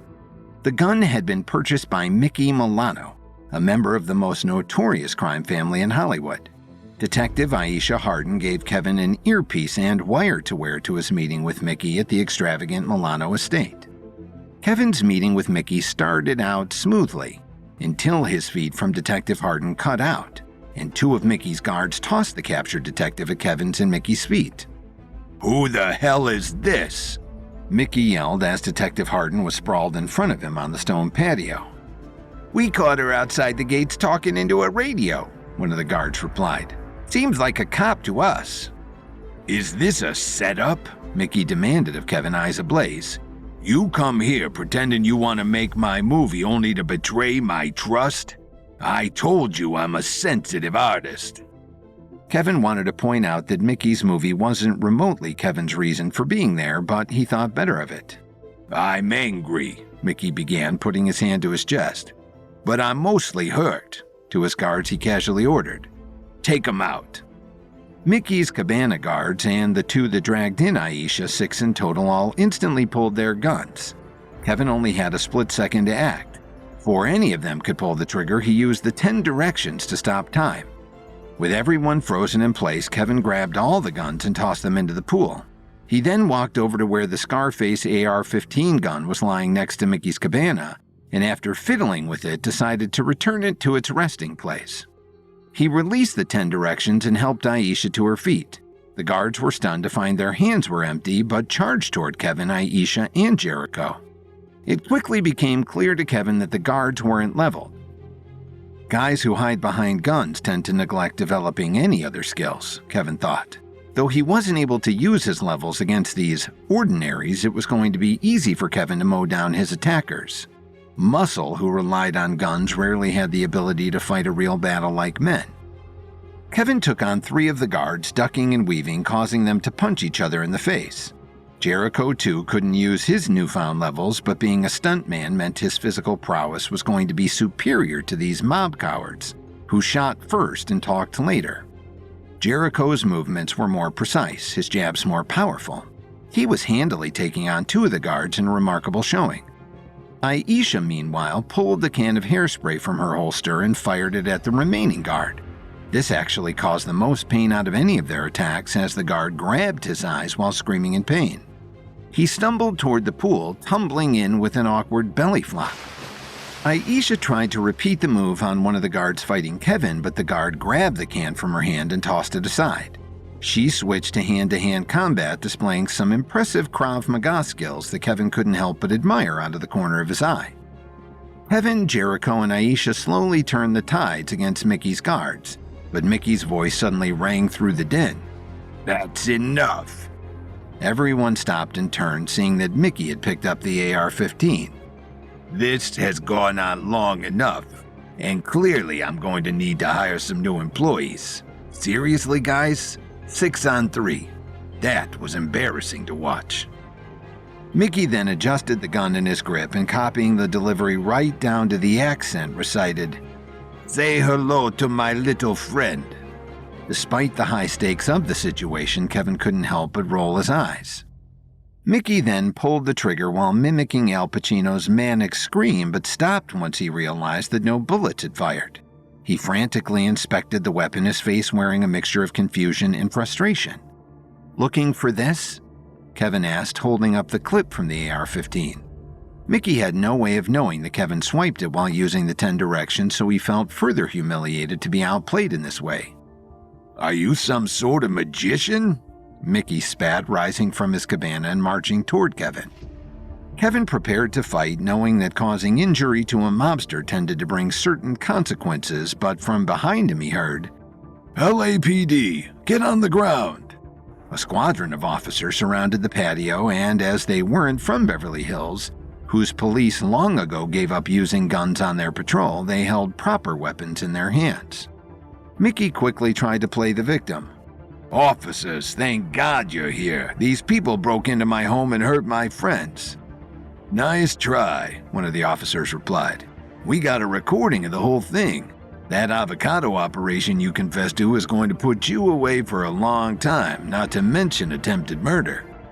The officers began handcuffing Mickey and his guards. As they led Mickey away, he frantically said to Kevin, "We can let bygones be bygones, you know. This is only going to make the movie better.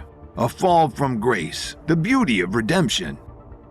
"There's a reason no one in this town wants to work with you," Kevin replied. "You're arrogant, you try to strong-arm anyone who disagrees with you, but maybe most of all, you are not nearly as interesting as you think you are." Kevin was pleased to see how much this stung Mickey as he was led away by the cops. Detective Hardin shook Kevin's hand before following the other officers. Kevin couldn't help but have a newfound respect for her. As soft as most of her experience was for the Beverly Hills Police Department, she hadn't backed down from a legitimately dangerous situation. Kevin grabbed the Scarface gun from where Mickey had dropped it on the cabana. "Let's get out of here," he said to Jericho. They helped themselves to one of Mickey's SUVs and drove down Mulholland to the other side of the Hollywood Hills, where Conrad Hardy lived.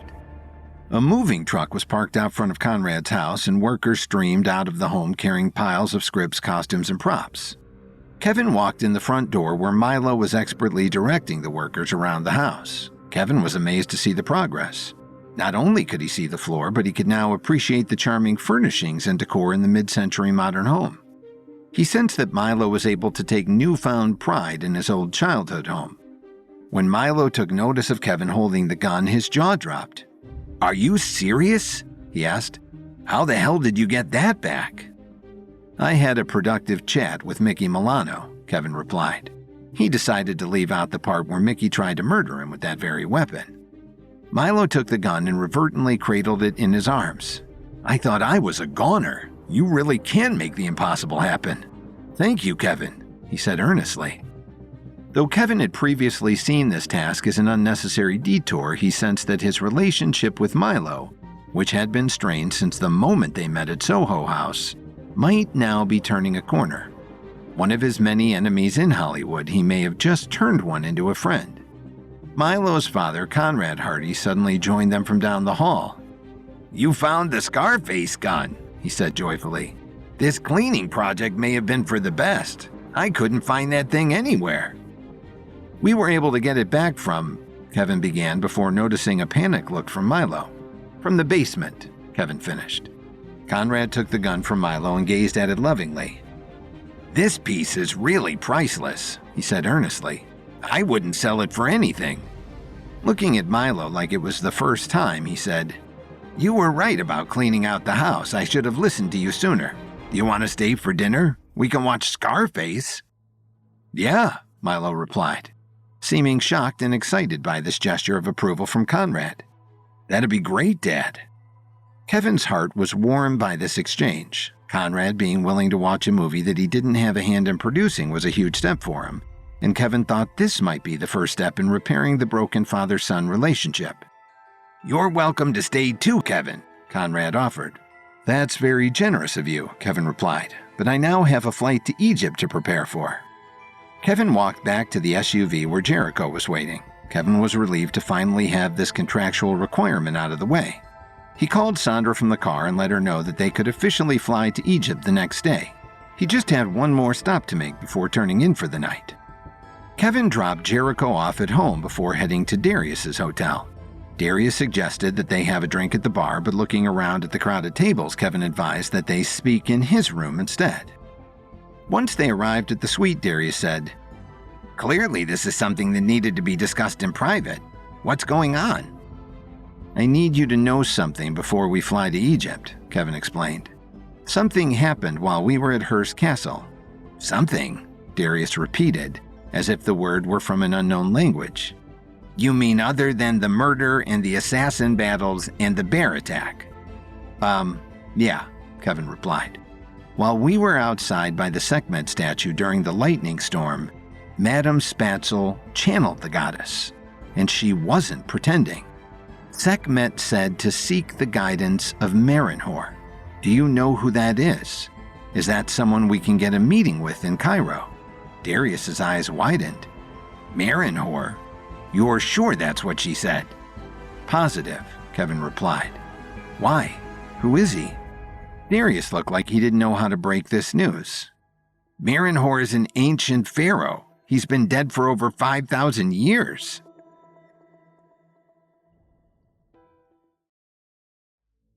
Kevin returned the Scarface gun to Conrad Hardy, Milo's father, fulfilling his contractual obligation and clearing him to leave for Egypt. He instructed the team to prepare to fly the next day and then paid a visit to Darius's hotel.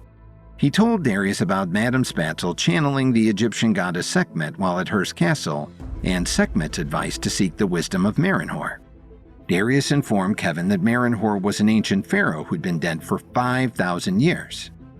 Kevin took a moment to let Darius's words sink in. Dead for 5,000 years, he repeated. So his available for a meeting might be limited. I wonder why Sekhmet advised to seek him out specifically. What do you know about him? Kevin asked. Not much is known, Darius admitted. He was a pharaoh over 2,000 years before Cleopatra's reign. We don't have nearly as much information about that era. This was a bit discouraging to Kevin. He really hoped this wasn't a dead end, but it certainly wasn't much to go on.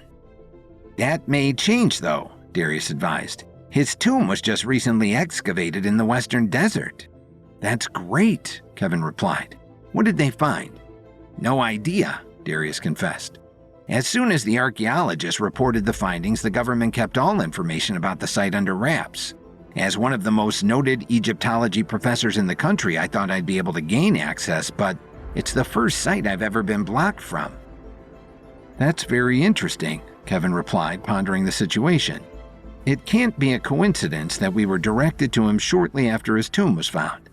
We have to find out more once we get to Cairo. The government tends to go to great lengths to keep the secrets of our past they don't want shared, Darius said. But if they're hiding one of the biggest discoveries on our land in the last 100 years, I want to know why.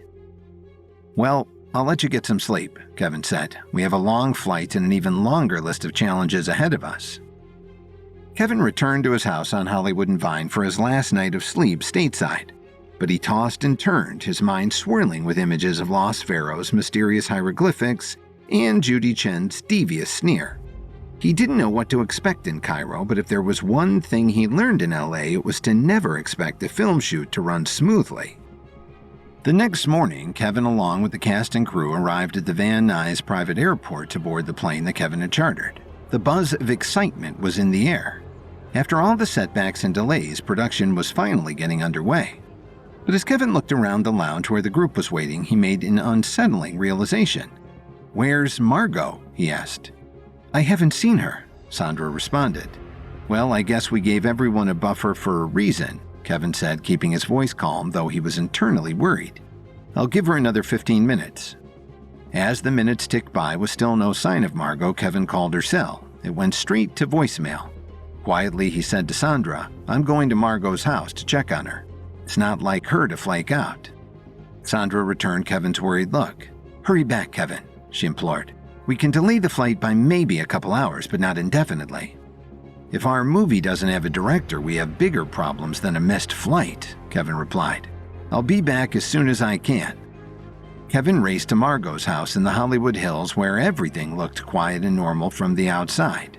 But as Kevin approached the front door, he saw that the handle had been broken off and the door sat slightly ajar. He rushed inside and was shocked to find Margot tied up in a chair in her kitchen. Her eyes bulged when she saw him, and Kevin quickly untied the towel that had been used to gag her. Margot, are you okay? He cried. Finally free of the gag, Margot began hyperventilating. Kevin fished through his satchel and handed Margot chamomile and some milkweed and valerian supplements he had refined for Lily to help her sleep during the first weeks of her pregnancy. Her breathing slowed. Thank you, Kevin, she finally managed. What happened? He asked. I was just about to leave, she began, nodding toward her luggage sitting against the wall, when these thugs broke through my front door. They cornered me, said I needed to drop out of the movie or there would be consequences. When I tried to run for my phone to call the cops, they tied me up. Oh, Margot, I'm so sorry, Kevin said. Do you know who they were? I've never seen them before, she replied. 2 guys fit, probably in their 30s, but they didn't say who they were or what they wanted besides me dropping out of the movie. Kevin pondered this. It sounded like the action of the Stuntmen's Guild. They definitely hadn't been shy about using any method necessary to sabotage Kevin in the movie, even going as far as locking Kevin inside the sound stages while they set them on fire. But I bet Atticus is behind this, Kevin deduced after thinking for an extra second. Atticus was intent on destroying Kevin, and with his bid to destroy the value of the Eminence stock so that he could take over, he had even more incentive to sabotage the movie. "Come with me to the airport," Kevin pleaded. "The movie won't be the same without you at the helm, and you'll be safe with us. I promise." "I'm sorry, Kevin," Margot replied. "I love working with you and I love this project, but getting back into directing has brought too much chaos into my life. I know this puts you in a tough spot, but I can't risk dying for this movie." Kevin wanted to convince her, but it was clear that Margot's mind was made up. He really couldn't blame her. Since working with Kevin on Chains of Desire, she had been kidnapped, blackmailed, vilified by animal rights groups, and now imprisoned in her own home. It was enough to drive anyone into early retirement. "I understand, Margot," Kevin said earnestly. "Take some time for yourself. You certainly deserve a vacation, and if you ever decide to get back in the director's chair, I hope I'm your first call." He patted her on the knee and turned to leave. "Kevin," Margot called from behind him. Kevin turned back around. "Not many people would have given an aging woman director another chance after being out of the game as long as I have. I'm proud of the work we did on Chains of Desire, and I know we would have made another great movie together in Cleopatra. Thank you for what you've done for me."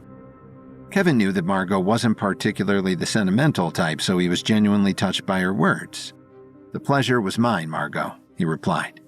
He walked back to the car, now with a major problem looming over his head. How was he supposed to shoot a movie with no director? On the way back to the airport, he called Felicity Dufour and filled her in on the dilemma. "Do you know of anyone else who could take on the movie?" he asked. Felicity was truly stumped. "I don't know how to get the caliber of director you need on such short notice, but I'll make some calls." "That's all I can ask for," Kevin replied. "Thank you, Felicity." Kevin continued toward the airport, hoping he'd get a miracle call from Felicity in the next 30 minutes. There was no such luck by the time he pulled up to the parking lot. He braced himself as he walked toward the lounge, dreading having to break the news that after all they had been through, the movie was facing another delay. But when he walked into the lounge, he saw an unfamiliar face, a young guy wearing a backwards Dodgers hat. He chatted animatedly with Ryder and Milo, though most of the group was giving him the side-eye. "Hello," Kevin said, approaching the new guy. "Who are you?" "This lounge is for a private charter." In a thick California surfer accent, the guy replied, "Yo, it's the famous Kevin Williams," and grabbed him in an enthusiastic bro hug. "I'm Ashton Garner, your new director. My homie Judy Chen told me you were in a bind. Stoked to be working with you, bro." "I love this guy," Ryder chimed in unsurprisingly. Kevin, however, was not so pleased. Not only had his team specifically told Judy that Ashton wasn't up to the task of such a large production, but it was also highly suspicious that Judy would have known they were in a bind. Curious choice of words, Kevin thought. But unfortunately, if the movie was going to go forward, Kevin had no other choice. "We're glad to have you," Kevin said half-heartedly. With everyone now accounted for, there was nothing left to do but fly. The director switch-up was almost certainly going to bring a fresh set of problems, but there was nothing Kevin could do about it now. The Cleopatra crew boarded the plane, and though the department head shared Kevin's dour mood about their new director, most of the plane was engaging in celebratory toasts and cheerful group selfies. After takeoff, Kevin tried to take a nap, but despite his restless night's sleep and the stresses of that day, he couldn't fall asleep. He rose from his seat to use the bathroom, but stopped short when he saw, seated in the back row, Atticus Daval and Sergio, the grizzled stuntman. The two of them stowing away on Kevin's private charter could be even worse news than losing his director at the last minute.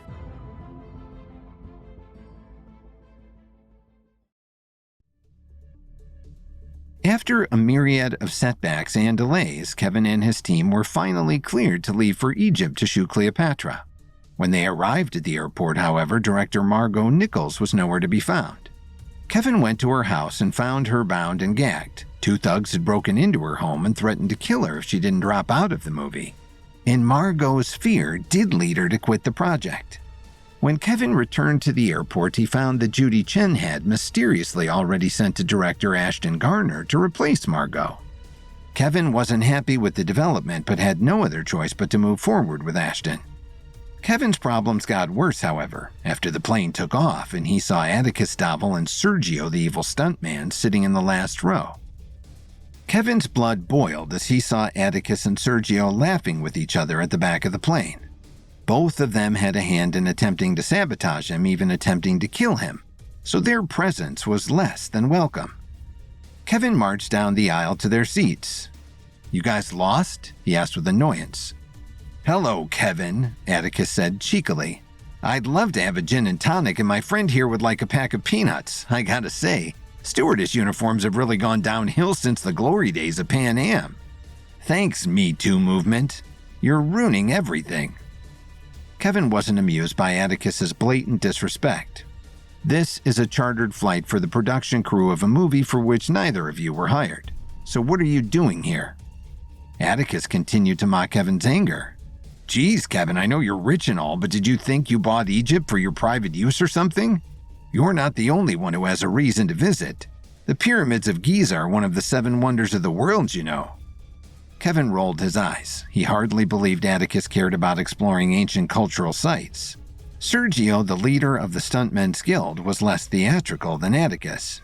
"The flight was chartered on behalf of the studio, and the head of the studio wanted us to go to Egypt. You got a problem with that?" Sergio said as he boldly challenged Kevin. "That depends," Kevin replied. "Does your business in Egypt have anything to do with sabotaging my movie?" "You're so paranoid, Kevin," Atticus said. He was making a poor effort to suppress how much he was enjoying Kevin's rising anger. "Not everything is about you, you know." "Just stay away from me, my crew, and my set," Kevin replied. Not wanting to entertain this a moment longer, he marched back to his seat and looked out the window. First Ashton, now Atticus, and Sergio. Regardless of the excuses they made, it was clear that Judy was intent on making Kevin's life difficult while in Egypt. Less than 30 minutes in, and this trip was already a massive headache. But when the plane started to descend over Cairo 16 hours later, it was hard for Kevin to maintain his resentment. Even from a distant bird's eye view, the pyramids were breathtaking. The enormity of the opportunity in front of them and the history they were bringing to life sank in for Kevin. Judy can throw whatever she wants at us, Kevin thought. We're going to rise above it. Kevin and his production team deplaned and were greeted by desert heat punctured by a cool breeze. As Kevin's crew loaded into SUVs to take them to the hotel, he was somewhat relieved to see Atticus and Sergio take off in a taxi in the other direction. "The only downside is that I can't keep an eye on them," Kevin thought to himself. The Cleopatra team arrived at the Royal Sphinx Hotel, which boasted stunning views of glittering downtown Cairo, juxtaposed with the striking ancient structures of Giza in the distance. The crew bustled into the lobby, high on the excitement, the sights, and for some, a few too many in-flight cocktails. Unsurprisingly, Madame Spatzel was among those who had helped herself to the plane's liquor cabinet. As she teetered on dizzyingly high stiletto heels, she suddenly shrieked with delight. "Look at it!" Kevin turned to see a short-haired orange cat wandering the lobby, its keen eyes on alert. The concierge scrambled to shoo the cat, embarrassed to have a stray animal in their exclusive hotel, but Madame Spatzel shrieked even louder. "Do you people worship cats or what?" The concierge quickly backed off, alarmed by Madame Spatzel's outburst. Switching to a demeanor that could only be described as aggressively affectionate, Madame Spatzel scooped the cat up in her arms, prompting it to meow loudly. "It loves me," Madame Spatzel squealed with glee. Kevin hated to rain on her parade, but he couldn't help but notice the cat was wearing a collar. "Madame Spatzel," he interrupted gently. "That cat must belong to someone. It has a collar with a name tag." Madame Spatzel looked near tears but quickly swiveled in a circle. "Anyone lose a cat?" she yelled in a rushed announcement to the lobby. "No? Okay." Deciding she had done her due diligence, she squeezed the cat to her chest. Now willing to look at the cat's name tag, she squealed again. "Its name is Bastet. That was Cleopatra's cat's name. She was made for me." Kevin was actually impressed that Madame Spatzel had done that level of research into her character until he noticed Audrey off to the side, subtly shaking her head. Regardless, the cat seemed to make Madame Spatzel happy, and there was no owner's name or phone number on the collar, so Kevin couldn't see the harm in letting Madame Spatzel keep her new pet. As bellhops loaded everyone's luggage onto carts, Kevin was approached by a woman in a businesslike dress and blazer. "Kevin Williams. I'm Bahiti Al-Sharif from the Ministry of Culture," she said while offering a hand. "Oh, it's great to finally meet you," Kevin responded, returning the handshake. "My colleague Adriana said you'd be joining us as a chaperone, but I didn't realize it'd be so soon after we landed." "My understanding is that you have a busy schedule and a lot of locations to scout," she replied with a warm smile. "Shall we gather your group?"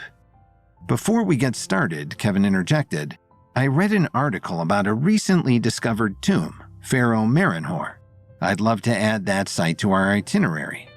"I'm very sorry, Mr. Williams," Bahiti replied, "but that site is strictly off-limits to tourists. I'm sure you understand. But no visitor to Cairo has ever been disappointed by a visit to the Pyramids of Giza, which is our first stop." She flashed her warm smile and wrangled the rest of the Cleopatra crew. Internally, Kevin grumbled. Darius had warned him that the government was keeping Merenhor's tomb under lock and key, but he had held out hope that as Hollywood types they might get special treatment. But given that Kevin had explicitly been instructed to visit Merenhor by the goddess Sekhmet, who channeled her words to Kevin through Madame Spatzel when they were at Hearst Castle, Kevin knew that they somehow had to find a way to visit Merenhor's tomb. But for now, Kevin joined the rest of the crew as they loaded onto a luxury tour bus. Bahiti shared history and fun facts as they wove through the streets of Cairo, but everyone's excited chatter fell silent as soon as the pyramids came into view. Pictures, movies, and even the view from the plane couldn't do the pyramids justice. As he stepped off the bus, Kevin lost his breath looking up at the massive structures. Being in the presence of one of humanity's greatest achievements sent an electrical charge through him. He couldn't wait to explore. Lance, who had insisted on accompanying Audrey on the shoot, followed Kevin off the bus and, true to form, centered this otherwise unifying experience on himself. "Finally, I'm here," he announced, arms outstretched as if giving the pyramid a welcoming hug. "I have long felt the call to make this pilgrimage to the land where great leaders of the past were granted their mystical wisdom. It feels like coming home." Kevin turned away to keep himself from gagging, but then he noticed that the large swaths of tourists at the site were being kept behind barriers a hefty distance from the pyramids.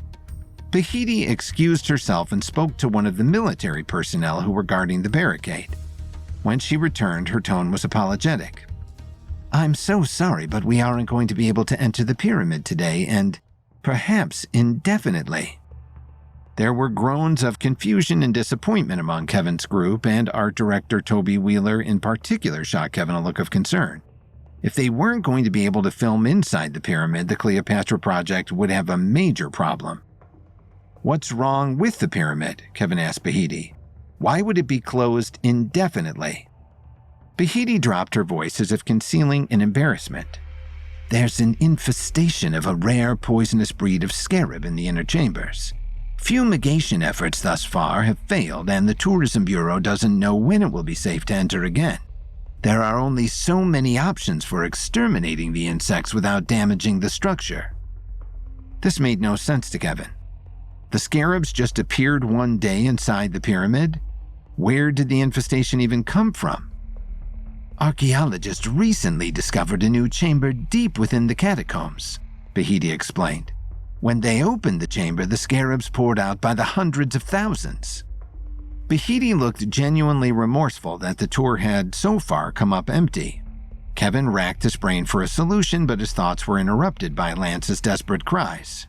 "I must rejoin the royal pantheon of my supreme brothers and sisters," he bellowed, pushing past the barrier and charging toward the pyramid with his open arms. Poisonous scarabs or not, Kevin had no choice. He sprinted after Lance toward the pyramid.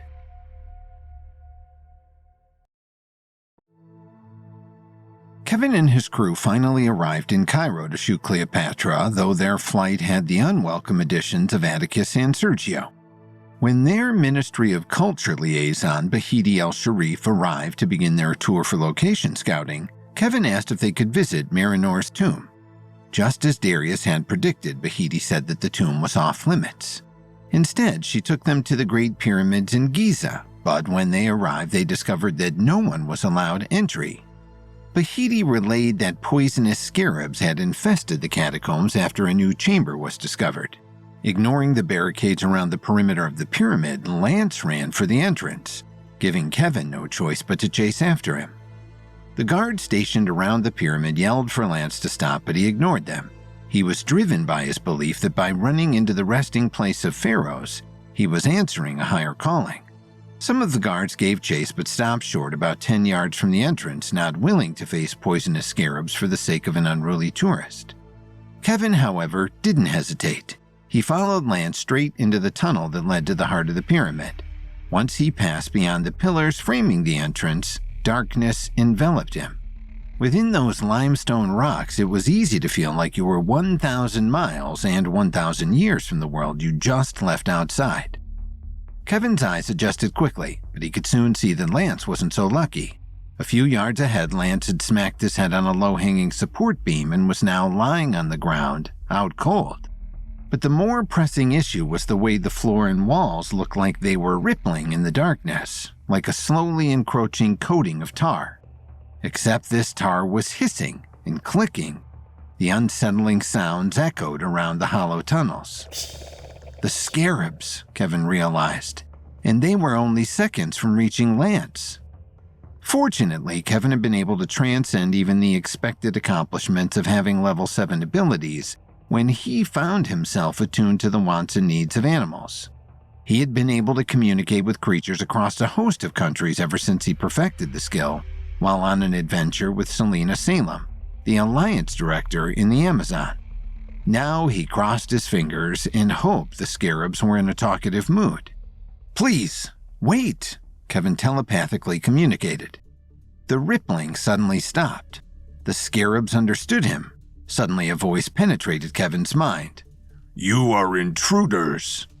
Kevin was sure that this was communication from the scarabs, but it was unlike any communication he'd had with animal species before. The voice had a ghostly quality to it, like it was being projected from another realm. "You're right," Kevin conceded, treading lightly. "We are intruding, but I promise we mean no harm. We only want to visit and document this place, as many have before us. We know it's sacred and will treat it with dignity. Will you let us?" A shudder ran through the massive scarabs. "Our home was disturbed," said the voice in Kevin's head. "We are sworn to protect it." "Do you mean the new chamber that was opened?" Kevin asked. "What were you protecting?" "That chamber is the tomb of our beloved Pharaoh Nefertari," the scarabs replied.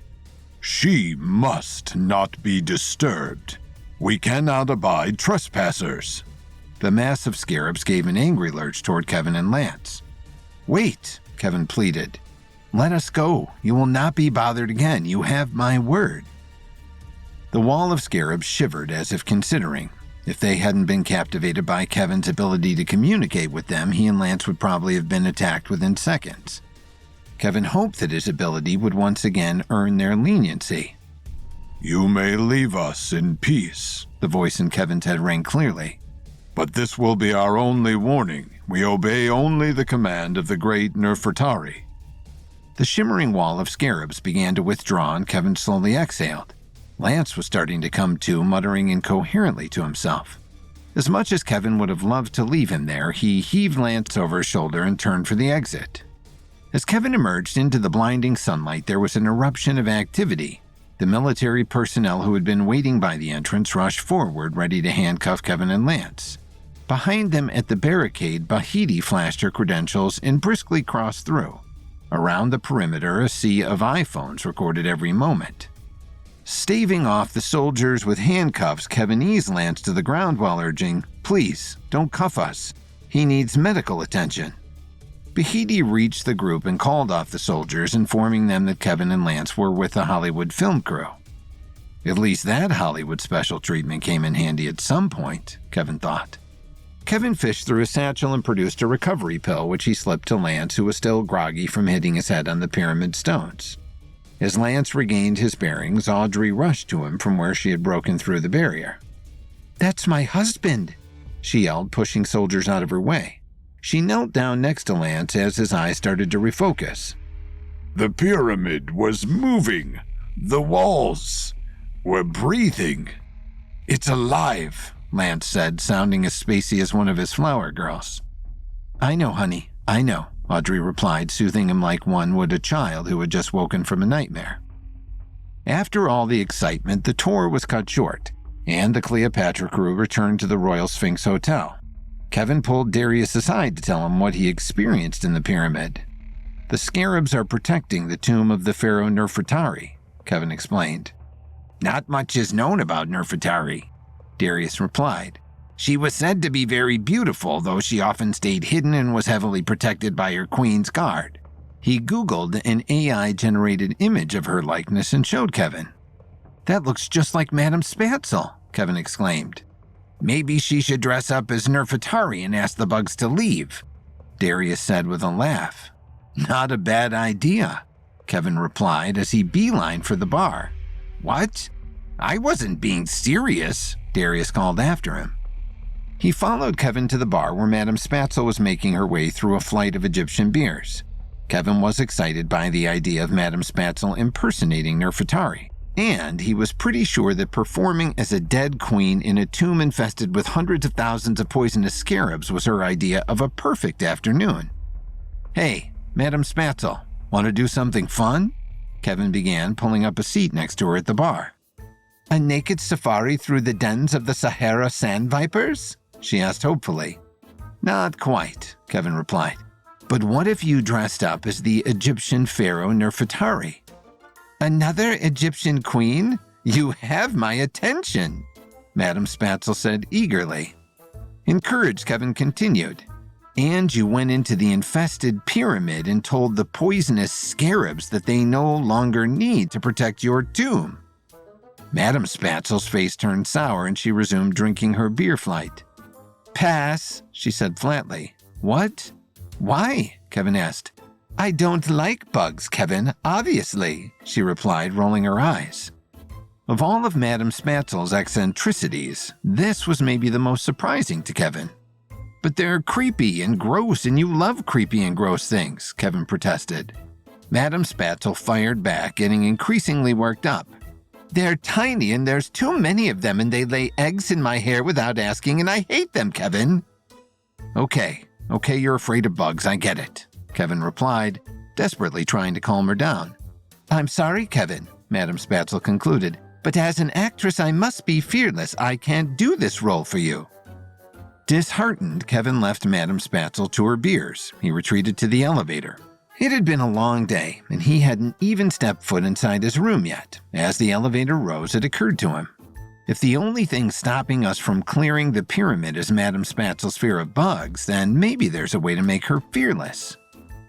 Kevin entered his suite, but couldn't even make time to take in the stunning decor. He went straight for his luggage and retrieved the secret book given to him by the Night King. It had been a while since he had last consulted it, so as he flipped through the pages, he silently hoped it would have what he was looking for. Finally, he saw it. A fearlessness pill. "That's perfect," Kevin thought. He read out loud as he scanned the page. "Synthesizing a fearlessness capsule requires binding what the subject fears with that which they love most above all." Kevin pondered this. Taking material from an insect was straightforward enough, but what did Spatzel love most of all? Could it be as simple as combining a beetle with some beer? Kevin thought. Madame Spatzel certainly loved alcohol, but Kevin realized it wasn't what she loved the most. The only thing Madame Spatzel enjoyed getting drunk off of more than liquor was attention. But how am I supposed to synthesize attention into a pill? Kevin wondered. As he tried to solve this puzzle, he wandered to the large window in his living room overlooking the hotel's private beach along the Nile. Down below, he saw a woman standing on the dock in a long, flowing sundress, looking out at the water. Behind her, a man called her name, and she turned, seeing him greeting her with a bouquet of roses. She threw her arms around him and embraced him with a passionate kiss. A light bulb went off in Kevin's head. That's it. When the Cleopatra crew started their location scouting in Egypt, they learned that one of the Great Pyramids had been overrun with poisonous scarabs and was closed indefinitely. Kevin was able to communicate with the scarabs, who told him that they were sworn to protect the pharaoh Nefertari, whose chamber had just been opened. Kevin discovered that Madame Spatzel was the spitting image of Nefertari, so he suggested she impersonate her and tell the scarabs to stand down. When Madame Spatzel revealed that she was actually terrified of insects, Kevin searched the secret book given to him by the Night King for a solution. He discovered a fearlessness pill for which the subject's fear needed to be synthesized with what the subject loves the most. Knowing Madame Spatzel's greatest love was attention, Kevin was stumped on how to synthesize that into a pill, until he saw a man giving a bouquet of roses to a woman. As Kevin watched the couple down on the beach, he saw how the woman was dazzled by the love and attention the flowers represented. If I can get an adoring fan to give Madame Spatzel flowers, Kevin thought, I could then synthesize them with an insect to create the fearlessness pill. Kevin decided it shouldn't be too hard to find a fan of Madame Spatzel. Between her music career and growing profile as an actress, she was increasingly carving out a space in the public consciousness. The next day, Kevin set out to find a lucky fan. Knowing Madame Spatzel was undoubtedly perched on a stool at the hotel bar again, he first went out to the hotel's private beach where groups of visitors were lounging on beach chairs. "Hey there," Kevin said, approaching one of the groups. "Would anyone here like to meet Madame Spatzel?" The group stared at him like he was speaking gibberish. "Who?" one asked. Never mind," Kevin replied. "Enjoy your day." He tried another group and got a similar response. "Yeah, man, I never heard of Miss Spatula or whatever," one said dismissively. Maybe the guests at this hotel aren't the type to be into underground punk music, Kevin thought. He left the hotel and, exploring the downtown streets of Cairo, came across a lecture hall for one of the local universities. College kids are probably more her audience, Kevin thought. He tried to intercept students as they streamed out of the building following a class. "Anyone want to meet Madame Spatzel?" Kevin asked in the fluent Arabic he had picked up in the days since they'd arrived in Egypt. But he got the same confused stares he had received from the hotel guests. Seems like Madame Spatzel's fame hasn't traveled as far as Egypt yet, Kevin realized. The residents of Cairo may not have been interested in meeting a German punk singer, but if there was one thing that any college student would get excited about, it was money.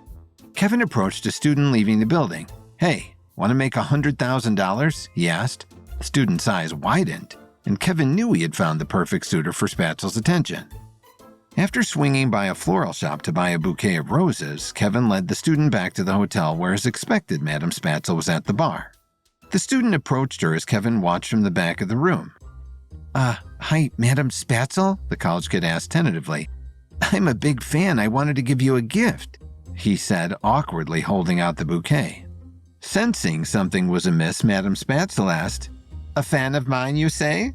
Tell me, which is your favorite of my songs?" The kid looked down at his shoes. All of them?" he stammered. Madame Spatzel frowned. "You don't know any of my songs, do you?" The student, not knowing what to say, just awkwardly smiled and marched back to Kevin with a shrug. "Sorry about that," Kevin said. "I should have told you some of her songs first." He peeled off an extra $50,000 and handed over the wad of cash. Kevin felt guilty about causing the college kid to be embarrassed by Madame Spatzel's terse questions. As the student fled out of the hotel, Kevin thought, if I can't find Madame Spatzel fans in Egypt, I'm going to have to make some. Kevin went to the offices of Nile FM, the most popular radio station in Cairo. Luckily, as the head of a major media conglomerate, Kevin was easily able to score a sit-down with their top DJ, Ahmed Amin. He went all in on his pitch for Madame Spatzel. She's a German punk singer who's now gaining a big following in the States, in addition to Europe, where she's already an underground superstar. You could be the one to introduce her to Egypt, Kevin explained. She sounds cool, Ahmed admitted. And punk is starting to have a moment in our market. Based on your recommendation, I'll check out his stuff. The thing is, Kevin pressed, I was kind of hoping we can add her to your rotation in the near future, like today. Does $1 million sound like a fair price for your efforts? Listen, man, Ahmed replied. I don't take payoffs. I don't put something on the air unless I believe in it and I believe it's what my listeners want. That's perfectly understandable, Kevin replied. He was honestly so used to people being swayed by money that he sometimes forgot that there were people out there who operated from a place of integrity like Kevin himself did. Listen to her songs, Kevin urged. I know you'll see her appeal just like I do. Kevin pulled out his phone and started playing Madame Spatzel's biggest hit, Meat Sauce. He waited while Ahmed took it on, nodding along with the music. Finally, Ahmed said, Now this is fresh. I'm actually mad at myself that I wasn't onto her before. My next set starts in 10 minutes. I'll kick it off with Madame Spatzel. Excellent, Kevin replied, jumping up to shake Ahmed's hand. I appreciate your time. As Kevin walked back to the hotel, he passed a falafel stand with a radio playing. Meat Sauce blared through the speakers, and the patrons definitely seemed to be into it. Kevin smiled. When he returned to the hotel, he found Madame Spatzel and set his plan in motion. I thought we could check out more of the city tonight, he said casually. Want to hit up one of the nightclubs? Madame Spatzel stared at him. Kevin, it's Wednesday. What else would I be doing tonight? Good point, Kevin replied. A few hours later, Kevin and Madame Spatzel reconvened in the lobby. Kevin called the SUV for them, and they wove through the lively streets of Cairo until they reached the Phoenix Club, one of the city's hottest establishments. They had so often been surrounded by an entourage recently that Kevin actually reveled in the opportunity to spend some one-on-one time with his friend and collaborator. When they reached the club, a hostess led them to their table, where, knowing that Kevin didn't drink, Madame Spatzel began drinking straight from the bottle of vodka. As they watched the throngs of partiers dancing on the floor, Kevin noticed Madame Spatzel was sulking. What's wrong? Kevin asked. These songs, Madame Spatzel whined. So uninspired, all top 40 nonsense. Where's the originality, the innovation, the experimental instrumentation and tortured lyrics of an artist exploiting their own mental illness? I expected better of a city that once had a river of blood. Kevin wanted to tell her that the 10 plagues of biblical times didn't have much influence over Egyptian pop culture, but thought better of it. But at that moment, the DJ leaned into the mic. Got a new one for you, coming in hot. Everyone throw your hands up. The vodka bottle slipped from Madame Spatzel's hand as Meat Sauce began thumping through the speaker. The crowd went wild, dancing with a new enthusiasm and ferocity. My song!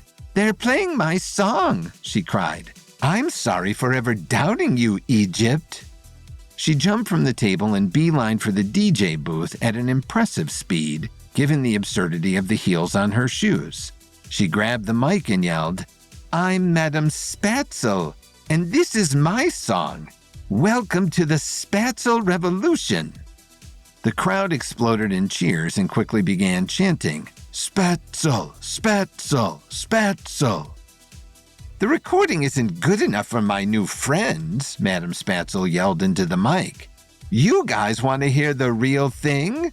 The crowd reached its highest volume yet as Madame Spatzel took the stage and the DJ switched to the background track. She gave the performance her all and the crowd swarmed the front of the stage going wild for her. Kevin sneakily left the table and distributed a dozen roses among the crowd. In turn, the newfound fans enthusiastically tossed the flowers on stage. Madame Spatzel caught one and blew a kiss to her new admirer. Perfect, Kevin thought. He smiled at how smoothly his plan had come together. All Egypt needed was awareness of Madame Spatzel, and they embraced her with open arms. Now he'd be able to use one of the flowers for the fearlessness pill. But then, out of the corner of his eye, Kevin saw one attendee who didn't look so enamored. The man snaked through the crowd wearing an expression of focused rage. Kevin's eyes widened as he saw in the man's hand the glint of a dagger. In order for Madame Spatzel to impersonate the pharaoh Nefertari so she could clear the pyramid of poisonous scarabs, Kevin needed to synthesize a fearlessness pill to cure her fear of insects. To make the pill, Kevin needed to combine Madame Spatzel's fear with what she loved the most, which Kevin knew was attention. He got a local radio station to play Madame Spatzel's music, and the city quickly embraced her. While Madame Spatzel performed at a nightclub, new fans threw flowers to her on stage. Kevin would be able to extract the ingredient he needed for the pill from one of the flowers. However, Kevin also saw one man approaching the stage holding a dagger. With Madame Spatzel and the crowd swept up in her song, no one but Kevin noticed the angry man with a dagger making his way towards the stage.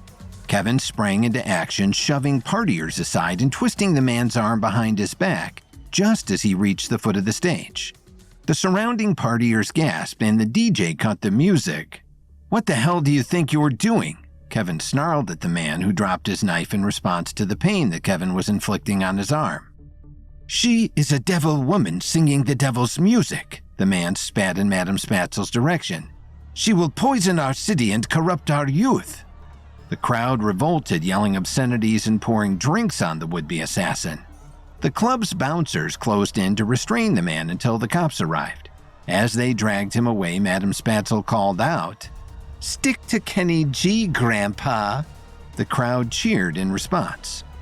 Madame Spatzel then pointed to the man's dagger still resting on the floor where he dropped it. "Give that to me," Madame Spatzel instructed the audience. "That's mine now. It was won in battle." A club-goer grabbed the knife and reverently handed it to Madame Spatzel, who holstered it in her belt.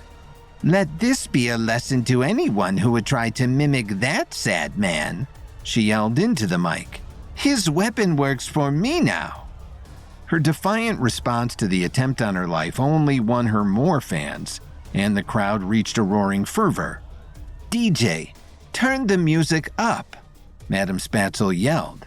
As she resumed her performance with the club fully under her spell, Kevin secretly slipped one of the roses from the stage into his pocket and left the club. Kevin took a taxi back to the hotel, but before going inside, he walked around to a side alley. He didn't want to actually kill an insect for his fearlessness pill. That would be heartless in Kevin's mind.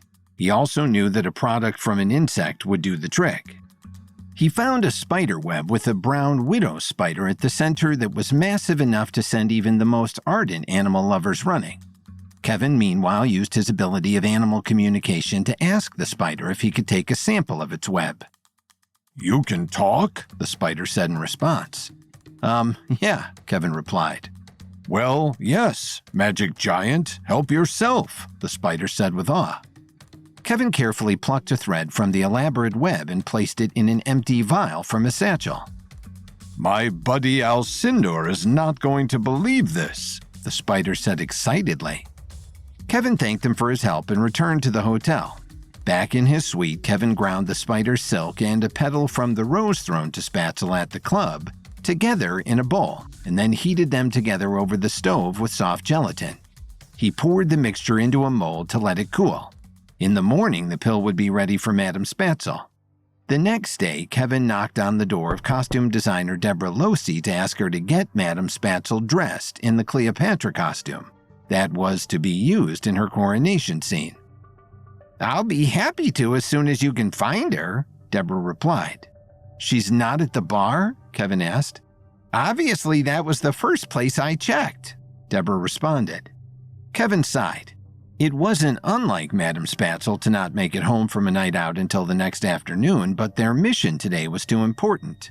Kevin knew all of Madame Spatzel's usual haunts in Hollywood, but as they were so new to Cairo, he had no idea where to begin looking for her. He went down to the lobby with no plan other than to aimlessly walk through the city. But as he walked across the stone tile, he was distracted by a meow. He turned to see Bastet the cat sitting on a ledge next to a pillar. It was as if she had been waiting for Kevin. Bastet jumped down from her perch and trotted over to Kevin, where she pawed at his leg, meowing once more. Madame Spatzel had instantly taken a shine to Bastet and had been keeping her in her room. Kevin had no idea how Bastet would have gotten out of Madame Spatzel's room, but it definitely seemed like she wanted to tell him something. For the third time in a matter of hours, Kevin found his ability to communicate with animals invaluable. Kevin asked Bastet, "Do you know where Madame Spatzel is?" Bastet only meowed in response. That's odd, Kevin thought. He hadn't had trouble communicating with animals since perfecting the skill in the Amazon, yet he had the distinct impression that Bastet didn't understand what he was asking.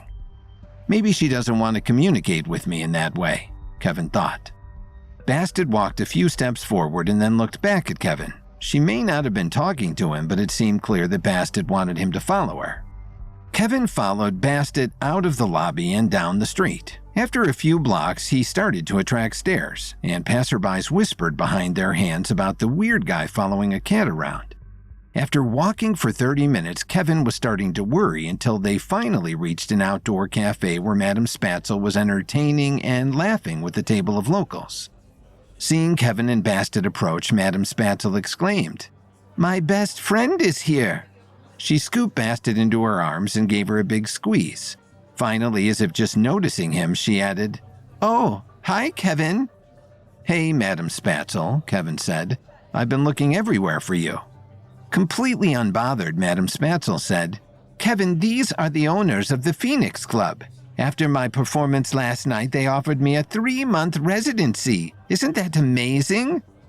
Yeah, of course," Kevin said hesitantly. "But you have a movie to shoot, remember?" "How could I forget? How silly of me!" Madame Spatzel said with a smile that indicated she had not remotely forgotten and was simply waiting for it to be brought up. "You're an actress too? Damn!" one of the owners chimed in. "I go where my art leads me. You know how it is," Madame Spatzel said casually. She bid farewell to her new friends who were now even more awestruck than they were previously. When they arrived back at the hotel, Madame Spatzel went to her suite for hair and makeup. The full process would take hours, which was fine since Kevin wanted to go to the pyramid after sundown anyway. Bahidi El-Sharif, their Ministry of Culture liaison, had arranged for their permission to enter the pyramid, but they didn't need tourists snapping pictures of Madame Spatzel entering one of the Great Pyramids dressed as a pharaoh. When Madame Spatzel emerged, Kevin lost his breath. This was her first time in full makeup and wardrobe, and Kevin had never been more excited to see her perform as Cleopatra. She truly had a regal, otherworldly quality to her, and Madame Spatzel seemed to agree. "Take me to my pyramid," she commanded. Kevin, Madame Spatzel, Darius Bahidi, and their director Ashton Garner all piled into an SUV and departed for the pyramid. When they arrived, the prospect of entering a dark cavern swarming with scarabs seemed to set in for Madame Spatzel. The confidence her wardrobe had given her quickly deflated as fear arose in her heart. As Kevin held her hand and they walked toward the entrance to the pyramid, he could feel her shaking. "I don't know if I can do this, Kevin," she confessed. Kevin really felt for her. Madame Spatzel wasn't one to back down from a challenge or an adventure, so her terror had to be truly crippling. "Here, take this," Kevin said, handing her the fearlessness pill. After a moment, a calm seemed to wash over Madame Spatzel. "How do you feel?" Kevin asked. "Fearless," Madame Spatzel replied, "like Taylor Swift in 2008. That was all that Kevin needed to hear. The pill worked. Ashton approached and got to directing Madame Spatzel for her role as the Pharaoh Nefertari. "Now remember, this is your domain," Ashton said, hyping her up like she was about to enter a boxing ring. "You're a badass warrior queen, Lara Croft. Get in there and let those scarabs know who's boss. Maybe stomp on a few to set the tone." Yikes, Kevin thought. He didn't want to undermine his director right in front of him, but Madame Spatzel was going to get eaten alive, literally, if she took his direction. Kevin pulled her aside and, dropping his voice, said, "You are entering as their pharaoh. They already worship you. The quickest way to let them know you're an imposter is to treat them like your enemy. They just need to know that you feel safe and at rest, and they can be relieved of their duty." Madame Spatzel nodded. Kevin's advice made a lot more sense, and Madame Spatzel now felt like she understood her character. She centered herself in front of the entrance, took a deep breath, and stepped inside. In order for Kevin's team to begin filming Cleopatra and the Great Pyramids, they needed to clear out an infestation of poisonous scarabs that were protecting their Pharaoh Nefertari. Madame Spatzel was the spitting image of the pharaoh, so Kevin came up with a plan for her to impersonate Nefertari and tell the scarabs their duty was complete. Madame Spatzel was afraid of insects, so Kevin created a fearlessness pill in order to quell her fear. The pill worked, and Madame Spatzel entered the pyramid. Madame Spatzel stepped into the dark cavern and slowly moved forward. A few yards into the tunnel, the scarabs began to swarm. This would have sent most people running and screaming from the ancient structure, but thanks to Kevin's fearlessness pill, which Madame Spatzel had taken just a few moments before, and thanks to Kevin's direction to treat the scarabs as her protectors, Madame Spatzel stood strong and calm. With the aid of Madame Spatzel's full wardrobe and styling for her Cleopatra role, the scarabs recognized her as their Pharaoh Nefertari, whom they were sworn to protect. They fell away from her, forming a reverent perimeter. If it was possible for scarabs to bow, it would have seemed that it was what they were doing, as they expressed their adoration for their beloved leader. The same otherworldly voice that Kevin had heard when he rescued Lance now echoed in Madame Spatzel's head. O great Nefertari, we have kept our oath to you. Intruders have tried to encroach, but we have maintained your protection and will continue to do so. My children, Madame Spatzel responded, her voice commanding yet maternal. You have served me well. I am at peace now. Your duty is fulfilled. You may rest. There was a shiver among the scarabs. Our great leader, they responded. We cannot abandon you. Your enemies are persistent and cunning. You are loyal servants, Madame Spatzel responded. You have earned your eternal salvation. I release you from your earthly bounds. We may rejoin in the afterlife. This seemed to appease the scarabs. They would continue to serve their queen, but in another realm and time. Slowly, each beetle evaporated into sparks of light. There was a good reason the scarabs had been resistant to the fumigation efforts. Their thousands of years of service had been the result of ancient magic. Madame Spatzel, who had fully committed to the impossibility of her role, couldn't help but feel the genuine awe with the sight inspired. Finally, the last of the scarabs evaporated, leaving Madame Spatzel alone in the quiet catacombs. Madame Spatzel emerged from the pyramid. Reluctant to leave behind her new character, she maintained her regal posture and intonation as she said, "The deed is done." There was a ripple of excitement among the exclusive group who had borne witness to the experiment. The state-sponsored archaeologists on site eagerly looked to Bahiti for permission. Though they looked ready to sprint through the tunnels, they contained themselves as Bahiti led the expedition into the pyramid with calm restraint. Kevin and Darius looked at each other and, in an unspoken agreement, rushed in after them. Behind them, Madame Spatzel declared, "I know you don't think I'm staying behind after I did all the work." She marched into the pyramid after the team. Now, with the benefit of flashlights and with an absence of scarabs, Kevin could truly appreciate the experience of exploring one of the great wonders of the world. The achievement of the winding tunnels beneath the solid limestone was awe-inspiring. And even taking in the sheer size of the pyramid from the outside couldn't prepare Kevin for the massive maze they were currently navigating. Kevin and his team followed the archaeologists to Nefertari's tomb, which had been opened but not yet explored, thanks to the swarms of scarabs. When they finally entered the chamber, they made a shocking discovery. The scarabs hadn't just been protecting Nefertari's body, but they had also protected a trove of previously unseen riches and priceless artifacts. Piles of gold and jewels sparkled in the beam of the flashlights. Hieroglyphics containing ancient wisdom glistened on the walls. Even for the archaeologists who made these discoveries for a living, this was a breathtaking unveiling. As they finally snapped out of their dazed awe, everyone began examining the objects around the room. Kevin and Darius were instantly drawn to a golden staff in the shape of a serpent, its eyes brought to life by impossibly large emeralds. Kevin and Darius slowly approached the staff, transfixed by its powerful aura, and took turns gingerly holding it. The staff was engraved with hieroglyphics. Unlike the symbols used in the Eminence screening, these were classical glyphs, and Darius was able to translate them. "Seek the midnight sun and behold the treasure of Marinhor," Darius read quietly. Kevin's eyes widened. In this tomb of a queen pharaoh, there happened to be directions pointing to the very pharaoh Sekhmet had also told them to seek. "The queen pharaohs of ancient Egypt seem to be conspiring to lead us to Marinhor," Kevin observed to Darius. He must be more important than we could possibly imagine. Darius continued to examine the staff, which, in addition to its most prominent statement, was carved with an elaborate array of hieroglyphics, spiraling up and down the length of the shaft. "These glyphs are so detailed," Darius observed. "They may provide more specific instructions or clues, but some are so small I'd need a magnifying glass to read them." Approaching Bahiti, Kevin knew he was making one of the biggest requests of his life as he pleaded. "I know something like this staff is considered priceless, but please, let me purchase it. I will write as many zeros after a number on a check as you ask." "That is admittedly the closest to an appropriate offer that you could make," Bahiti replied. "But as you acknowledged, this is a priceless relic of our history.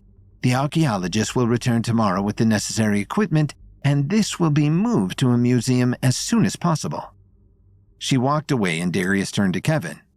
"We'll be able to examine it further from an exhibit. It's not ideal, but at least we'll have the opportunity." "And we're at least walking out of here with one good piece of news," Kevin realized. "We'll finally be able to begin shooting Cleopatra tomorrow." In the corner of the chamber, Bahiti approached Madame Spatzel. "Egypt owes you a great debt for returning one of our most prized landmarks to us. I will speak to my superiors, but I believe the Order of the Nile is appropriate compensation. It's our highest civilian honor." As much as Madame Spatzel loved awards and recognition, she was currently distracted by a bottle of wine. "Can I take this?" she asked Bahiti, holding it up. "Honestly," Bahiti replied, "as long as we keep the bottle and a sample of the wine for testing, we really don't have a use for the full volume. Not that I'd suggest drinking 5,000-year-old wine." "Your suggestion has been noted," Madame Spatzel replied, producing a flask from her pharaoh robes and pouring in 2/3 of the bottle. The archaeologists finished cataloging the many artifacts discovered in the chamber. Kevin and Darius didn't really need to stay, but they couldn't resist seeing through this once-in-a-lifetime opportunity. Once they finished their work, the group departed the tomb. The buzz of excitement continued as they wove their way through the tunnels toward the exit.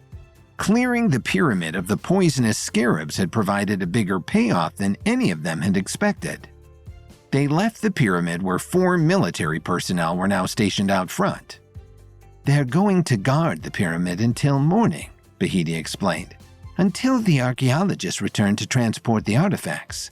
Once the chamber has been emptied to their satisfaction, you'll be cleared to begin production." "Thank you, Bahiti," Kevin replied, shaking her hand. "You've been an excellent partner to us." "The pleasure was mine," Bahiti replied. "You've been incredibly respectful to our culture, and it will be a thrill to see our country brought to life cinematically." Madame Spatzel stumbled out of the pyramid, holding up her flask like a trophy. "Kevin, you gotta try this," she slurred. "I can speak hieroglyphics now." "Let's get you home, Madame Spatzel," Kevin replied. "You've got a big day tomorrow." They returned to the hotel where the cast and crew rejoiced at the news that they were finally cleared to begin production. Everyone turned in for the night with the same buzzy excitement as if they were kids on Christmas Eve. The next morning, Kevin, Darius, and the department heads were the first to leave for the pyramid. When they arrived, they saw a mass of government officials at the entrance. It was a somewhat predictable sight, yet something seemed amiss. Kevin walked toward the group and was stunned to see the 4 military guards lying dead on the ground. Bahiti rushed toward Kevin, unable to maintain her usual composure. "I'm sorry, Kevin," she said in a rushed tone, "but we once again must close the pyramid." "What happened?" Kevin asked, the movie production now far from his mind in the face of the dead soldiers. "A band of raiders came in the night," Bahiti said, her voice shaking. "They ambushed the guards and stormed the pyramid. They looted Nefertari's chamber, the artifacts, the treasure. Everything is gone." With Madame Spatzel's fear of insects cured thanks to Kevin's fearlessness pill, she entered the pyramid impersonating the pharaoh Nefertari. She communicated with the scarabs who had been guarding the tomb and told them that they were released from their duty. The scarabs evaporated, as they were the work of magic, and the archaeologists, Kevin and Darius, were able to enter the pyramid. In Nefertari's chamber, they found a trove of treasures, including a golden staff that contained instructions for finding Marinhor's treasure. Bahiti insisted the staff needed to go to a museum and Kevin and Darius could observe it there. By the next morning, Kevin discovered that the tomb had been raided overnight and all the artifacts had been stolen. Bahiti's revelation was stunning, with an array of consequences. Kevin's production was now once again delayed, but more importantly, 4 soldiers were dead, and priceless artifacts had been stolen, including the staff with directions to Marinhor's treasure. "Do you know who the raiders were?" Kevin asked. "It could be any of a number of groups," Bahiti confessed. "Looting is such a huge problem at our archaeological sites, it's hard to even keep track of every active operation." "I'm sorry you have to deal with this, Bahiti," Kevin said earnestly. "I'll let you get back to work." Kevin walked over to his production team to fill them in. "We don't have a timeline for when we'll be able to enter the pyramid again," he explained, "but we can at least get a jump start on shooting exteriors. I trust that I can leave that in your hands. I'm going to see what I can do to fix the larger issue." The department heads nodded and got to work setting up for their exterior shots. Darius pulled Kevin aside. "I've negotiated with raiders before," he admitted. "Most go for smaller sites that lack proper security. There's only one faction I know of that's brazen enough to rob such a high-profile, heavily guarded site, especially taking out military personnel in the process." "Who are they? Do you know where we can find them?" Kevin asked. "The Golden Cobras," Darius replied.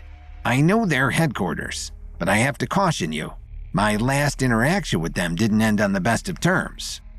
"Then we'll bring some backup," Kevin replied, "and you'll show up as someone other than their adversary." Before leaving the site, Kevin and Darius visited Michelle Danvers, the head of hair and makeup, to get some facial prosthetics for Darius. As she applied the silicone pieces, she asked, "Does Darius have a role in the movie now?" "No," Kevin replied. "We just need—" "Nope," wardrobe designer Deborah Losi interjected. "Trust me, Michelle. I've been around Kevin long enough to tell you that the less you know, the better." "Fair enough," Kevin acknowledged. Once Darius was properly in disguise, they returned to the hotel where Kevin asked Jericho to accompany them on the mission. Jericho jumped at the chance. "It's been a while since I got to punch someone," he said eagerly. "Hopefully it won't come to that," Kevin replied. Though having seen what the Cobras did to the military guards, Kevin suspected that might be wishful thinking. Darius led Kevin and Jericho to what looked like an average-looking shawarma restaurant in a somewhat seedy neighborhood. Approaching the man behind the counter, Darius said, "I'd like the number 4 special." The man glanced around to make sure no one else was paying attention before motioning for the trio to follow him. He led them down a narrow hallway past the bathrooms until they reached a door marked "Employees Only." The man tapped a code into a keypad that stood out as being far more sophisticated than anything else in the shop. The door opened to a dark stairway, and they followed him downward. At the bottom of the stairs was a small room where a large man sat guarding another door. The man from behind the counter returned up the stairs without a word. "State your business," the guard demanded.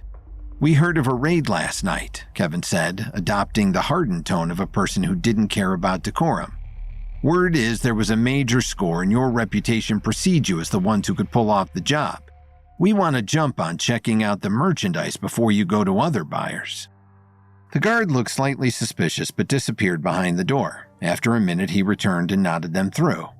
They entered a large back room where an array of men made phone calls, counted money, and sat at tables examining what were clearly priceless, stolen artifacts.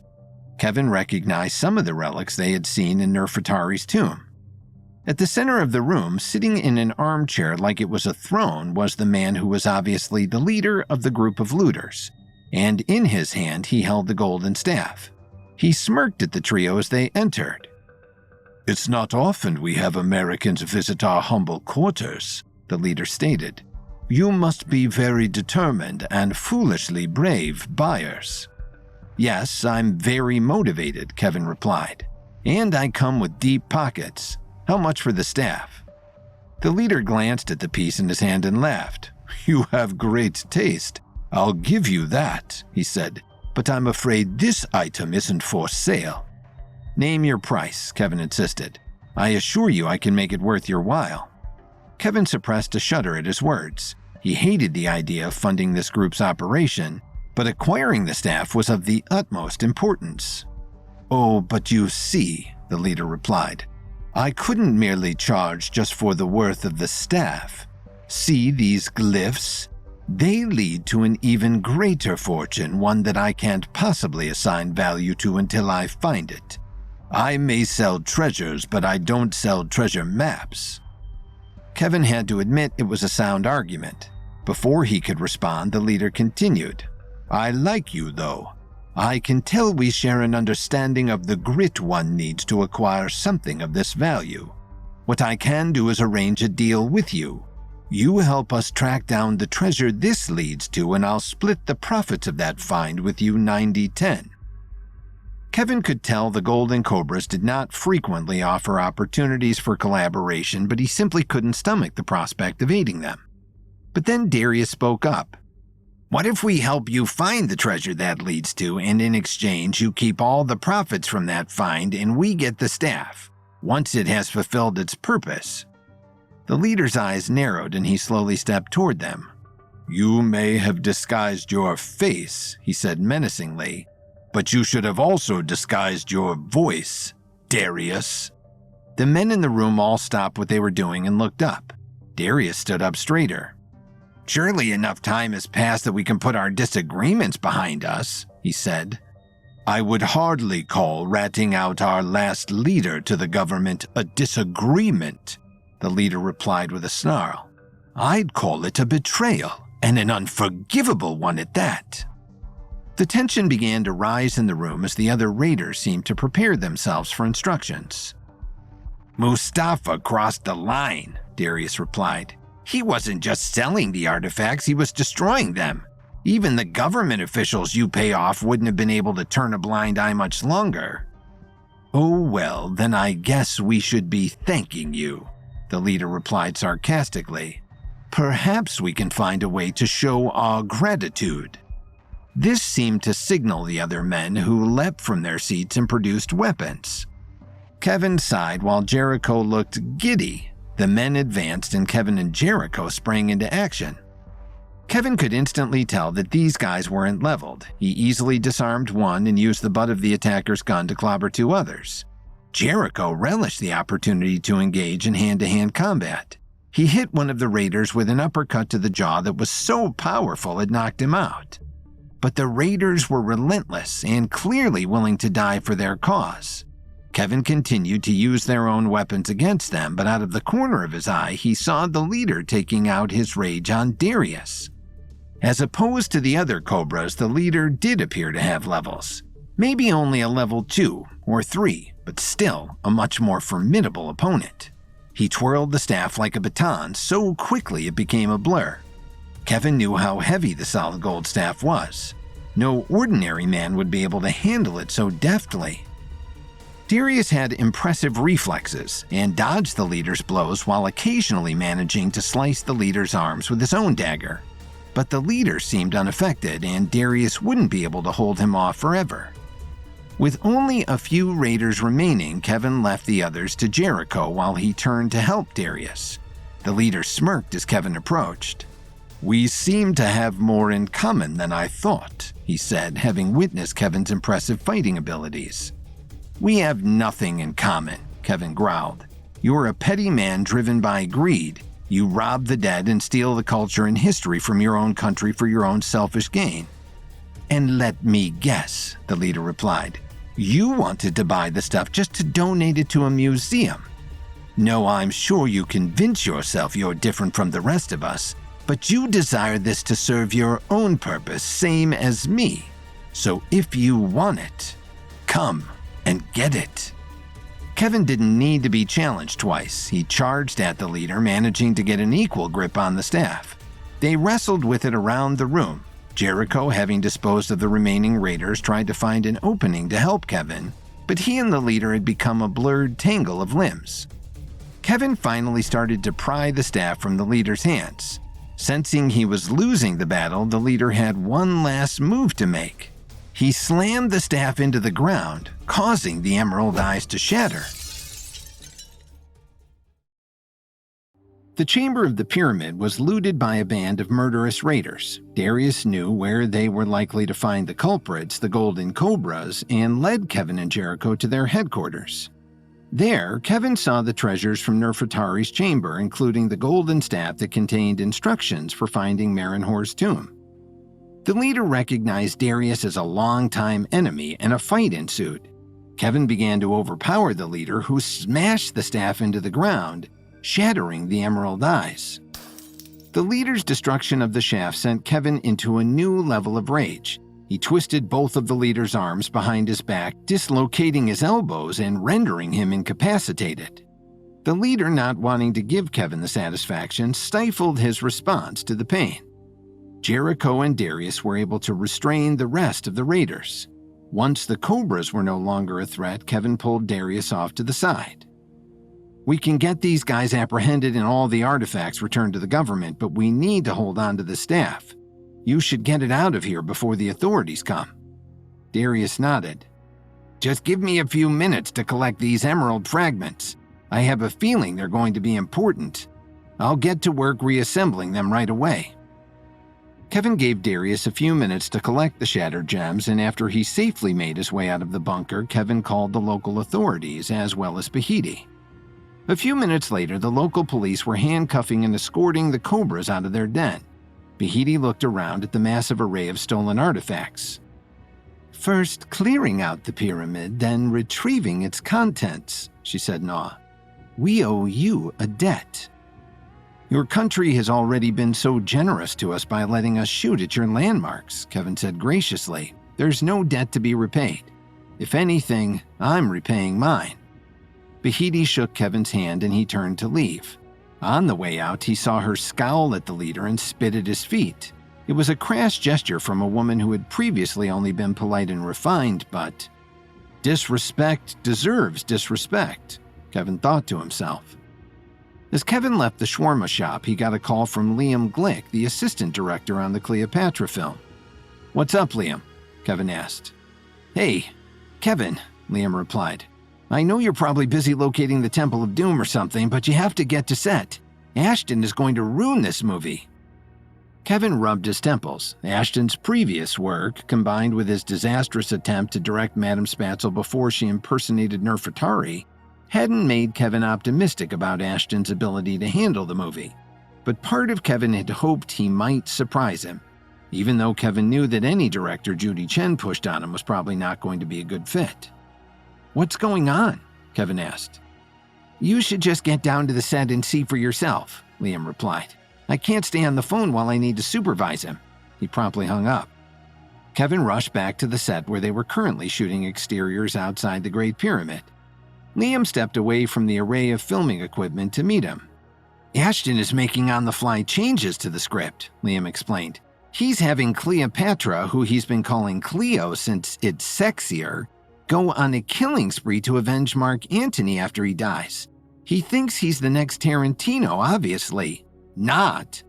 Kevin swore internally. "He's not just changing the script, he's trying to change history," Kevin replied. "Bahiti sure isn't going to be happy about this." In addition to being the go-between for the production and the government, Bahiti was assigned to them to also ensure that the agreement to adhere to historical accuracy was upheld. They had been pre-approved to include Mabel St. John's character, but anything more was going to push too far. "No one's happy," Liam exclaimed. "Except Madame Spatzel, she just keeps pitching new demented ways she can murder Roman soldiers." While Ashton was on set between takes, Kevin went to watch one of the previous takes on a monitor. He saw Madame Spatzel, precariously balanced on the sloped wall of the pyramid, yell, "This is Egypt!" and kick an advancing Roman off the side of the structure like in the movie 300. Good Lord, Kevin thought. He walked onto the set where Ashton and Madame Spatzel were excitedly conversing. And then, Ashton said in the middle of telling Madame Spatzel his next great idea, you can rip his heart straight out of his chest. That would be so visually amazing. And then I can eat it and it gives me more strength, Madame Spatzel added. You are so twisted. I love it, Ashton replied. Having just one person validate his vision was enough to make him ignore the disgusted and embarrassed looks of everyone else on set. Hey, Ashton, Kevin interjected. Can we talk for a bit? Yeah, bro, Ashton replied. Kevin led Ashton beyond the line of cameras and equipment, and Ashton immediately went to work touting his new take. I'm so glad you have a chance to see what we're doing here, Kevin, Ashton said, clearly leaning into his feeling of self-importance. The script we had was good, but the way the film is organically evolving is going to totally throw out everyone's expectations. People won't be able to stop talking about this movie. I really think this could be my Pulp Fiction. He's right that people won't be able to stop talking about it, Kevin thought. Look, Ashton, Kevin began, making an effort to suppress his annoyance at Ashton's attitude. I appreciate how excited you are about the project, and I respect your role as director, but you need to respect the efforts of everyone else on the set. This movie isn't your Pulp Fiction. It isn't your anything. This film belongs to everyone here, and you need to remember that. Ashton's ego was clearly bruised by this rejection. Puffing his chest and speaking with a bravado that to Kevin was clearly paper-thin, Ashton replied, With all due respect, Kevin, this is your first feature film, right? It's my third. And maybe you didn't know this, but Dances with Robots was sold for a 3-week exclusive window to Cinemax's free streaming platform, Telemax. So I know what I'm doing.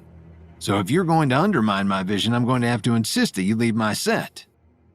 Despite Ashton's attempt to sound tough, his voice quivered during his final threat. For the second time that day, Kevin wasn't feeling particularly tolerant of the blatant disrespect. Maybe you forgot who's signing your checks, Kevin said calmly yet authoritatively. But you're a visitor on my set. Don't forget you were a last-minute replacement for a director much more qualified than you are.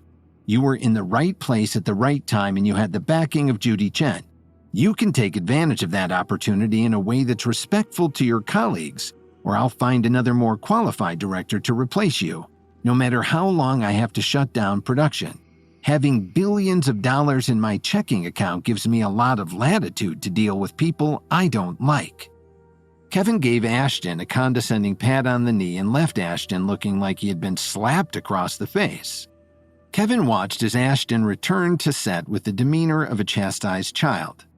So, he stammered, let's resume scene 40, the original version without the rewrites. Madame Spatzel pouted, but the rest of the cast and crew seemed to sigh with relief. Liam silently mouthed, "Thank you," to Kevin. Kevin watched as the scene progressed smoothly. Ashton directed it competently, though he clearly lacked the talent to bring a special touch to the scene without going off the deep end. Luckily, he was surrounded by an elite cast and crew. Even though Madame Spatzel was the only one excited about Ashton's macabre reimagining, she shined in the more grounded version. When Ashton called cut, Liam announced, "That's a wrap on the day." Kevin allowed himself a smile. The movie was finally coming together. Kevin looked at Ashton and saw him quickly avert his eyes. As much as his comeuppance was deserved, Kevin didn't want his director to lose confidence for the rest of the shoot. He walked toward the wall of cameras and equipment and said, "Hey, Ashton, great job on making that adjustment. Those last few takes were stellar." Ashton nodded his appreciation, and Kevin allowed himself to feel optimistic that he wouldn't have to rein in Ashton's artistic vision for the rest of the shoot. The sun was setting, and the crew packed up for the night, relieved to be done with what had been a stressful day for all of them. Levi Stradling, their old but legendary cinematographer, chatted with Kevin while packing up his cameras. "I'll admit, I was nervous for a minute when that kid started turning this into a graphic novel," he said, talking quietly. "But when we shoot the scenes as intended, it feels like I'm back in the 1970s again, in the best way. True classic cinema." "That means a lot coming from you," Kevin said. "I think." But Kevin was interrupted as a falcon suddenly swooped in and snatched the camera lens Levi had just been holding. Kevin squinted, following the bird with his eyes as it flew off toward the setting sun, until it landed on the shoulder of a man with a jagged scar across his cheek who was standing triumphantly atop the pyramid. Kevin apprehended the raiders who looted Nefertari's tomb, allowing the stolen artifacts to be returned to the government. But he secretly kept the staff with direction to Marinhor's tomb, however. Kevin returned to the Cleopatra set, and after correcting Ashton's violent reimagining of the story, the shoot finally began to go smoothly. However, as cinematographer Levi Stradling was packing up his camera, a falcon swooped in and stole the lens, bringing it back to a man who was standing on top of the pyramid. Kevin took in the surreal sight of the man standing on top of the pyramid with a falcon on his shoulder. How did he even get up there? Kevin wondered. The man smirked as he pocketed the stolen lens and disappeared behind the peak of the pyramid. The military personnel on the ground yelled and gave chase to the trespasser, but with his level 7 speed, Kevin outpaced all of them. Even still, by the time he made it around to the other side of the pyramid, the man had disappeared into the crowd of tourists. Frustrated, Kevin returned to the film set on the other side of the pyramid where Levi still stood flabbergasted. "I know film shoots never go quite as planned," he said, "but I've never seen one production have this amount of bad luck." He wasn't wrong about the setbacks. The film had had its sound stages burned down, their director kidnapped their pyramid set infested with poisonous scarabs, and then robbed, and now one of their lenses stolen by a pickpocketing falcon. Where Kevin's assessment differed from Levi's, however, was that he didn't believe it was all a matter of luck. He knew firsthand that the soundstage fire and Margot's kidnapping were the work of his enemies, and he felt confident that their camera lens wasn't randomly targeted. "Do you have a backup lens?" Kevin asked hopefully. "Unfortunately, no," Levi replied. "The lens was specially developed by Eminence to fit with the camera that was also developed by the studio. They'd have to ship us another one." Kevin sighed. This meant the shoot would face yet another delay, and he would have to call one of his least favorite people, interim Eminence Studios president Judy Chen. He braced himself, then dialed his cell. "This better be important, Kevin," Judy greeted him curtly. Kevin grimaced. "Well, it's an honor to be on the phone with such an esteemed executive, Judy.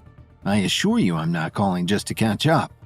One of our lenses was stolen. We need a new one flown out ASAP."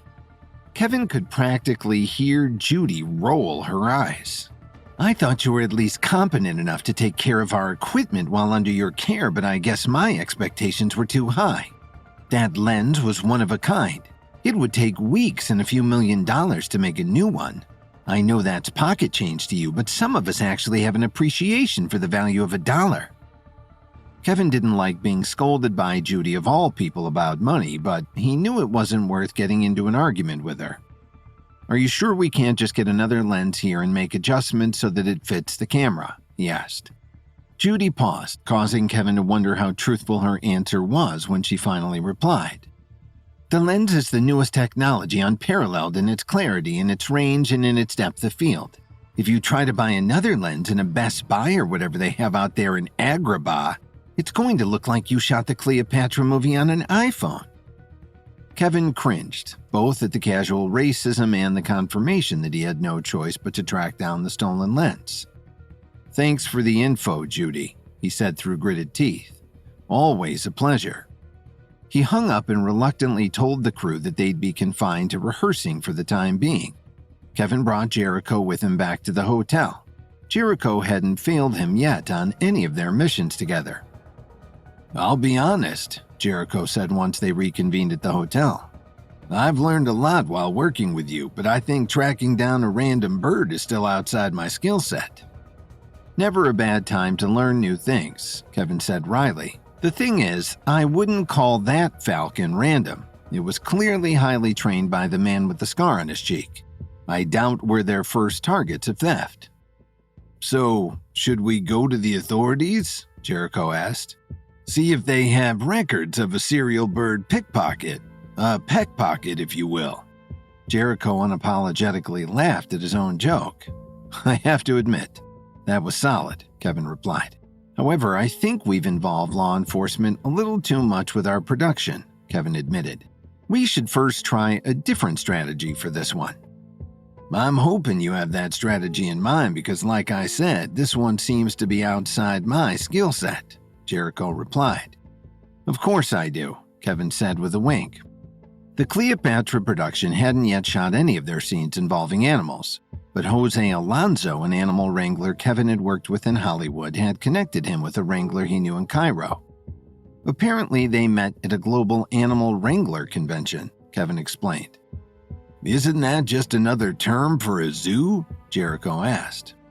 Kevin hadn't really thought about the logistics of an animal wrangler convention, and he didn't have time to worry about it now.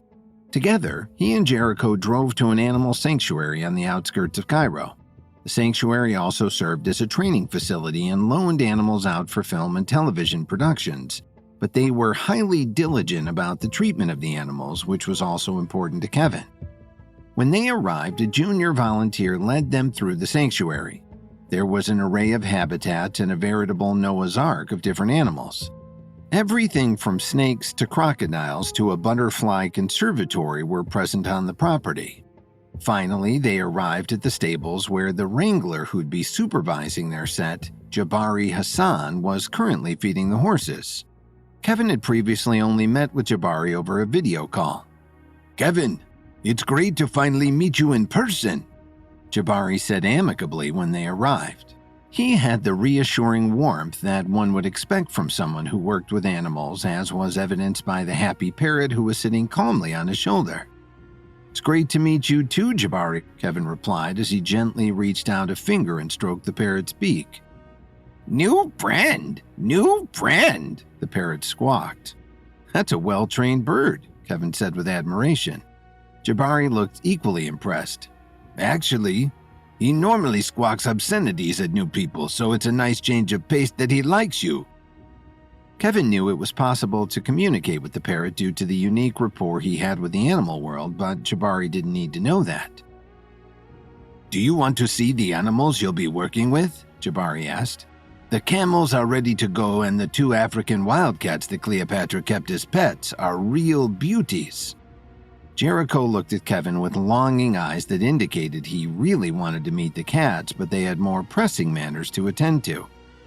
I'm really excited to see them in action on set, Kevin said earnestly, but we actually wanted to talk to you about something else. One of our camera lenses was stolen by a highly trained falcon who was working for a man with a jagged scar on his cheek. Any chance that rings a bell for you? Jabari sighed. Unfortunately, yes, he replied. The man you're referring to is Hameda. He used to volunteer here at the sanctuary. We found out too late that he was here not with a charitable heart, but with the intent of taking one of our highly trained animals for this exact purpose. One day he took Mantu, the falcon, and we never saw either of them again, though we did begin to hear stories of a falcon pickpocketing tourists. Pickpocketing, Jericho interjected with a cheesy smile. Kevin ignored Jericho and asked, Do you have any idea where we could find Hameda? We never had an address for him, Jabari replied. As far as I could tell, he lived out of his red van. It wasn't great news. Finding a van in a city as large as Cairo would be like searching for a needle in a haystack. Noting the concern on Kevin's face, Jabari added, I know it's not a lot to go on, but I have other falcons here that are just as highly trained. I can send one as an aerial scout. Kevin couldn't help but be impressed. That's really remarkable, he replied. How can you get a falcon to follow such specific instructions? The truth is, Jabari replied, I can communicate with animals. Kevin's jaw dropped. Out loud, he replied, I thought I was the only one. Kevin went to visit the production's animal wrangler, Jabari Hassan, to ask if he had any information about a trained falcon and the man with the scar on his cheek. Jabari knew the man who had once worked at a sanctuary before stealing Mantu the falcon. Unfortunately, the only way to track down the man, Hameda, would be to find the red van he lived out of. Jabari said he could send out another falcon as an aerial scout, explaining that he was able to communicate with animals. Kevin confessed that he thought he was the only one with that ability. Jabari smiled at Kevin's revelation. "I knew there had to be a reason that Percy took to you so quickly," he said with a laugh, gesturing at his parrot. "How did you develop that ability, if you don't mind me asking?" Kevin queried. "Yes, I would be interested in hearing as well," Jericho chimed in, clearly taking mental notes. "I studied at a tiger monastery in Bhutan," Jabari began. "I became a monk there, and we specifically developed our minds and hearts to communicate with animals. Animals come with a range of intelligence and chattiness, and tigers make for a strong foundation to adapt our skill set. They're powerful and typically wary of humans, but with patience, we can form strong bonds with them." Jericho in particular was hanging on his every word. "It begins as more of an intuitive connection," Jabari continued. "We can sense what they're feeling and what they want to convey in a more abstract way. Over time, the telepathy becomes more tangible and is an actual conversation, an exchange of language." "That's my experience too," Kevin replied. He now had conversations with a range of animals. The less evolved animals had proven to be more difficult, but even when unable or unwilling to have a conversation, Kevin had been able to intuit their emotions and needs. "The lead monk had achieved true mastery," Jabari continued. "He could enter animals' minds and control them. He could intertwine his soul with theirs." This was a shocking revelation to Kevin. Is that something I could achieve? He wondered to himself. And if the lead monk had achieved such mastery, it could be that he had also visited the upper realm. Kevin considered whether this monk could be worth the visit if he had insight into how Kevin could restore the upper realm. He put the thought in his back pocket as Jabari continued his story. "I never got the chance to reach such skill," he lamented. "My mother got sick, and while spiritually enriching, becoming a monk isn't a financially lucrative endeavor. So I came here. I continue to work on my skills with a variety of animals, but I've found that there are limitations to what you can achieve without studying under the guidance of an animal communicator as the monk was." Kevin never expected that visiting Jabari would yield such a wealth of information. There were massive implications for the potential for Kevin to advance his own animal communication skills. It was a lot to process, but for now there was a more urgent matter at hand. Jabari seemed to read Kevin's mind. "Is that also a possible extension of animal communication?" Kevin wondered and said, "But I've bored you with my backstory long enough." Kevin shook his head. He was not remotely bored. But Jabari continued, "I'll send out one of my falcons to search for Hameda's van. I should warn you, though, Hameda also is able to communicate with animals. He's trained Mantu with expert precision." "Am I the only one who can't talk to animals?" Jericho exclaimed. "It's helpful to know that Hameda has such skills," Kevin confessed. "But with all three of us working together, I believe we can overpower him." Jabari retrieved one of his falcons, and Kevin watched as he had a silent conversation with it. Jabari then released the falcon, who took off toward the city. "It may take him a while," Jabari acknowledged. "Lunch?" They ordered falafel for takeout and ate at a picnic table in the sanctuary. Afterward, Jericho walked over to a camel and stared at it intently, clearly trying to communicate with it. Percy the parrot squawked and said, "Never gonna happen." A few hours later, the falcon returned and landed on a perch near Jabari. They had another silent communication, and then the falcon again took flight, circling ahead. "He found it," Jabari shared. "Let's follow him." They drove back toward the city with the falcon leading them. Their surroundings became increasingly denser and more populated. They wove through urban streets toward the historic center of the city.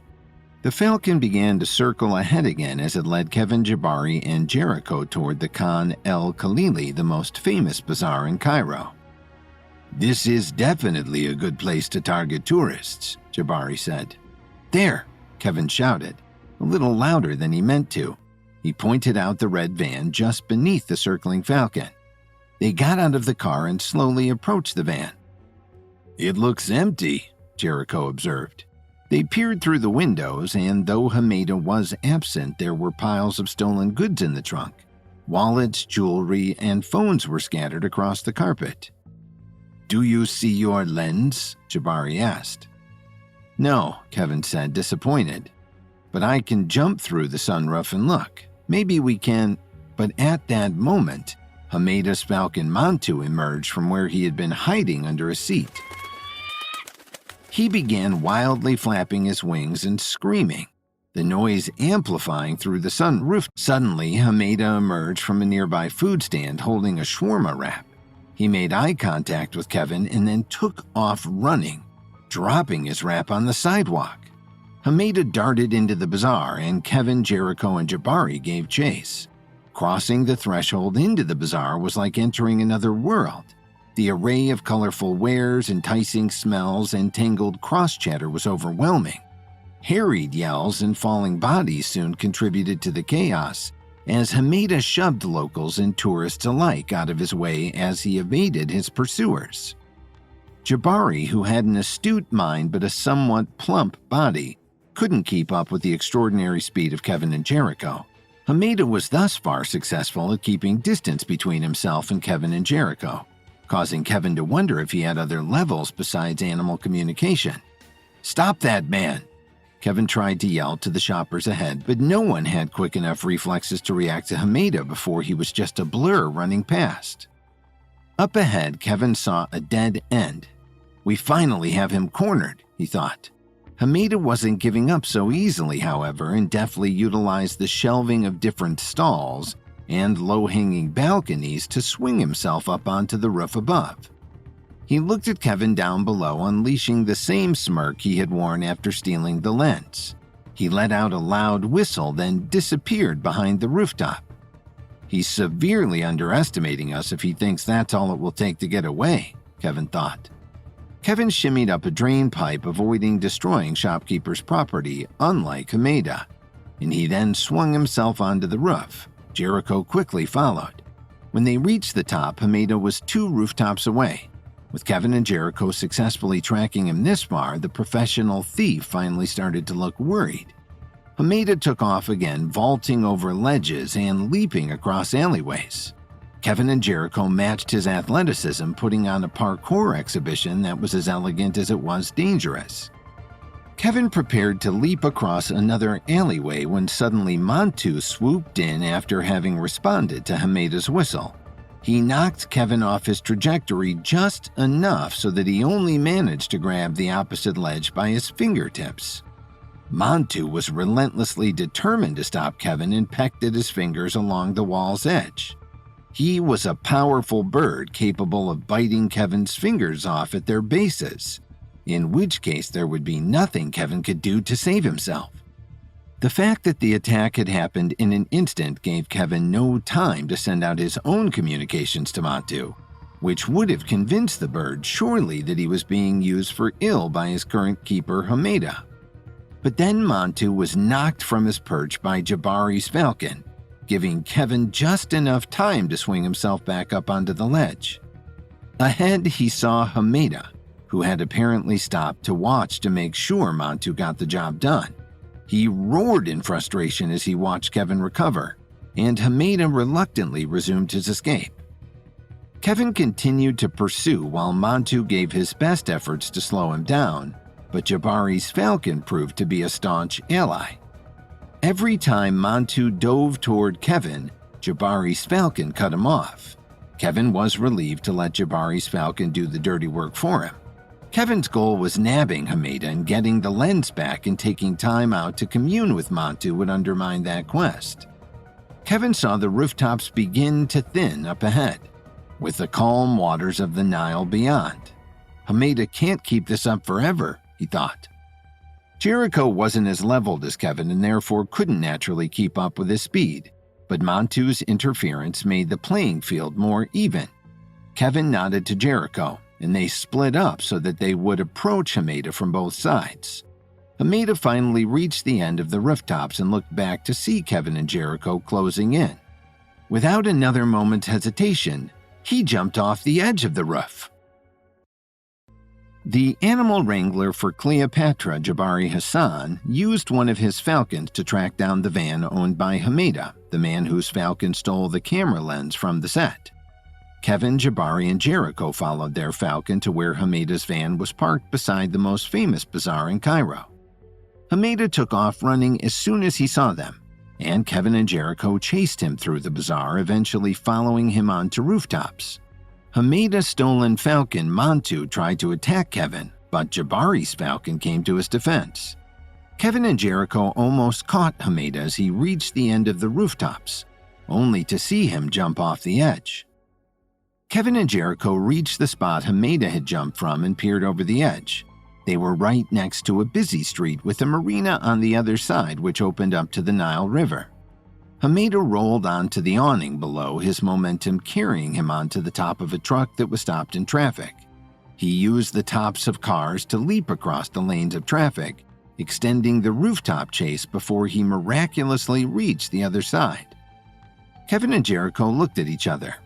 They didn't come this far just to give up now. They leapt off the roof themselves, an easy feat for leveled warriors, and rolled onto the awning below and then bounced off the same truck Hameda had used. But then the traffic started to move. Timing their steps perfectly, Kevin and Jericho jumped onto pickup flatbeds and held onto a bike rack affixed to the roof of an SUV. With just one lane left to go, they leapt onto the street, rolling onto the sidewalk just before two motorcycles sped past. Jericho was finally starting to feel his levels were waning, so Kevin knew he'd have to finish this job alone. He dusted himself off and spotted Hameda, who was looking increasingly exasperated that he hadn't lost his two pursuers. Hameda sprinted onto the docks of the marina, a massive maze of yachts, fishing boats, and sailboats. Montu continued to swoop in to try to intercept Kevin. Kevin swatted at him as he ran, but the bird was definitely impacting Kevin's ability to keep his eye on Hameda. But Kevin knew he couldn't take the time to halt his chase to commune with Montu. He'd just have to endure a few pecks and scrapes on his arm and take a recovery pill later. The marina was crowded on this warm, sunny day, and between the jostling crowd and Montu flapping his wings in Kevin's face, Hameda was able to disappear into the chaos. Kevin rushed through the crowd, looking left and right. Finally, he spotted Hameda at the end of a pier sitting on a jet ski. If Kevin didn't do something drastic, he would lose him for good. The next time Montu made a dive for him, Kevin grabbed a net from a nearby fishing boat and flung it over him.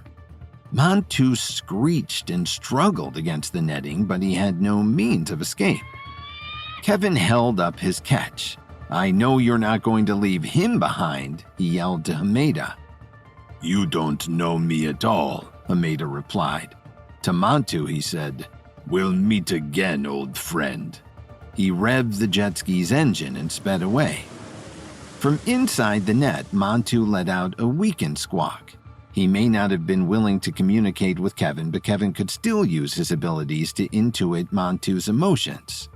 He couldn't help but feel bad for the bird, who unmistakably felt abandoned by his supposed best friend, who was in fact nothing more than a thief who was using the falcon for his ill-gotten gain. Kevin walked back to the beginning of the marina, where Jericho and Jabari had reconvened. Jabari's falcon sat on his shoulder and Jabari held an ice cream cone that he shared with his bird. "Once it was clear I wasn't going to keep up, I decided to get a treat," Jabari explained.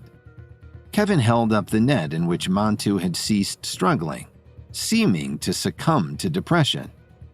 "I still have to figure out how we're going to find Hameda now," Kevin said. "But in the meantime, do you think Montu can return home to the sanctuary?" "No, can't do," Jabari replied emphatically. Hameda has a spiritual connection with Mantu beyond even what I've established with Percy. They're telepathically connected, like they have a GPS for each other at all times. If Hameda knows Mantu is at the sanctuary, I don't know how far he'll go to get revenge. I can't put the other animals at risk. Kevin sympathized with Jabari's reasoning. I understand, he replied. The other animals have to be the top priority. It was rare for Kevin to be caught in a dilemma involving an animal, but he knew that Hameda's relationship with Mantu was like brainwashing. Mantu was now so indebted to Hameda that even letting Mantu go so that Kevin might be able to follow him to Hameda would be a fool's errand. The Falcon would surely try to run defense for Hameda and fly above the clouds and through sewers to mislead Kevin. And then he'd most likely lure Kevin into some sort of trap. It wasn't worth wasting time and perhaps endangering Jericho and Jabari with a plan that would be filled with problems and hurdles. I'll think of some plan, Kevin concluded. Thank you for your help, Jabari. I wish I could do more, Jabari replied earnestly. I hope you find your lens soon. I look forward to seeing you on set when you do. He turned and left for his car, leaving Kevin and Jericho with their sad netted falcon. Let's at least make Mantu more comfortable, Kevin suggested. They walked back into the bazaar and purchased a bird cage for Mantu. They had to get an awkwardly bulky cage for a bird of his size, but it was preferable to the net. After transferring Mantu to his new space, Kevin bought some roast duck from a food stand. He slipped the pieces through the wiring of the cage. A peace offering, he said to Mantu. Mantu made a show of rejecting Kevin's gift, even going so far as to kick the duck away from him. Kevin sighed but decided he was still going to try to communicate anyway. You saw how easily Hameda left you, he said telepathically. Why should you show him loyalty that he didn't show you? Help me find the lens you took. Then you're free to live whatever life you want. Mantu stubbornly turned his back on Kevin, ignoring his attempts to talk. From behind Kevin, Jericho said, Okay, so maybe I'm not the only one who can't talk to animals. This seems to be going nowhere. Mantu's loyalty is still to Hameda, even if it's misguided. Let's take him back to the hotel for now, Kevin decided. I should check on the crew while we come up with an idea. Kevin and Jericho returned to the hotel where the cast and crew were gathered in the bar. Without the ability to shoot anything, they had opted for team bonding by way of a game of Never Have I Ever. The game had quickly evolved into trying to find literally anything Madame Spatzel hadn't done. Never have I ever skinny dipped in the Bellagio fountains in Las Vegas, Milo Hardy shouted. So you've never been to Vegas? Madame Spatzel asked. Of course I have, Milo replied. Madame Spatzel looked at him with pitying disgust. Pilgrim, she said condescendingly while downing her 15th shot.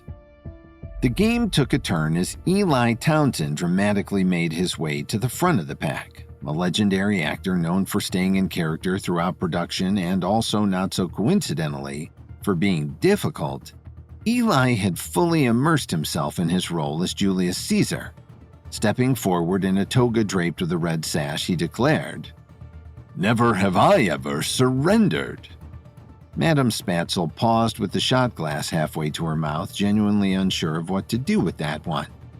As Kevin watched the fun and games from afar, Ashton pulled him aside. You gotta do something about that guy, he demanded. Eli? Is there a problem? Kevin asked. Look at him, Ashton urged. He's so annoying. There's no way this is actually necessary for his performance. It's a ploy for attention. It's distracting. And, well, annoying, he repeated. He's even demanding we have Caesar salad every day at craft services. Kevin sighed. Eli is an Oscar-winning actor. I have to trust that he knows what's necessary for him to turn out his best performance. Part of your job is talent management. You have to be willing to work with their eccentricities. Ashton pouted like a petulant child, and Kevin realized that while it was Ashton's job to manage the actors, it was Kevin's job to manage Ashton. and Kevin could tell that continuing to lose these battles might push Ashton into a full-blown temper tantrum. "I'll talk to him about the salads," Kevin conceded. "Thank you," Ashton replied, relishing this tiniest of victories. He returned to the crowd at the other side of the bar where Madame Spatzel was raising her shot glass. "Never have I ever been boring," she announced. Costume designer Deborah Losey shrugged and sipped from her glass of red wine. Kevin whispered to Jericho, who had waited with him in the back of the room. "We can't keep the Falcon here," he confided. "We'll put everyone in danger." "What do you suggest we do?" Jericho asked. "We can't wait for Hameda to find us. What are our other options?" Kevin glanced at Montu, who had spent his day caught in the net and who was now locked in a cage. Montu let out a high-pitched sigh, giving the impression of a frustrated teenager. Kevin looked back at Jericho. "We'll have to set a trap." Kevin and Jericho tracked Hameda, who had used his Falcon Montu to steal the camera lens from the Cleopatra set. Kevin captured Montu in a net, hoping that would entice Hameda to rescue the bird, but instead, Hameda took off on a jet ski. Jabari, the animal wrangler for Cleopatra, refused to take Montu with him back to the animal sanctuary, cautioning that Hameda and Montu shared a psychic connection, and that Hameda would be able to find Montu wherever he was and then take his revenge. Realizing that this meant that they also couldn't keep the Falcon at the hotel, Kevin told Jericho that they'd have to set a trap. "A trap?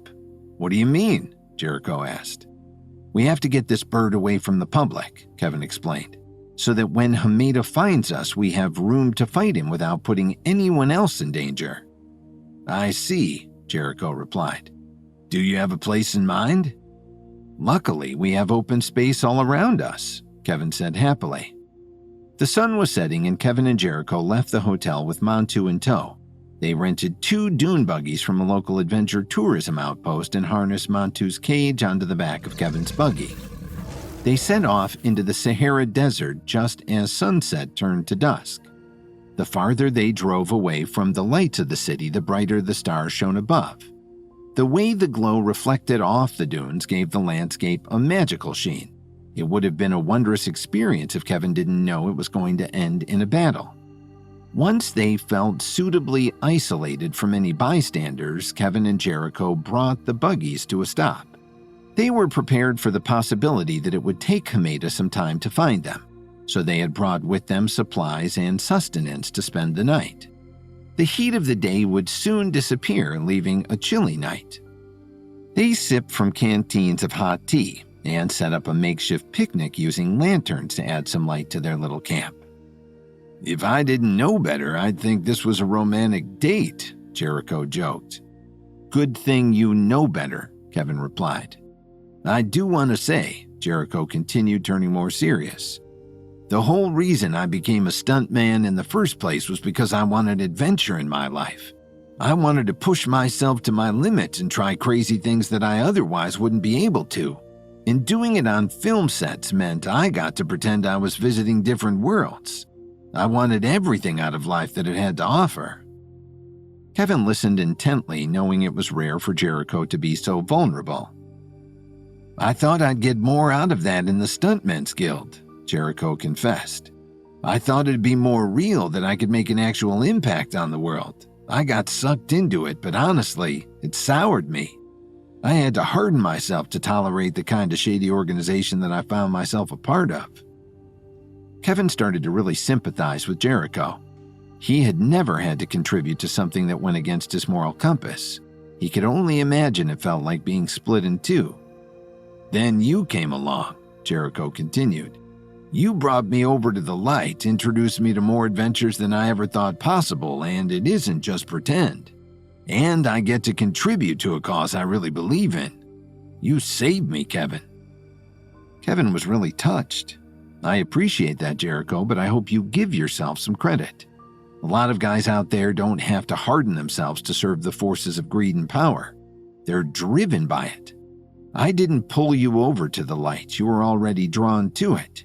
You already had a moral compass. I just had to help you find it." Jericho was clearly grateful for Kevin's praise, but he had also reached his quota of vulnerability for the night. "Are you sure this isn't romantic?" he asked, returning to his playful tone. "A night like this has me thinking of my beloved Lily, who is soon going to give birth to our twins," Kevin replied, putting Jericho at ease that the deep talk had come to an end. The truth was, Kevin was grateful to Jericho too. It wasn't easy to find people he could sincerely trust with the kind of information he dealt with, but Jericho had proven to be steadfastly loyal. Not to mention he had proven he wouldn't back down from whatever difficult mission Kevin threw at him. Kevin tried once again to appeal to Montu, putting some of the meat from their picnic basket in his cage. After spending all day on a hunger strike, Montu reluctantly ate the meat, but promptly squawked at Kevin and turned his back, making it quite clear that they still weren't friends. It's still progress, Kevin thought. He and Jericho unrolled their sleeping bags and went to sleep, preparing for whatever came next. Suddenly, they woke to Montu's desperate screams. The sun had just begun to peek over the horizon, and in the distance they saw Hameda approaching on Camelback. Kevin and Jericho scrambled out of their sleeping bags before Hameda reached them. Once he got close enough, Hameda dismounted the camel. "Hand over the falcon," he demanded. "Hand over the lens and we'll call it a fair trade," Kevin replied. Hameda narrowed his eyes.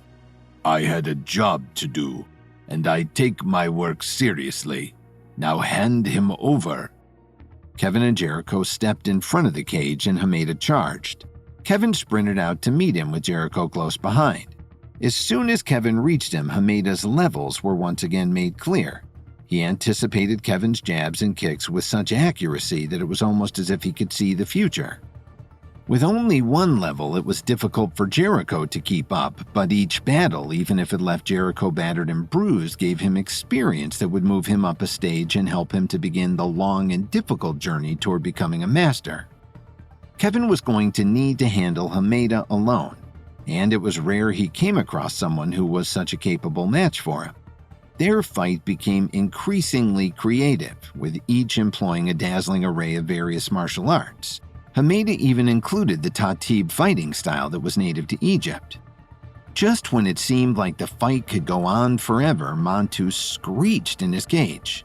It was unclear what his motive was, but the result was that Hameda was distracted just long enough for Kevin to jab him in the neck. Hameda fell to his knees, temporarily choking for air as Kevin and Jericho bound his arms behind his back. With Hameda's arms secured, Kevin knelt in front of him. "Just tell me where the lens is and I'll let you go." Hameda laughed. "That lens is probably buried under 3 feet of sand by now." "So obviously you didn't steal it to sell it," Kevin replied. "Who are you working for?" Hameda shrugged. As much as he claimed to take his work seriously, he clearly wasn't emotionally invested in the job. "Never got his real name. He called himself Winklevoss, saying he was just like the twins who had Facebook stolen from them. I knew that was a bunch of bull, though. I saw the social network." Kevin had his suspicions, but this confirmed that Atticus Davel was definitely behind the whole thing. Of course, he compared himself to the handsome Ivy Leaguers who claimed that someone else's work was rightfully theirs, Kevin thought. Atticus had never gotten over Kevin outbidding him for the rights to the Cleopatra project. Kevin always thought that Vincent Reeves of the Herbalist Society could hold a grudge, and it was true that Kevin was behind a number of Vincent's limbs being torn from his body, but not even Vincent held a grudge like a Hollywood producer. "So he told me to swipe the lens from the set and drop it somewhere in the desert where it would never be found. Montu took it out there. I couldn't find it for you if I tried," Hameda insisted. "It was nothing personal. The guy paid well, so I did the job. It happens." Kevin sat back and processed this. If Hameda really had no way of knowing where the lens was, then they were truly at a dead end. There had to be a very few places in the world that made for a better hiding place than the middle of the Sahara Desert. "I told you what I know," Hameda said. So how about you hold up your end of the bargain and let me out of these binds? Kevin looked Hameda square in the eyes. Maybe you should be more discerning about who you work for in the future. I lied about letting you go. It happens. They led Hameda to the buggies where he was buckled in behind Jericho. Now that's romantic, Kevin joked. Jericho grimaced. They rode back toward Cairo as the sun continued to rise over the dunes. They brought Hameda to a local police station and Kevin wrestled him inside while Jericho held onto Montu's cage. At the front desk, Kevin explained, "This man stole a camera lens from our film set, and he's apparently responsible for using his Falcon to commit thefts all over the city." The officer looked grateful and impressed. "We've had a lot of reports about this guy and have never been able to catch him. Thanks for bringing him in." Kevin handed Hameda over as he struggled against his restraints. Kevin liked operating within the limits of the law for once, and especially in a country that was extending many favors to him relating to the Cleopatra production. Kevin felt good about getting a bit of the criminal element out of the way of the clearly overworked law enforcement team. Then, loud enough for the whole station to hear, Hameda yelled, "I'll get you for this. Winklevoss told me all about you and what you've done, Kevin Williams. I'll tell them everything." Kevin stood frozen on the spot. He didn't know what Atticus could have told Hameda, but he knew it couldn't be good. Kevin knew they'd have to set a trap for when Hameda tracked down Montu so that no one else would get hurt during the inevitable brutal fight. Kevin and Jericho took Montu into the Sahara Desert where they waited overnight. In the morning, Hameda arrived and a fight ensued. Kevin eventually overpowered Hameda and Hameda confessed that Montu dropped the camera lens in deep sands at a far end of the desert. He had no idea where it was and he was sure it would be impossible to find the lens. Hameda also admitted he had been hired by Atticus Stavel to steal the lens. Kevin turned him over to the police where Hameda threatened to reveal everything that Atticus had told him about Kevin. The station went quiet as the police and the interested bystanders waited for Hameda to deliver on his threat to expose Kevin, this curious American who had become a welcome vigilante. "What could he have possibly told you about me?" Kevin demanded while racking his brain to think of anything Atticus might have tried to pin on him. Hameda desperately began rattling off accusations. "You hired an animal abuser to direct your movie. You endangered lives and broke traffic laws speeding grease lightning around Hollywood. A dead body was found in your room at the Beverly Hills Hotel. You killed security guards at Hearst Castle." Kevin sighed. Technically, it was all true, but as he geared up to provide context for Hameda's rant, the officer holding him interrupted. "That's all. Very interesting, but it doesn't sound like any of it is under our jurisdiction. You are free to go, Mr. Williams, and you have our thanks. Cairo will sleep better tonight."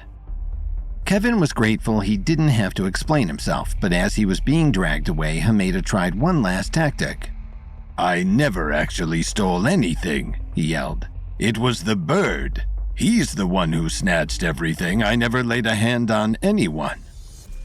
Inside his cage, Montu made his loudest scream yet and aggressively batted his wings. This was the second time Hameda had thrown him under the bus, and Kevin had to imagine that even a bird had limits to its capacity for loyalty. "Okay, well, we'll file a report with the bird police," the officer said sarcastically. "Let's go." Hameda seemed to finally give in as they dragged him to the holding cell. Kevin and Jericho left the station with Montu relieved to finally be done with Hameda. However, they still had a major issue left unsolved. They still didn't know how to find the missing camera lens. Their only hope was Montu, a bird that up until this point had thoroughly rejected Kevin's attempts to communicate. Maybe Hameda finally severed their relationship for good, Kevin thought hopefully. Kevin bought some more roast duck from a shawarma stand and sat Montu's cage on a table. Kevin once again dropped some meat into the cage. Montu slowly pecked at the meat before devouring it and encouragingly didn't turn his back to Kevin once he was done. He now looked at Kevin with curious eyes.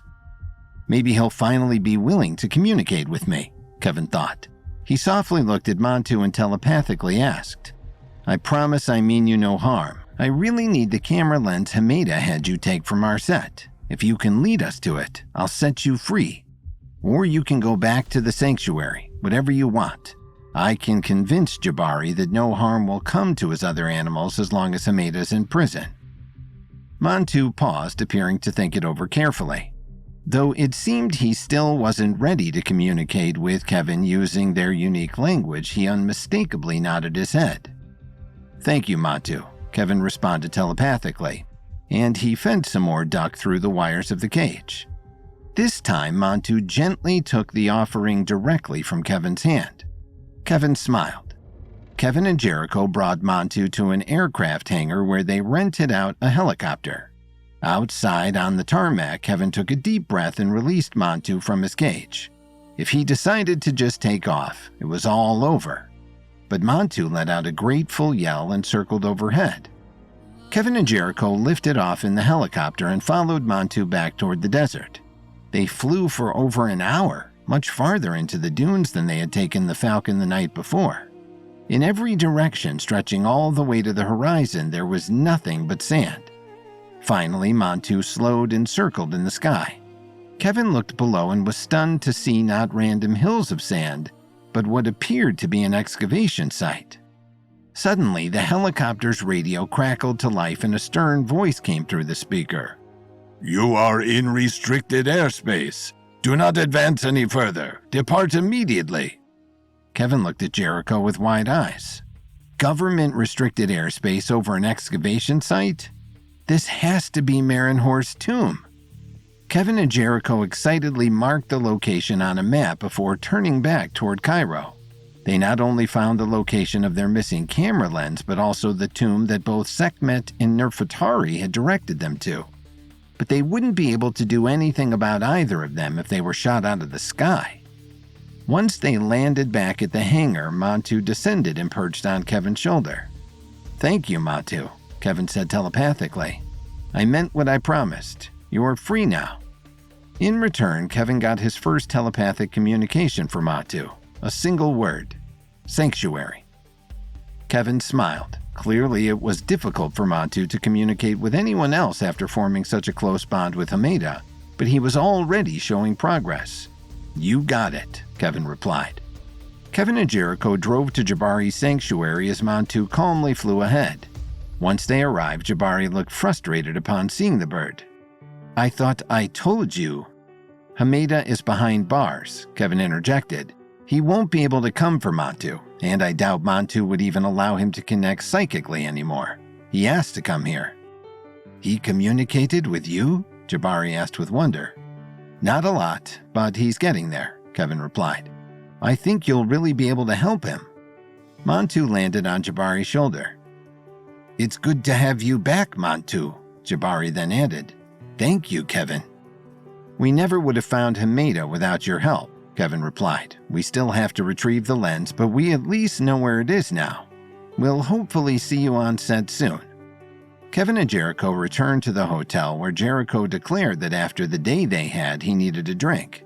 He departed for the bar and Kevin immediately found Darius to update him on what had happened. Before he could open his mouth, Darius shared news of his own. It's not perfect, but I finally finished reassembling the staff's emeralds. The fractures in the gems are still somewhat visible, but they fit inside the casings. That's perfect timing, Kevin said excitedly, because I finally located our missing lens, and along with it, Marinor's tomb. That's amazing news, Darius replied, matching Kevin's excitement. We have to figure out a way to get in there. I learned the hard way that the airspace is restricted, but we're going to have to get out there somehow to retrieve our lens, Kevin replied. I'll call Bahidi and see if she can help us with a workaround. Kevin dialed Bahidi's cell and explained that they located the lens near the site of Marinhor's tomb. We know that the tomb is restricted, but can you get us permission to search the surrounding area to locate our lens? Kevin asked. We'd have to shut down production without it. Bahidi paused before answering. Unfortunately, I don't think I can help you with that, she finally said apologetically. Anything involving Marinhor's tomb is above my pay grade. I wasn't even given its location." After another pause, she continued, "I can talk to my superiors and see if someone with a higher clearance level can help you, but I can't make any promises." "That's all we can ask for, Bahidi," Kevin replied, grateful but disappointed. "Just so you know, Kevin," Bahidi added, "you should really be careful getting involved with matters of such high government secrecy. Especially as a foreigner, they're not likely to be forgiving of any meddling." "Understood," Kevin replied. "The only thing that may help you is that you've already located the site," Bahidi said quickly. "What were the coordinates? I'll inform my superiors." Kevin wasn't sure why Bahidi would need the coordinates in order to make the request, but he couldn't see the harm in it. He scanned the map and read off the location to her. "Thank you, Kevin. I'll let you know as soon as I have any more information." Bahidi promptly hung up, which was strange given her strict adherence to etiquette in the past.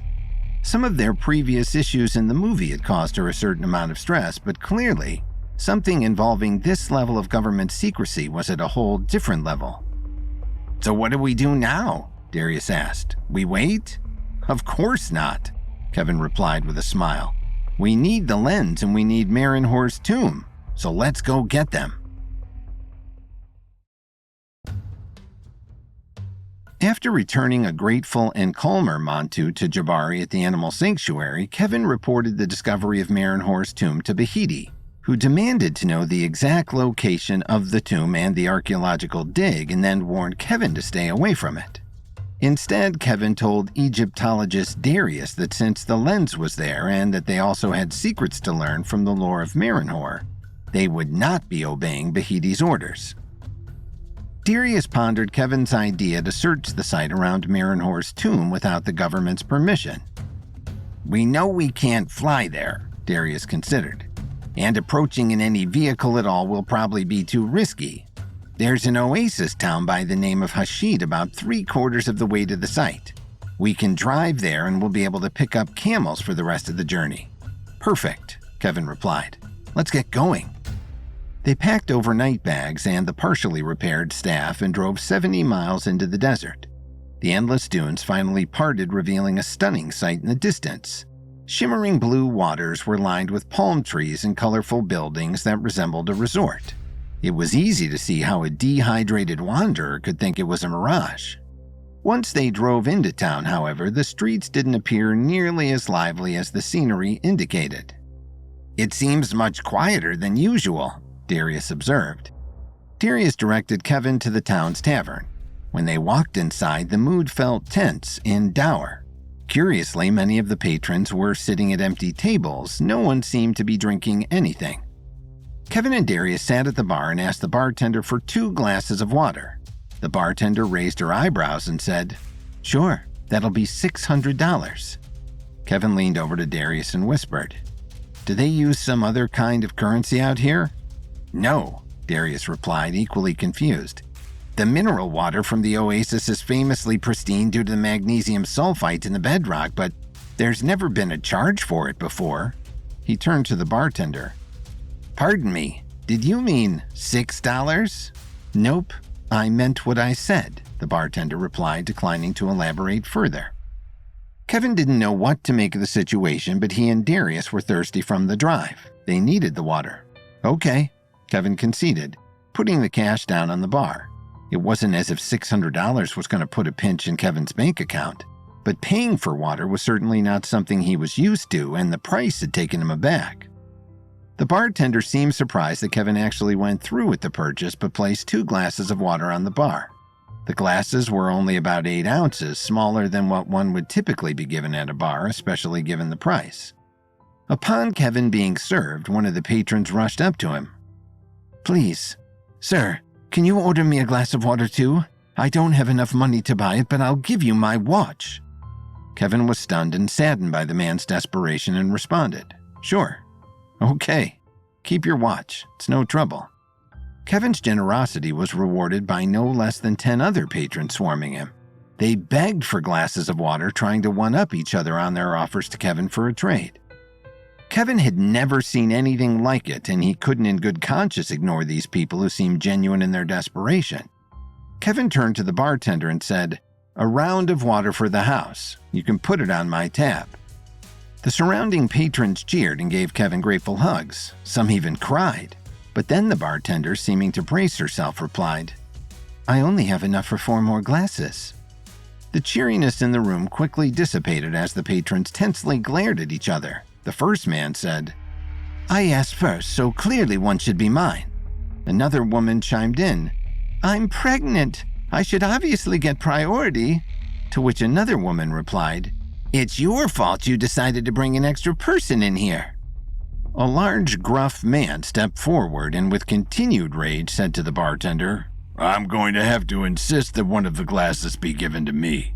The first man got in his face and said, "You think you can intimidate everyone into getting your way? I'll fight you for it." The large man didn't need to be asked twice. He swiftly punched the first man in the face, initiating an all-out brawl among the patrons. The customers swung at each other as they clamored for space at the bar. The bartender held up a baseball bat prepared to whack anyone who dared to climb over the counter. The pregnant lady hid under a table. "Enough!" Kevin yelled, causing all the brawling patrons to stop. The first man froze in place from where he was about to bring a chair down on top of the large man who had punched him. Kevin turned to the bartender. "Let's split whatever water you have. You can distribute our glasses to the other customers." Darius reluctantly paused with his cup halfway to his mouth. "I'll figure out another way for us to stay hydrated," Kevin said quietly to Darius. The compromise appeased the other customers even though they each only got a little more than 4 ounces of precious liquid each. Once the bartender had finished pouring, Kevin asked, "What exactly is going on here? Why the rationing?" The bartender sighed, clearly past the point of exhaustion. "A few days ago, the oasis was salted," she explained. "None of the water has been usable since. We only have use of the water that we had already taken from the oasis, but obviously that stash is depleting quickly." "How did the water get salted?" Darius asked. The bartender glanced around as if making sure that no one was listening in. "No one knows for sure, but we suspect it was the Sparkling Springs Bottled Water Company. They tried to buy the town a few months ago and wanted full control and bottling rights to our mineral water. But they failed. Everyone is afraid to talk about it, but our best guess is that this is their revenge." The theory made sense to Kevin. It wouldn't be the first time that a corporation tried to exploit local resources and took it out on the residents when they didn't get their way. Their detour to Hashid was only meant to be a short pit stop on the way to Marinhorst's tomb, but Kevin sympathized with the residents' plight. He couldn't abandon them in these circumstances. If the problem with the water is salt, then there have to be ways to desalinate the water, Kevin mused. "I've never done it with a body of water this size, but the same principles apply." "How do you desalinate water?" the bartender asked, feeling the first bit of optimism she had felt in days. "When you boil water, it evaporates. You trap the steam and then remove the salt that's left behind. Then you can transfer the water back to its original source," Kevin explained. Darius was skeptical. "I know it gets hot here, but not hot enough to boil water." "We'll need to help it along," Kevin concurred. "Luckily, the one resource that's still plentiful around here is sand. We can use it to make glass mechanisms of an industrial size like a giant chemistry set. With a fire source and a large enough curved lens, we'll be able to boil the oasis." "I only know of one person who works with glass," the bartender replied. "But I can direct you to her. Akila Sharif. She has a shop at the edge of town." The bartender also directed Kevin and Darius to an inn that they could stay at, and they thanked her for her assistance. Once they reached the inn, Kevin combined magnesium, potassium chloride, and bicarbonate into a pot. He boiled them together and refined hydration pills for himself and Darius. "Not quite as satisfying as a cold glass of water," Darius lamented, "but I do feel better at least." They turned in for the night, knowing they had a huge challenge in front of them the next day. The next morning, Kevin and Darius visited Akila's shop. They explained their plan to her, but working with glass for a living, she was more skeptical than the bartender. "What you're trying to do is a huge undertaking, not to mention risky," she said. But either way, I'm not going to be able to help you. The largest items I make are bowls and lamps. I don't have the kind of equipment you need to make items as large as you're describing." This was a huge blow to Kevin's plans, but Aquila continued. "I know of one other person who works with glass on an industrial scale. He's based a few miles outside of town, but I should warn you, he's very ambitious. I'm not confident that he'll interrupt his own plans for the sake of helping the town." "What are his plans?" Kevin asked. "I'm sure we can persuade him to consider a small delay for a good cause." Aquila led them outside to the end of the road and pointed toward the desert. In the distance, beneath the glint of the sun, was a pyramid at a scale on par with Giza, made entirely out of glass. On their way to Marinhor's tomb, Kevin and Darius made a pit stop at an oasis town called Hashid. Once there, they learned that the famously pure mineral water in the oasis had been salted a few days before, and fresh water was now in very short supply. Kevin came up with a plan to create a giant glass lens to desalinate the water, but they would need industrial-sized glass-making equipment in order to pull it off. He and Darius learned that there was one person who worked with glass structures of that size, but that he would likely put his own ambitions ahead of the town's needs. In the distance, Kevin and Darius saw the architect's current project, a massive glass pyramid. Kevin and Darius stared at the structure in the distance, unable to take their eyes off of it. It was almost otherworldly, like a ghost of the Great Pyramids. "Well, I guess we should pay him a visit," Kevin finally managed to say. They thanked Aquila for her help and rented a pair of dune buggies. They took off toward the pyramid in the distance. As they got closer, the pyramid adopted the effect of a prism, channeling a spectacular beam of rainbow into the desert. Closer still, and they could see that inside the pyramid were individual compartments and, most curiously and impressively, plumbing and wiring.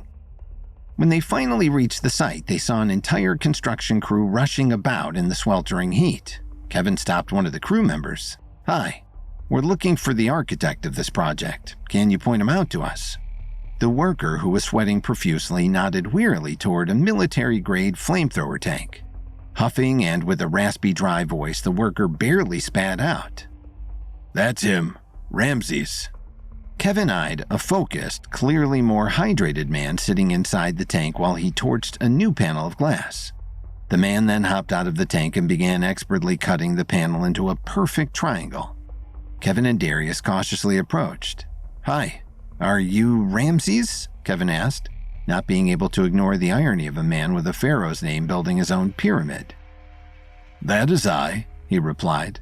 It was unclear if his grandiose way of speaking was tongue-in-cheek, but it seemed unlikely. "What is it that you seek from me?" "I'm Kevin Williams and this is Darius Osmond," Kevin replied.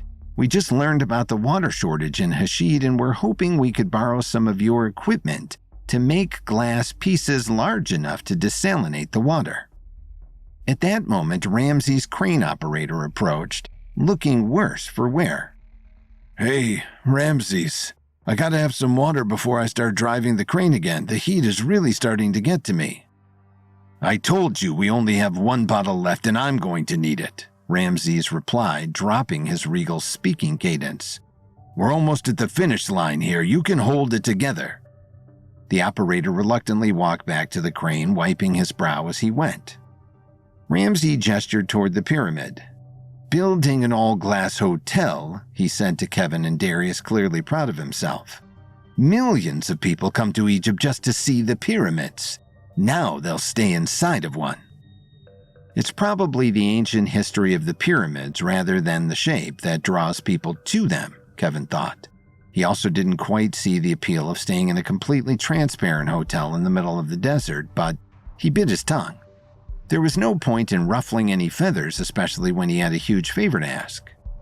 "Now, for you gentlemen," Ramsey said. "I obviously can't lend out my equipment until I've finished the project. We're doing really important work here." Given that Ramses wasn't even willing to share some water with his own crane operator, Kevin knew it wasn't worth it to try to convince him that helping a town full of people was more important than his conceptually misguided hotel. "Luckily for you," Ramses continued, I'm just about ready to put the finishing touches on my masterpiece. Just need to seal these final panels together to make the pyramid's tip, and then we'll place it at the top. I'll rent out my equipment to you once I'm finished, at a discount." Kevin knew this was the best they were going to get from this guy, and appealing to his ego was definitely the way to go, so he replied, "We appreciate your generosity." "I'm a bit of a philanthropist," Ramses said, completely committed to his delusional self-concept. "Kind of a hero to everyone in town. Life as an entrepreneurial humanitarian can be tiring, but very rewarding." Darius stifled a laugh, and Kevin subtly elbowed him. Ramses brought the triangle pane he had just cut over to the tip of the pyramid, of which 3 panels had already been bonded together. He carefully glued his final pane to complete the shape, then stepped back to admire his handiwork. "My genius is finally being made tangible," he said in awe of himself. "Hook it up," Ramses called to his crane operator. With the operator clearly on his last legs, Kevin and Darius offered to carry the tip over to the crane. The operator nodded his appreciation. He was too tired even to speak. The operator slowly but methodically harnessed the tip to the crane. Ramses then harnessed himself to the crane and called down to Kevin and Darius. "This really was lucky timing for you gentlemen. You're here to witness history." The crane operator drove the crane to the edge of the pyramid and began to lift the arm. Ramses and the pyramid tip lifted into the air, and Ramses jutted his chin upward like he saw himself as a majestic eagle. When he reached the top, Ramses began to unhook the tip from its harness and gently lowered it onto the top of the pyramid. But then, suddenly on the ground, the crane operator slumped forward, finally succumbing to heat stroke. As his head fell forward, it knocked into one of the control handles, causing the crane to plummet downward. The pyramid's tip crashed into the structure below it, shattering the top layers of the hotel. Ramses was quickly falling after it. With only a split second to react, Kevin called on the 10 directions and froze time. He ran into the crane's car and pulled the handle back to stop the arm from falling any further. He then scrambled up the arm to hold on to Ramses and keep him from falling off. When he unfroze time, he effectively secured Ramses, but the momentum from the initial fall continued to pull the pyramid tip downward, and it crashed through all the levels of glass below, destroying the newly finished hotel. Seeing Kevin suddenly beside him on the crane, Ramses exclaimed, "What in the name of—" But the more pressing matter to him was the destruction below. "What happened?" he bellowed.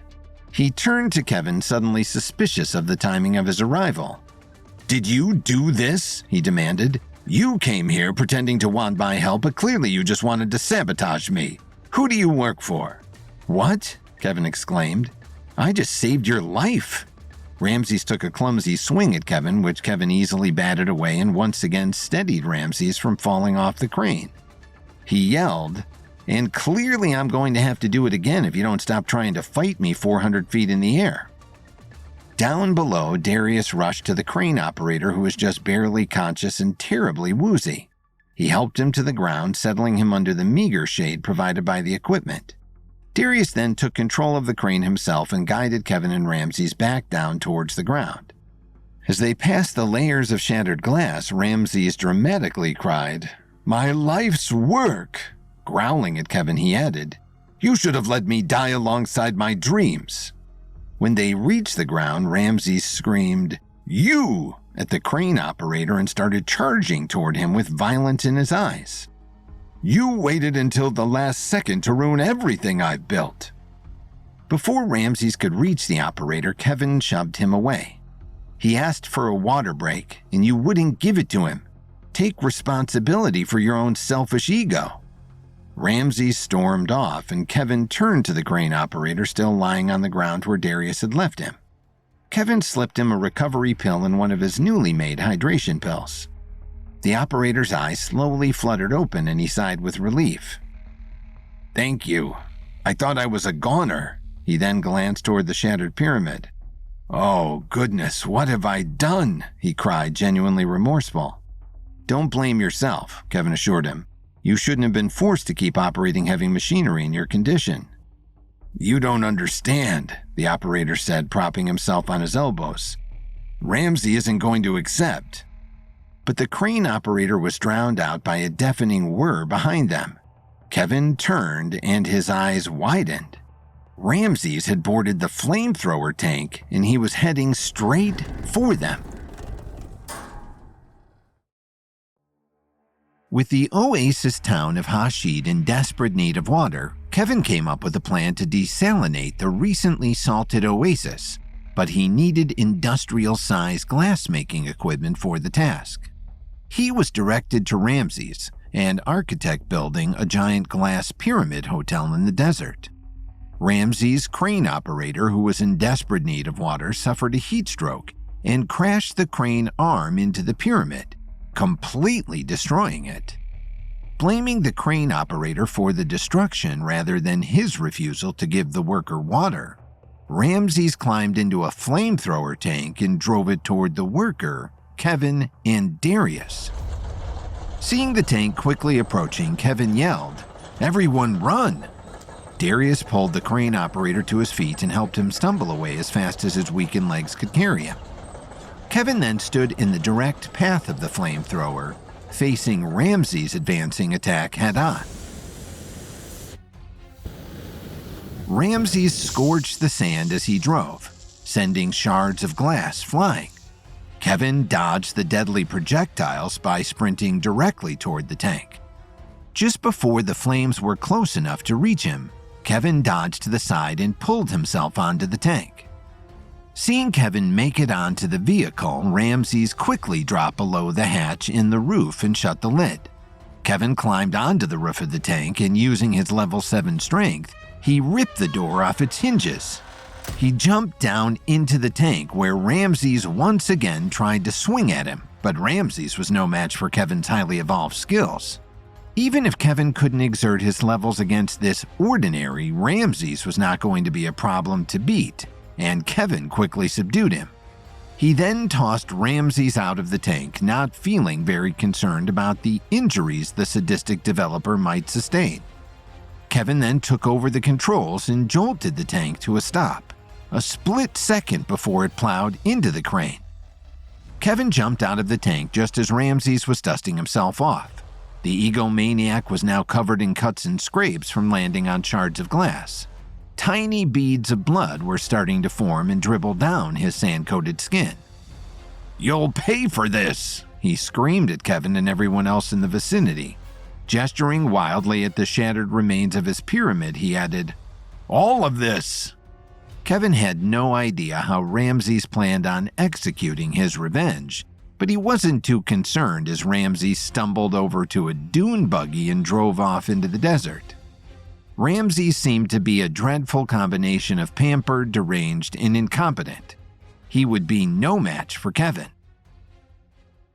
Around the construction site, the entire crew was frozen, trying to process the chaotic series of events that had just transpired.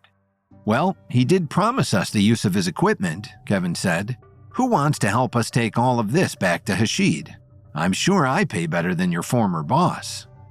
A crew of eager volunteers, including the crane operator, now fully recovered thanks to the pills Kevin had given him from his trusty satchel, climbed into the various pieces of equipment.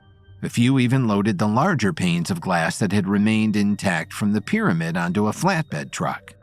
Kevin and Darius mounted their dune buggies and led the caravan back to the town. When they reached the edge of town, Akila was shocked to see them and rushed into her shop to gather any supplies that could be of help. Kevin directed the construction crew to set up the equipment in an abandoned lot, and they quickly got to work. Using the available panels of glass and additional sand as needed, Kevin used the flamethrower to meld the pieces together into a giant circle. The members of the construction crew expertly curved the circle to create a lens. With the giant lens finished, a crowd started to gather. Word spread about the science experiment being attempted, and the crowd started to chatter with excitement, feeling hopeful that their plight may soon come to an end. Kevin and the crew moved on to crafting a giant funnel to capture the boiled vapor and a bowl to store the condensation runoff. These pieces were even more difficult to shape than the lens, but the construction crew once again proved their prowess that, combined with Kevin's brilliant blueprint, was pushing toward the completion of each necessary piece. The gathered crowd cheered their support. But suddenly the crowd parted, and a well-dressed man walked forward, urgently waving his arms. "Stop, stop," he cried. Kevin turned off the torch and jumped down from the tank. "What's the problem?" he asked. "I'm Basil Yusuf, mayor of Hashid," the man replied. "And you can't do construction in our town without a permit." "Surely you can make an exception," Kevin insisted. "We're building glass structures to desalinate the water and save the town. We have the support of everyone here." The crowd cheered, confirming Kevin's assertion. "No matter how good your intentions are, the equipment and materials you're using are clearly dangerous," Mayor Youssef replied. "I can't in good conscience put all of our residents at risk." "We need the water," one of the locals yelled from the crowd. "Let them build," another chimed in. This prompted the crowd to join together, chanting, "Let them build! Let them build!" Mayor Youssef motioned for everyone to quiet down. "I respect all of your wishes," he announced, "but this operation could end up burning the whole town to the ground. And even if it doesn't, do we really expect this to be successful? It's a comically large lens and funnel. We don't even know who these guys are. They might be trying to make the water even saltier." "I assure you, it will work," Kevin replied without a shred of doubt. "But if we don't do this, what is your solution? These people can't survive much longer without water." The mayor sighed and addressed the crowd.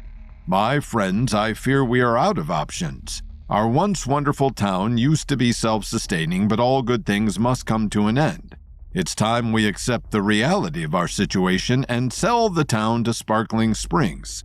They've assured me that their offer still stands, and the proceeds from the sale will go toward relocation expenses." This suggestion sent the crowd into an uproar.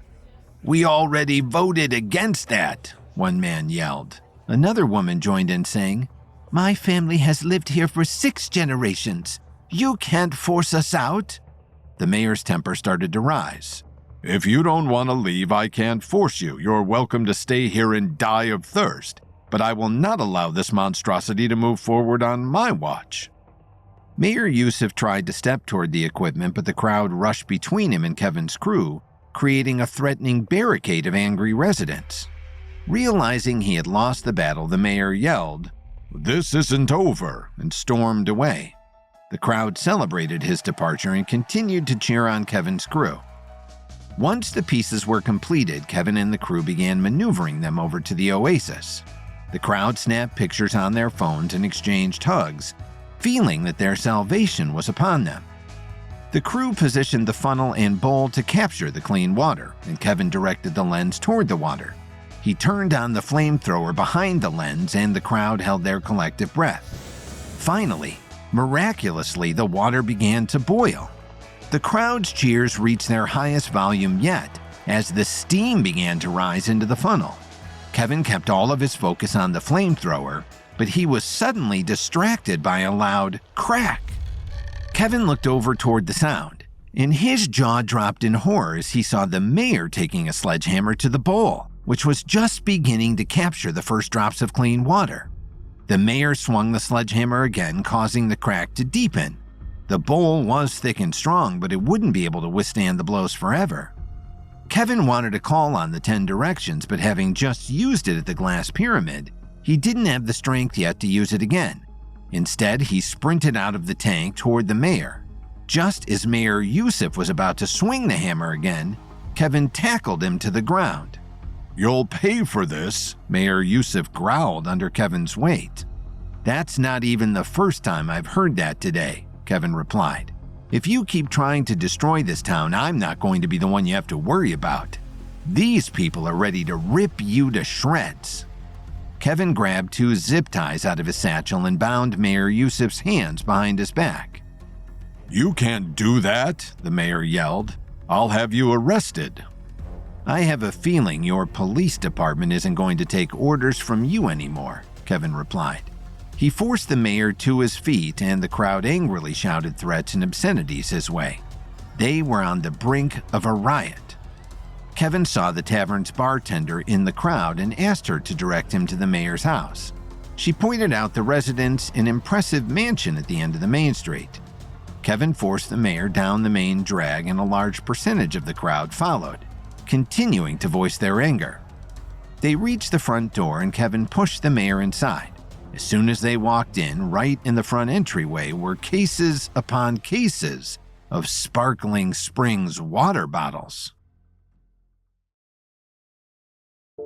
After sending Ramses into the desert in despair, Kevin took his equipment, hired his workers for a lavish wage, and set about making the desalination device in record time.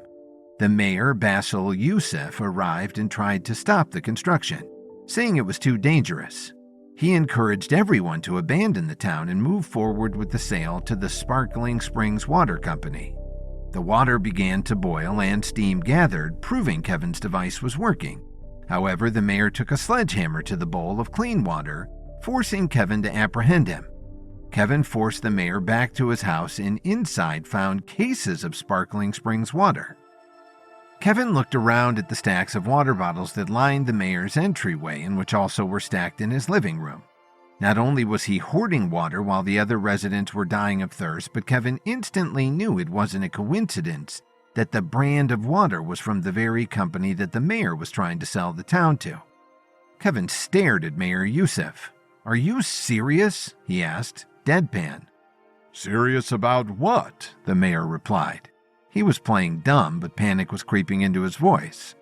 The company sent me their product as a gift when they offered to buy the town, so what? And the oasis just happened to be salted while you were hoarding the product from the company you wanted to sell to, Kevin asked. Ever heard of a coincidence? The mayor replied. Oh, I've heard of them, Kevin replied. I just know their existence is actually quite rare. Kevin helped himself to a home search. He doesn't seem to put much effort into hiding the evidence, Kevin thought. Kevin's suspicions were confirmed when, in the mayor's pantry, he discovered piles of 50-pound salt bags. Kevin's blood boiled. He even planned a second salting of the water if the first one didn't drive the locals to sell, Kevin thought. Is this a coincidence too? Kevin called out. When Kevin didn't hear a response, he rushed through the rooms and saw the mayor about to climb out of a back window. Kevin yanked him back inside and threw him on the ground. It's quite an achievement to be a coward even by politician standards, Kevin said. What do you want? Mayor Youssef cried from the ground, his voice now fully shaking. I'll cut you in. This town is going downhill no matter what. What's the point in delaying the inevitable? Kevin knelt down close to the mayor, causing him to avert his eyes in fear. You can tell the town what you've done, and I'll assure your physical safety on the way to your jail cell, Kevin said. Or I can tell them and leave you for them to take out whatever revenge they feel is appropriate. I honestly don't care either way. The mayor's lip quivered and Kevin yanked him to his feet and forced him back toward the front door. He opened the door where much of the crowd was waiting. They were now thirsty for blood in addition to water. Say it, Kevin growled to Mayor Youssef. I salted the water, the mayor said, too quietly for anyone but Kevin to hear. Say it louder, Kevin demanded. Okay, I salted the water, okay? The mayor finally cried out. This sent the crowd to their own boiling point, and some rushed the stairs to the front door. Kevin stepped in front of the mayor. You don't want his blood on your hands, Kevin insisted. Let's get this man behind bars and finish cleaning the oasis. The crowd reluctantly stepped aside, and Kevin passed Mayor Youssef off to two police officers. The townspeople continued to yell and spit at him as they passed. Oh, by the way, Kevin said to the remaining locals, there are cases of clean water inside the house. Go quench your thirst. The residents started rushing in all directions. Some went back to the oasis where Kevin's mechanism was still functioning, and some ran into the mayor's mansion to retrieve the water. Even though it was the product of Sparkling Springs, now officially the town's enemy, their thirst and desperation overruled their anger at their deceitful mayor. Kevin returned to the oasis just as the last of the water evaporated into the funnel. Massive salt beds remained at the bottom of the now dried-out lake. Kevin, Darius, the construction workers, and some other volunteers shoveled the salt out of the lake bed. With the oasis rock bed now pristine once again, the crew tipped over the bowl, releasing the newly cleaned water back into the oasis. The crowd erupted into an uproarious frenzy. There were tears and relieved hugs. Some lined up to shake Kevin's hand while others began drinking directly from the oasis. Kevin looked at Darius with exhausted relief. Kevin felt as though their work here was finally done. "And now on to Marinhor's tomb?" Darius asked. Kevin mentally corrected himself. Their work hadn't even begun. Kevin and Darius started to walk back to their car when a small caravan of government jeeps rolled onto the main street. "Oh, now the government arrives, right after we finally fix the problem," Kevin overheard one townsperson say to another. A man in military garb exited the first vehicle. "We're recruiting volunteers for a government project," the man announced. "You'll be digging at an excavation site. We can't provide any more information, but you'll be paid a daily stipend." Kevin and Darius looked at each other and instantly knew they were both thinking the same thing. This had to be at the site of Marinhor's tomb. Maybe they wouldn't need to sneak around after all. They approached the soldier along with some other people from the town. The number of recruits was meager, given no one had had enough to drink for the past few days. "We'd like to volunteer," Kevin said to the soldier. "Great. Hop in," the soldier replied. "We have a car," Kevin offered. "We can drive ourselves there." The soldier pondered this. "Okay. Check in with the guard gate when you arrive. You'll be subject to a search before entering the site." Kevin nodded his understanding and the soldier gave him the coordinates. Kevin, with his photographic memory and unerring sense of place and direction, instantly recognized them as the spot Montu had led them to. When he and Darius returned to the car, Kevin said, "I'm just not sure how we're going to get the staff past a search." Darius smiled. "I have a lot of experience with transporting sensitive items," he said. "There's a hidden compartment in the trunk.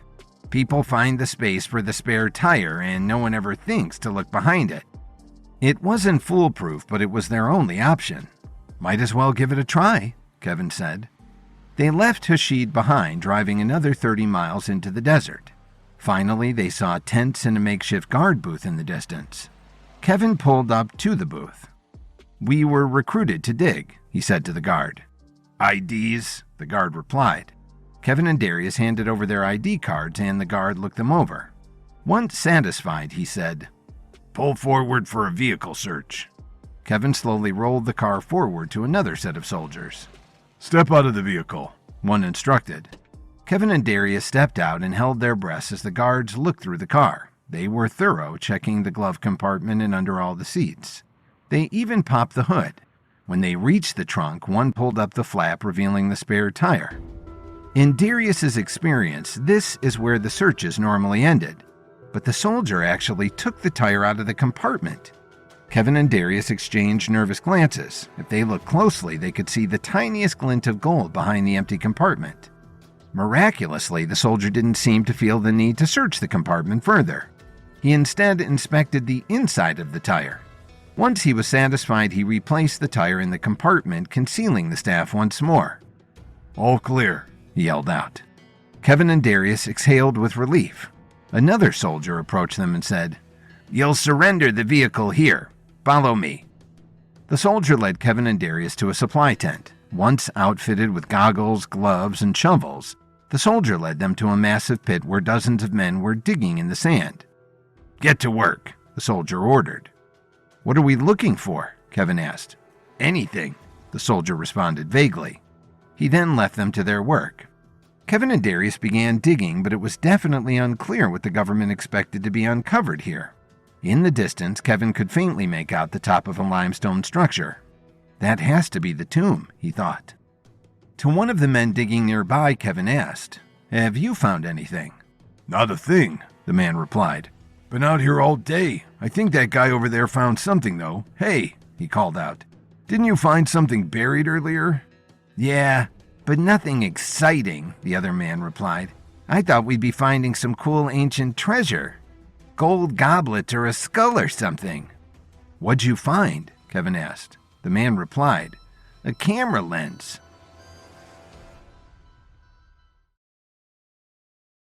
After Kevin fixed the water problem in the oasis town of Hashid, military recruiters came through to ask for volunteers to dig at an excavation site. Kevin and Darius deduced that this must be at Marinhor's tomb and volunteered. They hid the golden staff with directions to Marinhor's treasure in a secret compartment in Darius's car and made it through the security checkpoint. When they started to dig, one of the men nearby mentioned that earlier in the day he had found a camera lens. Kevin and Darius looked at each other with shock and excitement. A camera lens? It had to be the one that Montu had stolen from the Cleopatra set. "Where was the camera lens taken?" Kevin asked. "Everything we find is taken to a storage tent, but it's completely off limits to us," the man replied, gesturing to a tent off to the side of the dig site. "It might be full of junk for all we know. After digging, we're taken straight to our barracks until it's time to come back out here the next day." Kevin finally felt a surge of optimism that they'd recovered their lens and be able to resume production. Not to mention the tent may not be full of junk at all. It could contain Marinhor's treasure that the golden staff had directed them to find. Permission or not, Kevin vowed that he and Darius were getting into that tent.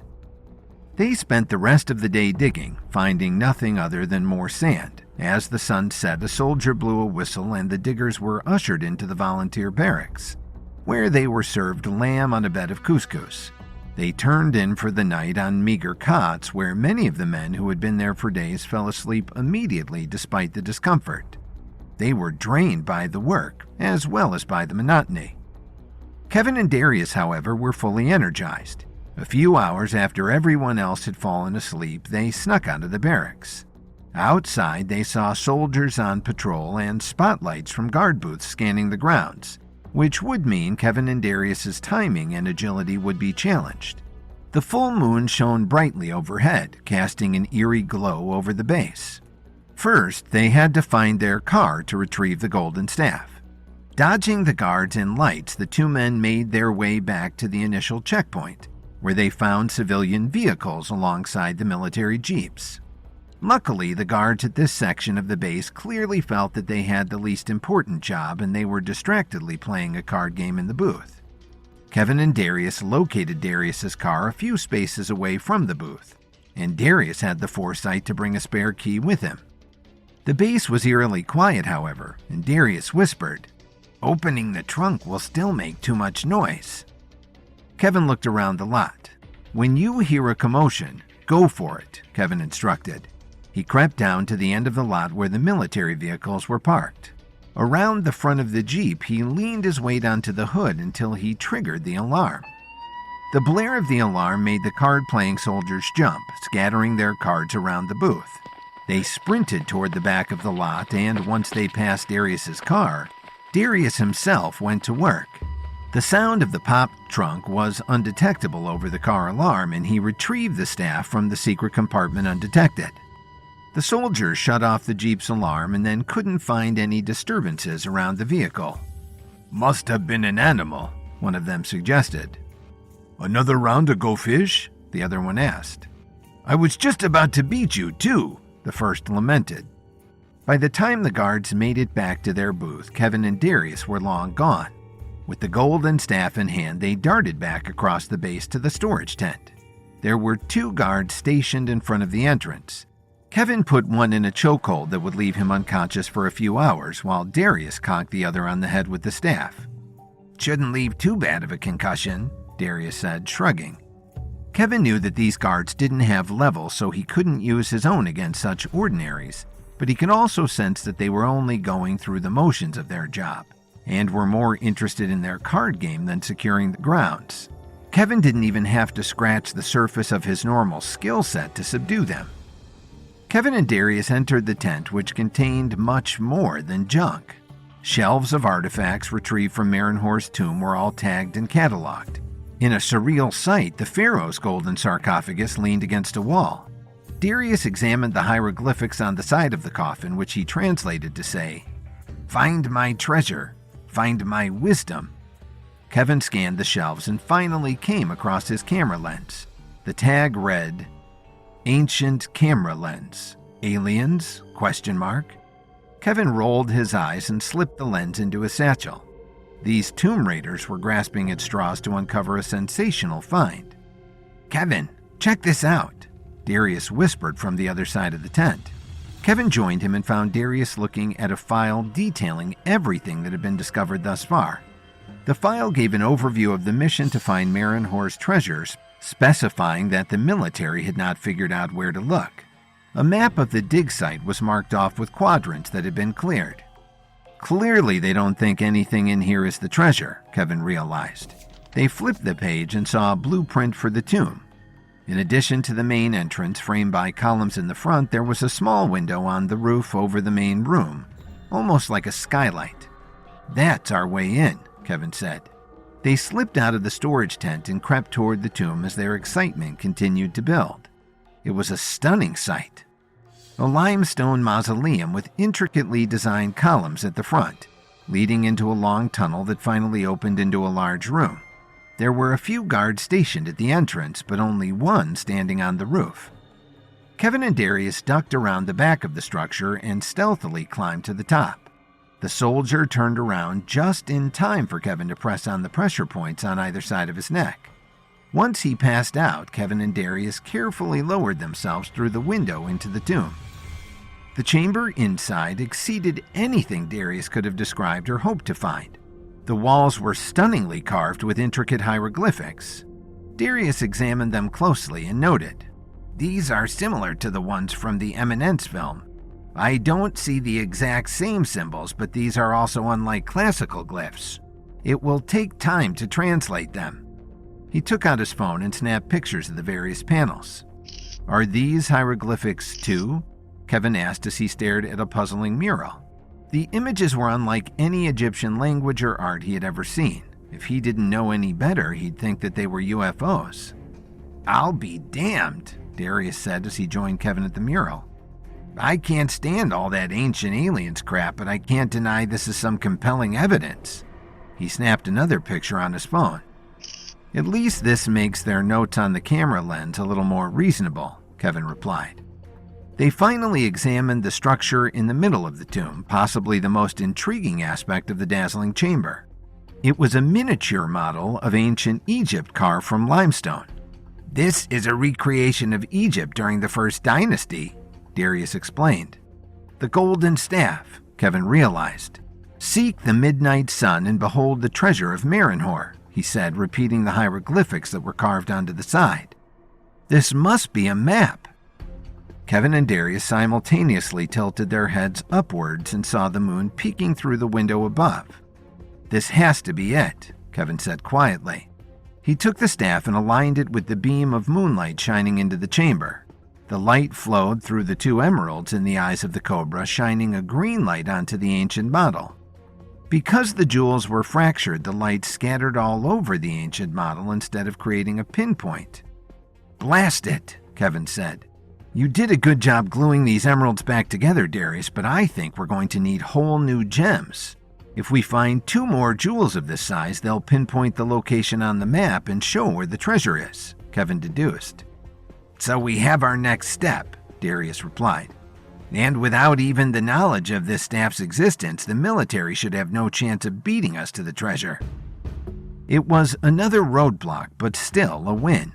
They were closer than ever to finding the treasure that both Sekhmet and Nefertari had directed them to.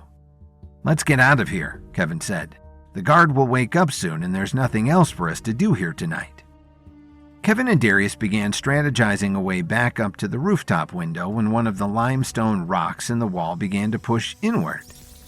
"Is it the aliens?" Darius exclaimed, though neither he nor Kevin could be sure if Darius was completely joking. Kevin took a defensive stance while Darius held up the staff like a baseball bat. The stone finally tumbled out of the wall and onto the ground like a giant Jenga piece.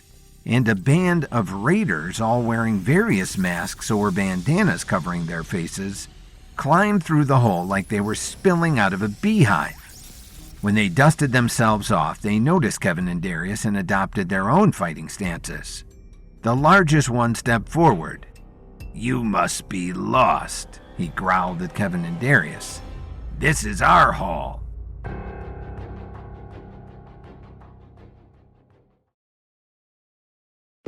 At the excavation site for Marinhor's tomb, Kevin and Darius learned that their camera lens had been found and was being kept in a storage tent with all the other recovered items.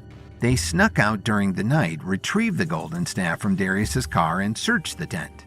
In addition to the lens, they found Marinhor's sarcophagus and a blueprint of the tomb, revealing a small entrance on the roof. Kevin and Darius entered the tomb via the roof and inside found non-classical hieroglyphics, a mural that seemed to depict UFOs, and a miniature model of ancient Egypt during the First Dynasty. They realized the glyphs on the golden staff were directing them to shine the moonlight through the gems and onto the map. The fractures in the gems scattered the light, but they realized that replacing them with intact gems would pinpoint the location of Marinhor's treasure. As they were about to leave, a band of raiders entered the chamber through a hole in the wall, claiming that the loot was theirs. Kevin stepped toward the raiders' imposing leader. "I'm not sure what would make you think this room belongs to you. You clearly didn't come in through the front door like most owners tend to do." "We've been digging that tunnel for over 3 days," the leader growled. "You think that means you get to call dibs?" Kevin asked mockingly. "Anyway, you're too late. There isn't even anything left here to loot. It's all been taken and cataloged by the military." "That staff you've got there sure looks valuable," the leader said menacingly. "Yeah, and we're holding it, so clearly it doesn't belong to you," Darius chimed in. "We'll see about that," the leader replied, and then he charged toward them. Kevin leapt forward between the leader and Darius, who was holding the golden staff. It quickly became clear that these weren't leveled fighters, but although Kevin couldn't use his levels against ordinary fighters, he knew he had to protect the staff and the ancient miniature model of Egypt at all costs.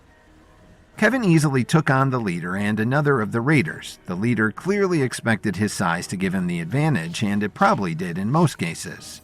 But he was no match for Kevin's skills, and Kevin easily dodged his blows. The other raider tried to sneak up behind Kevin, but with one swift kick to the diaphragm, Kevin knocked the wind out of him.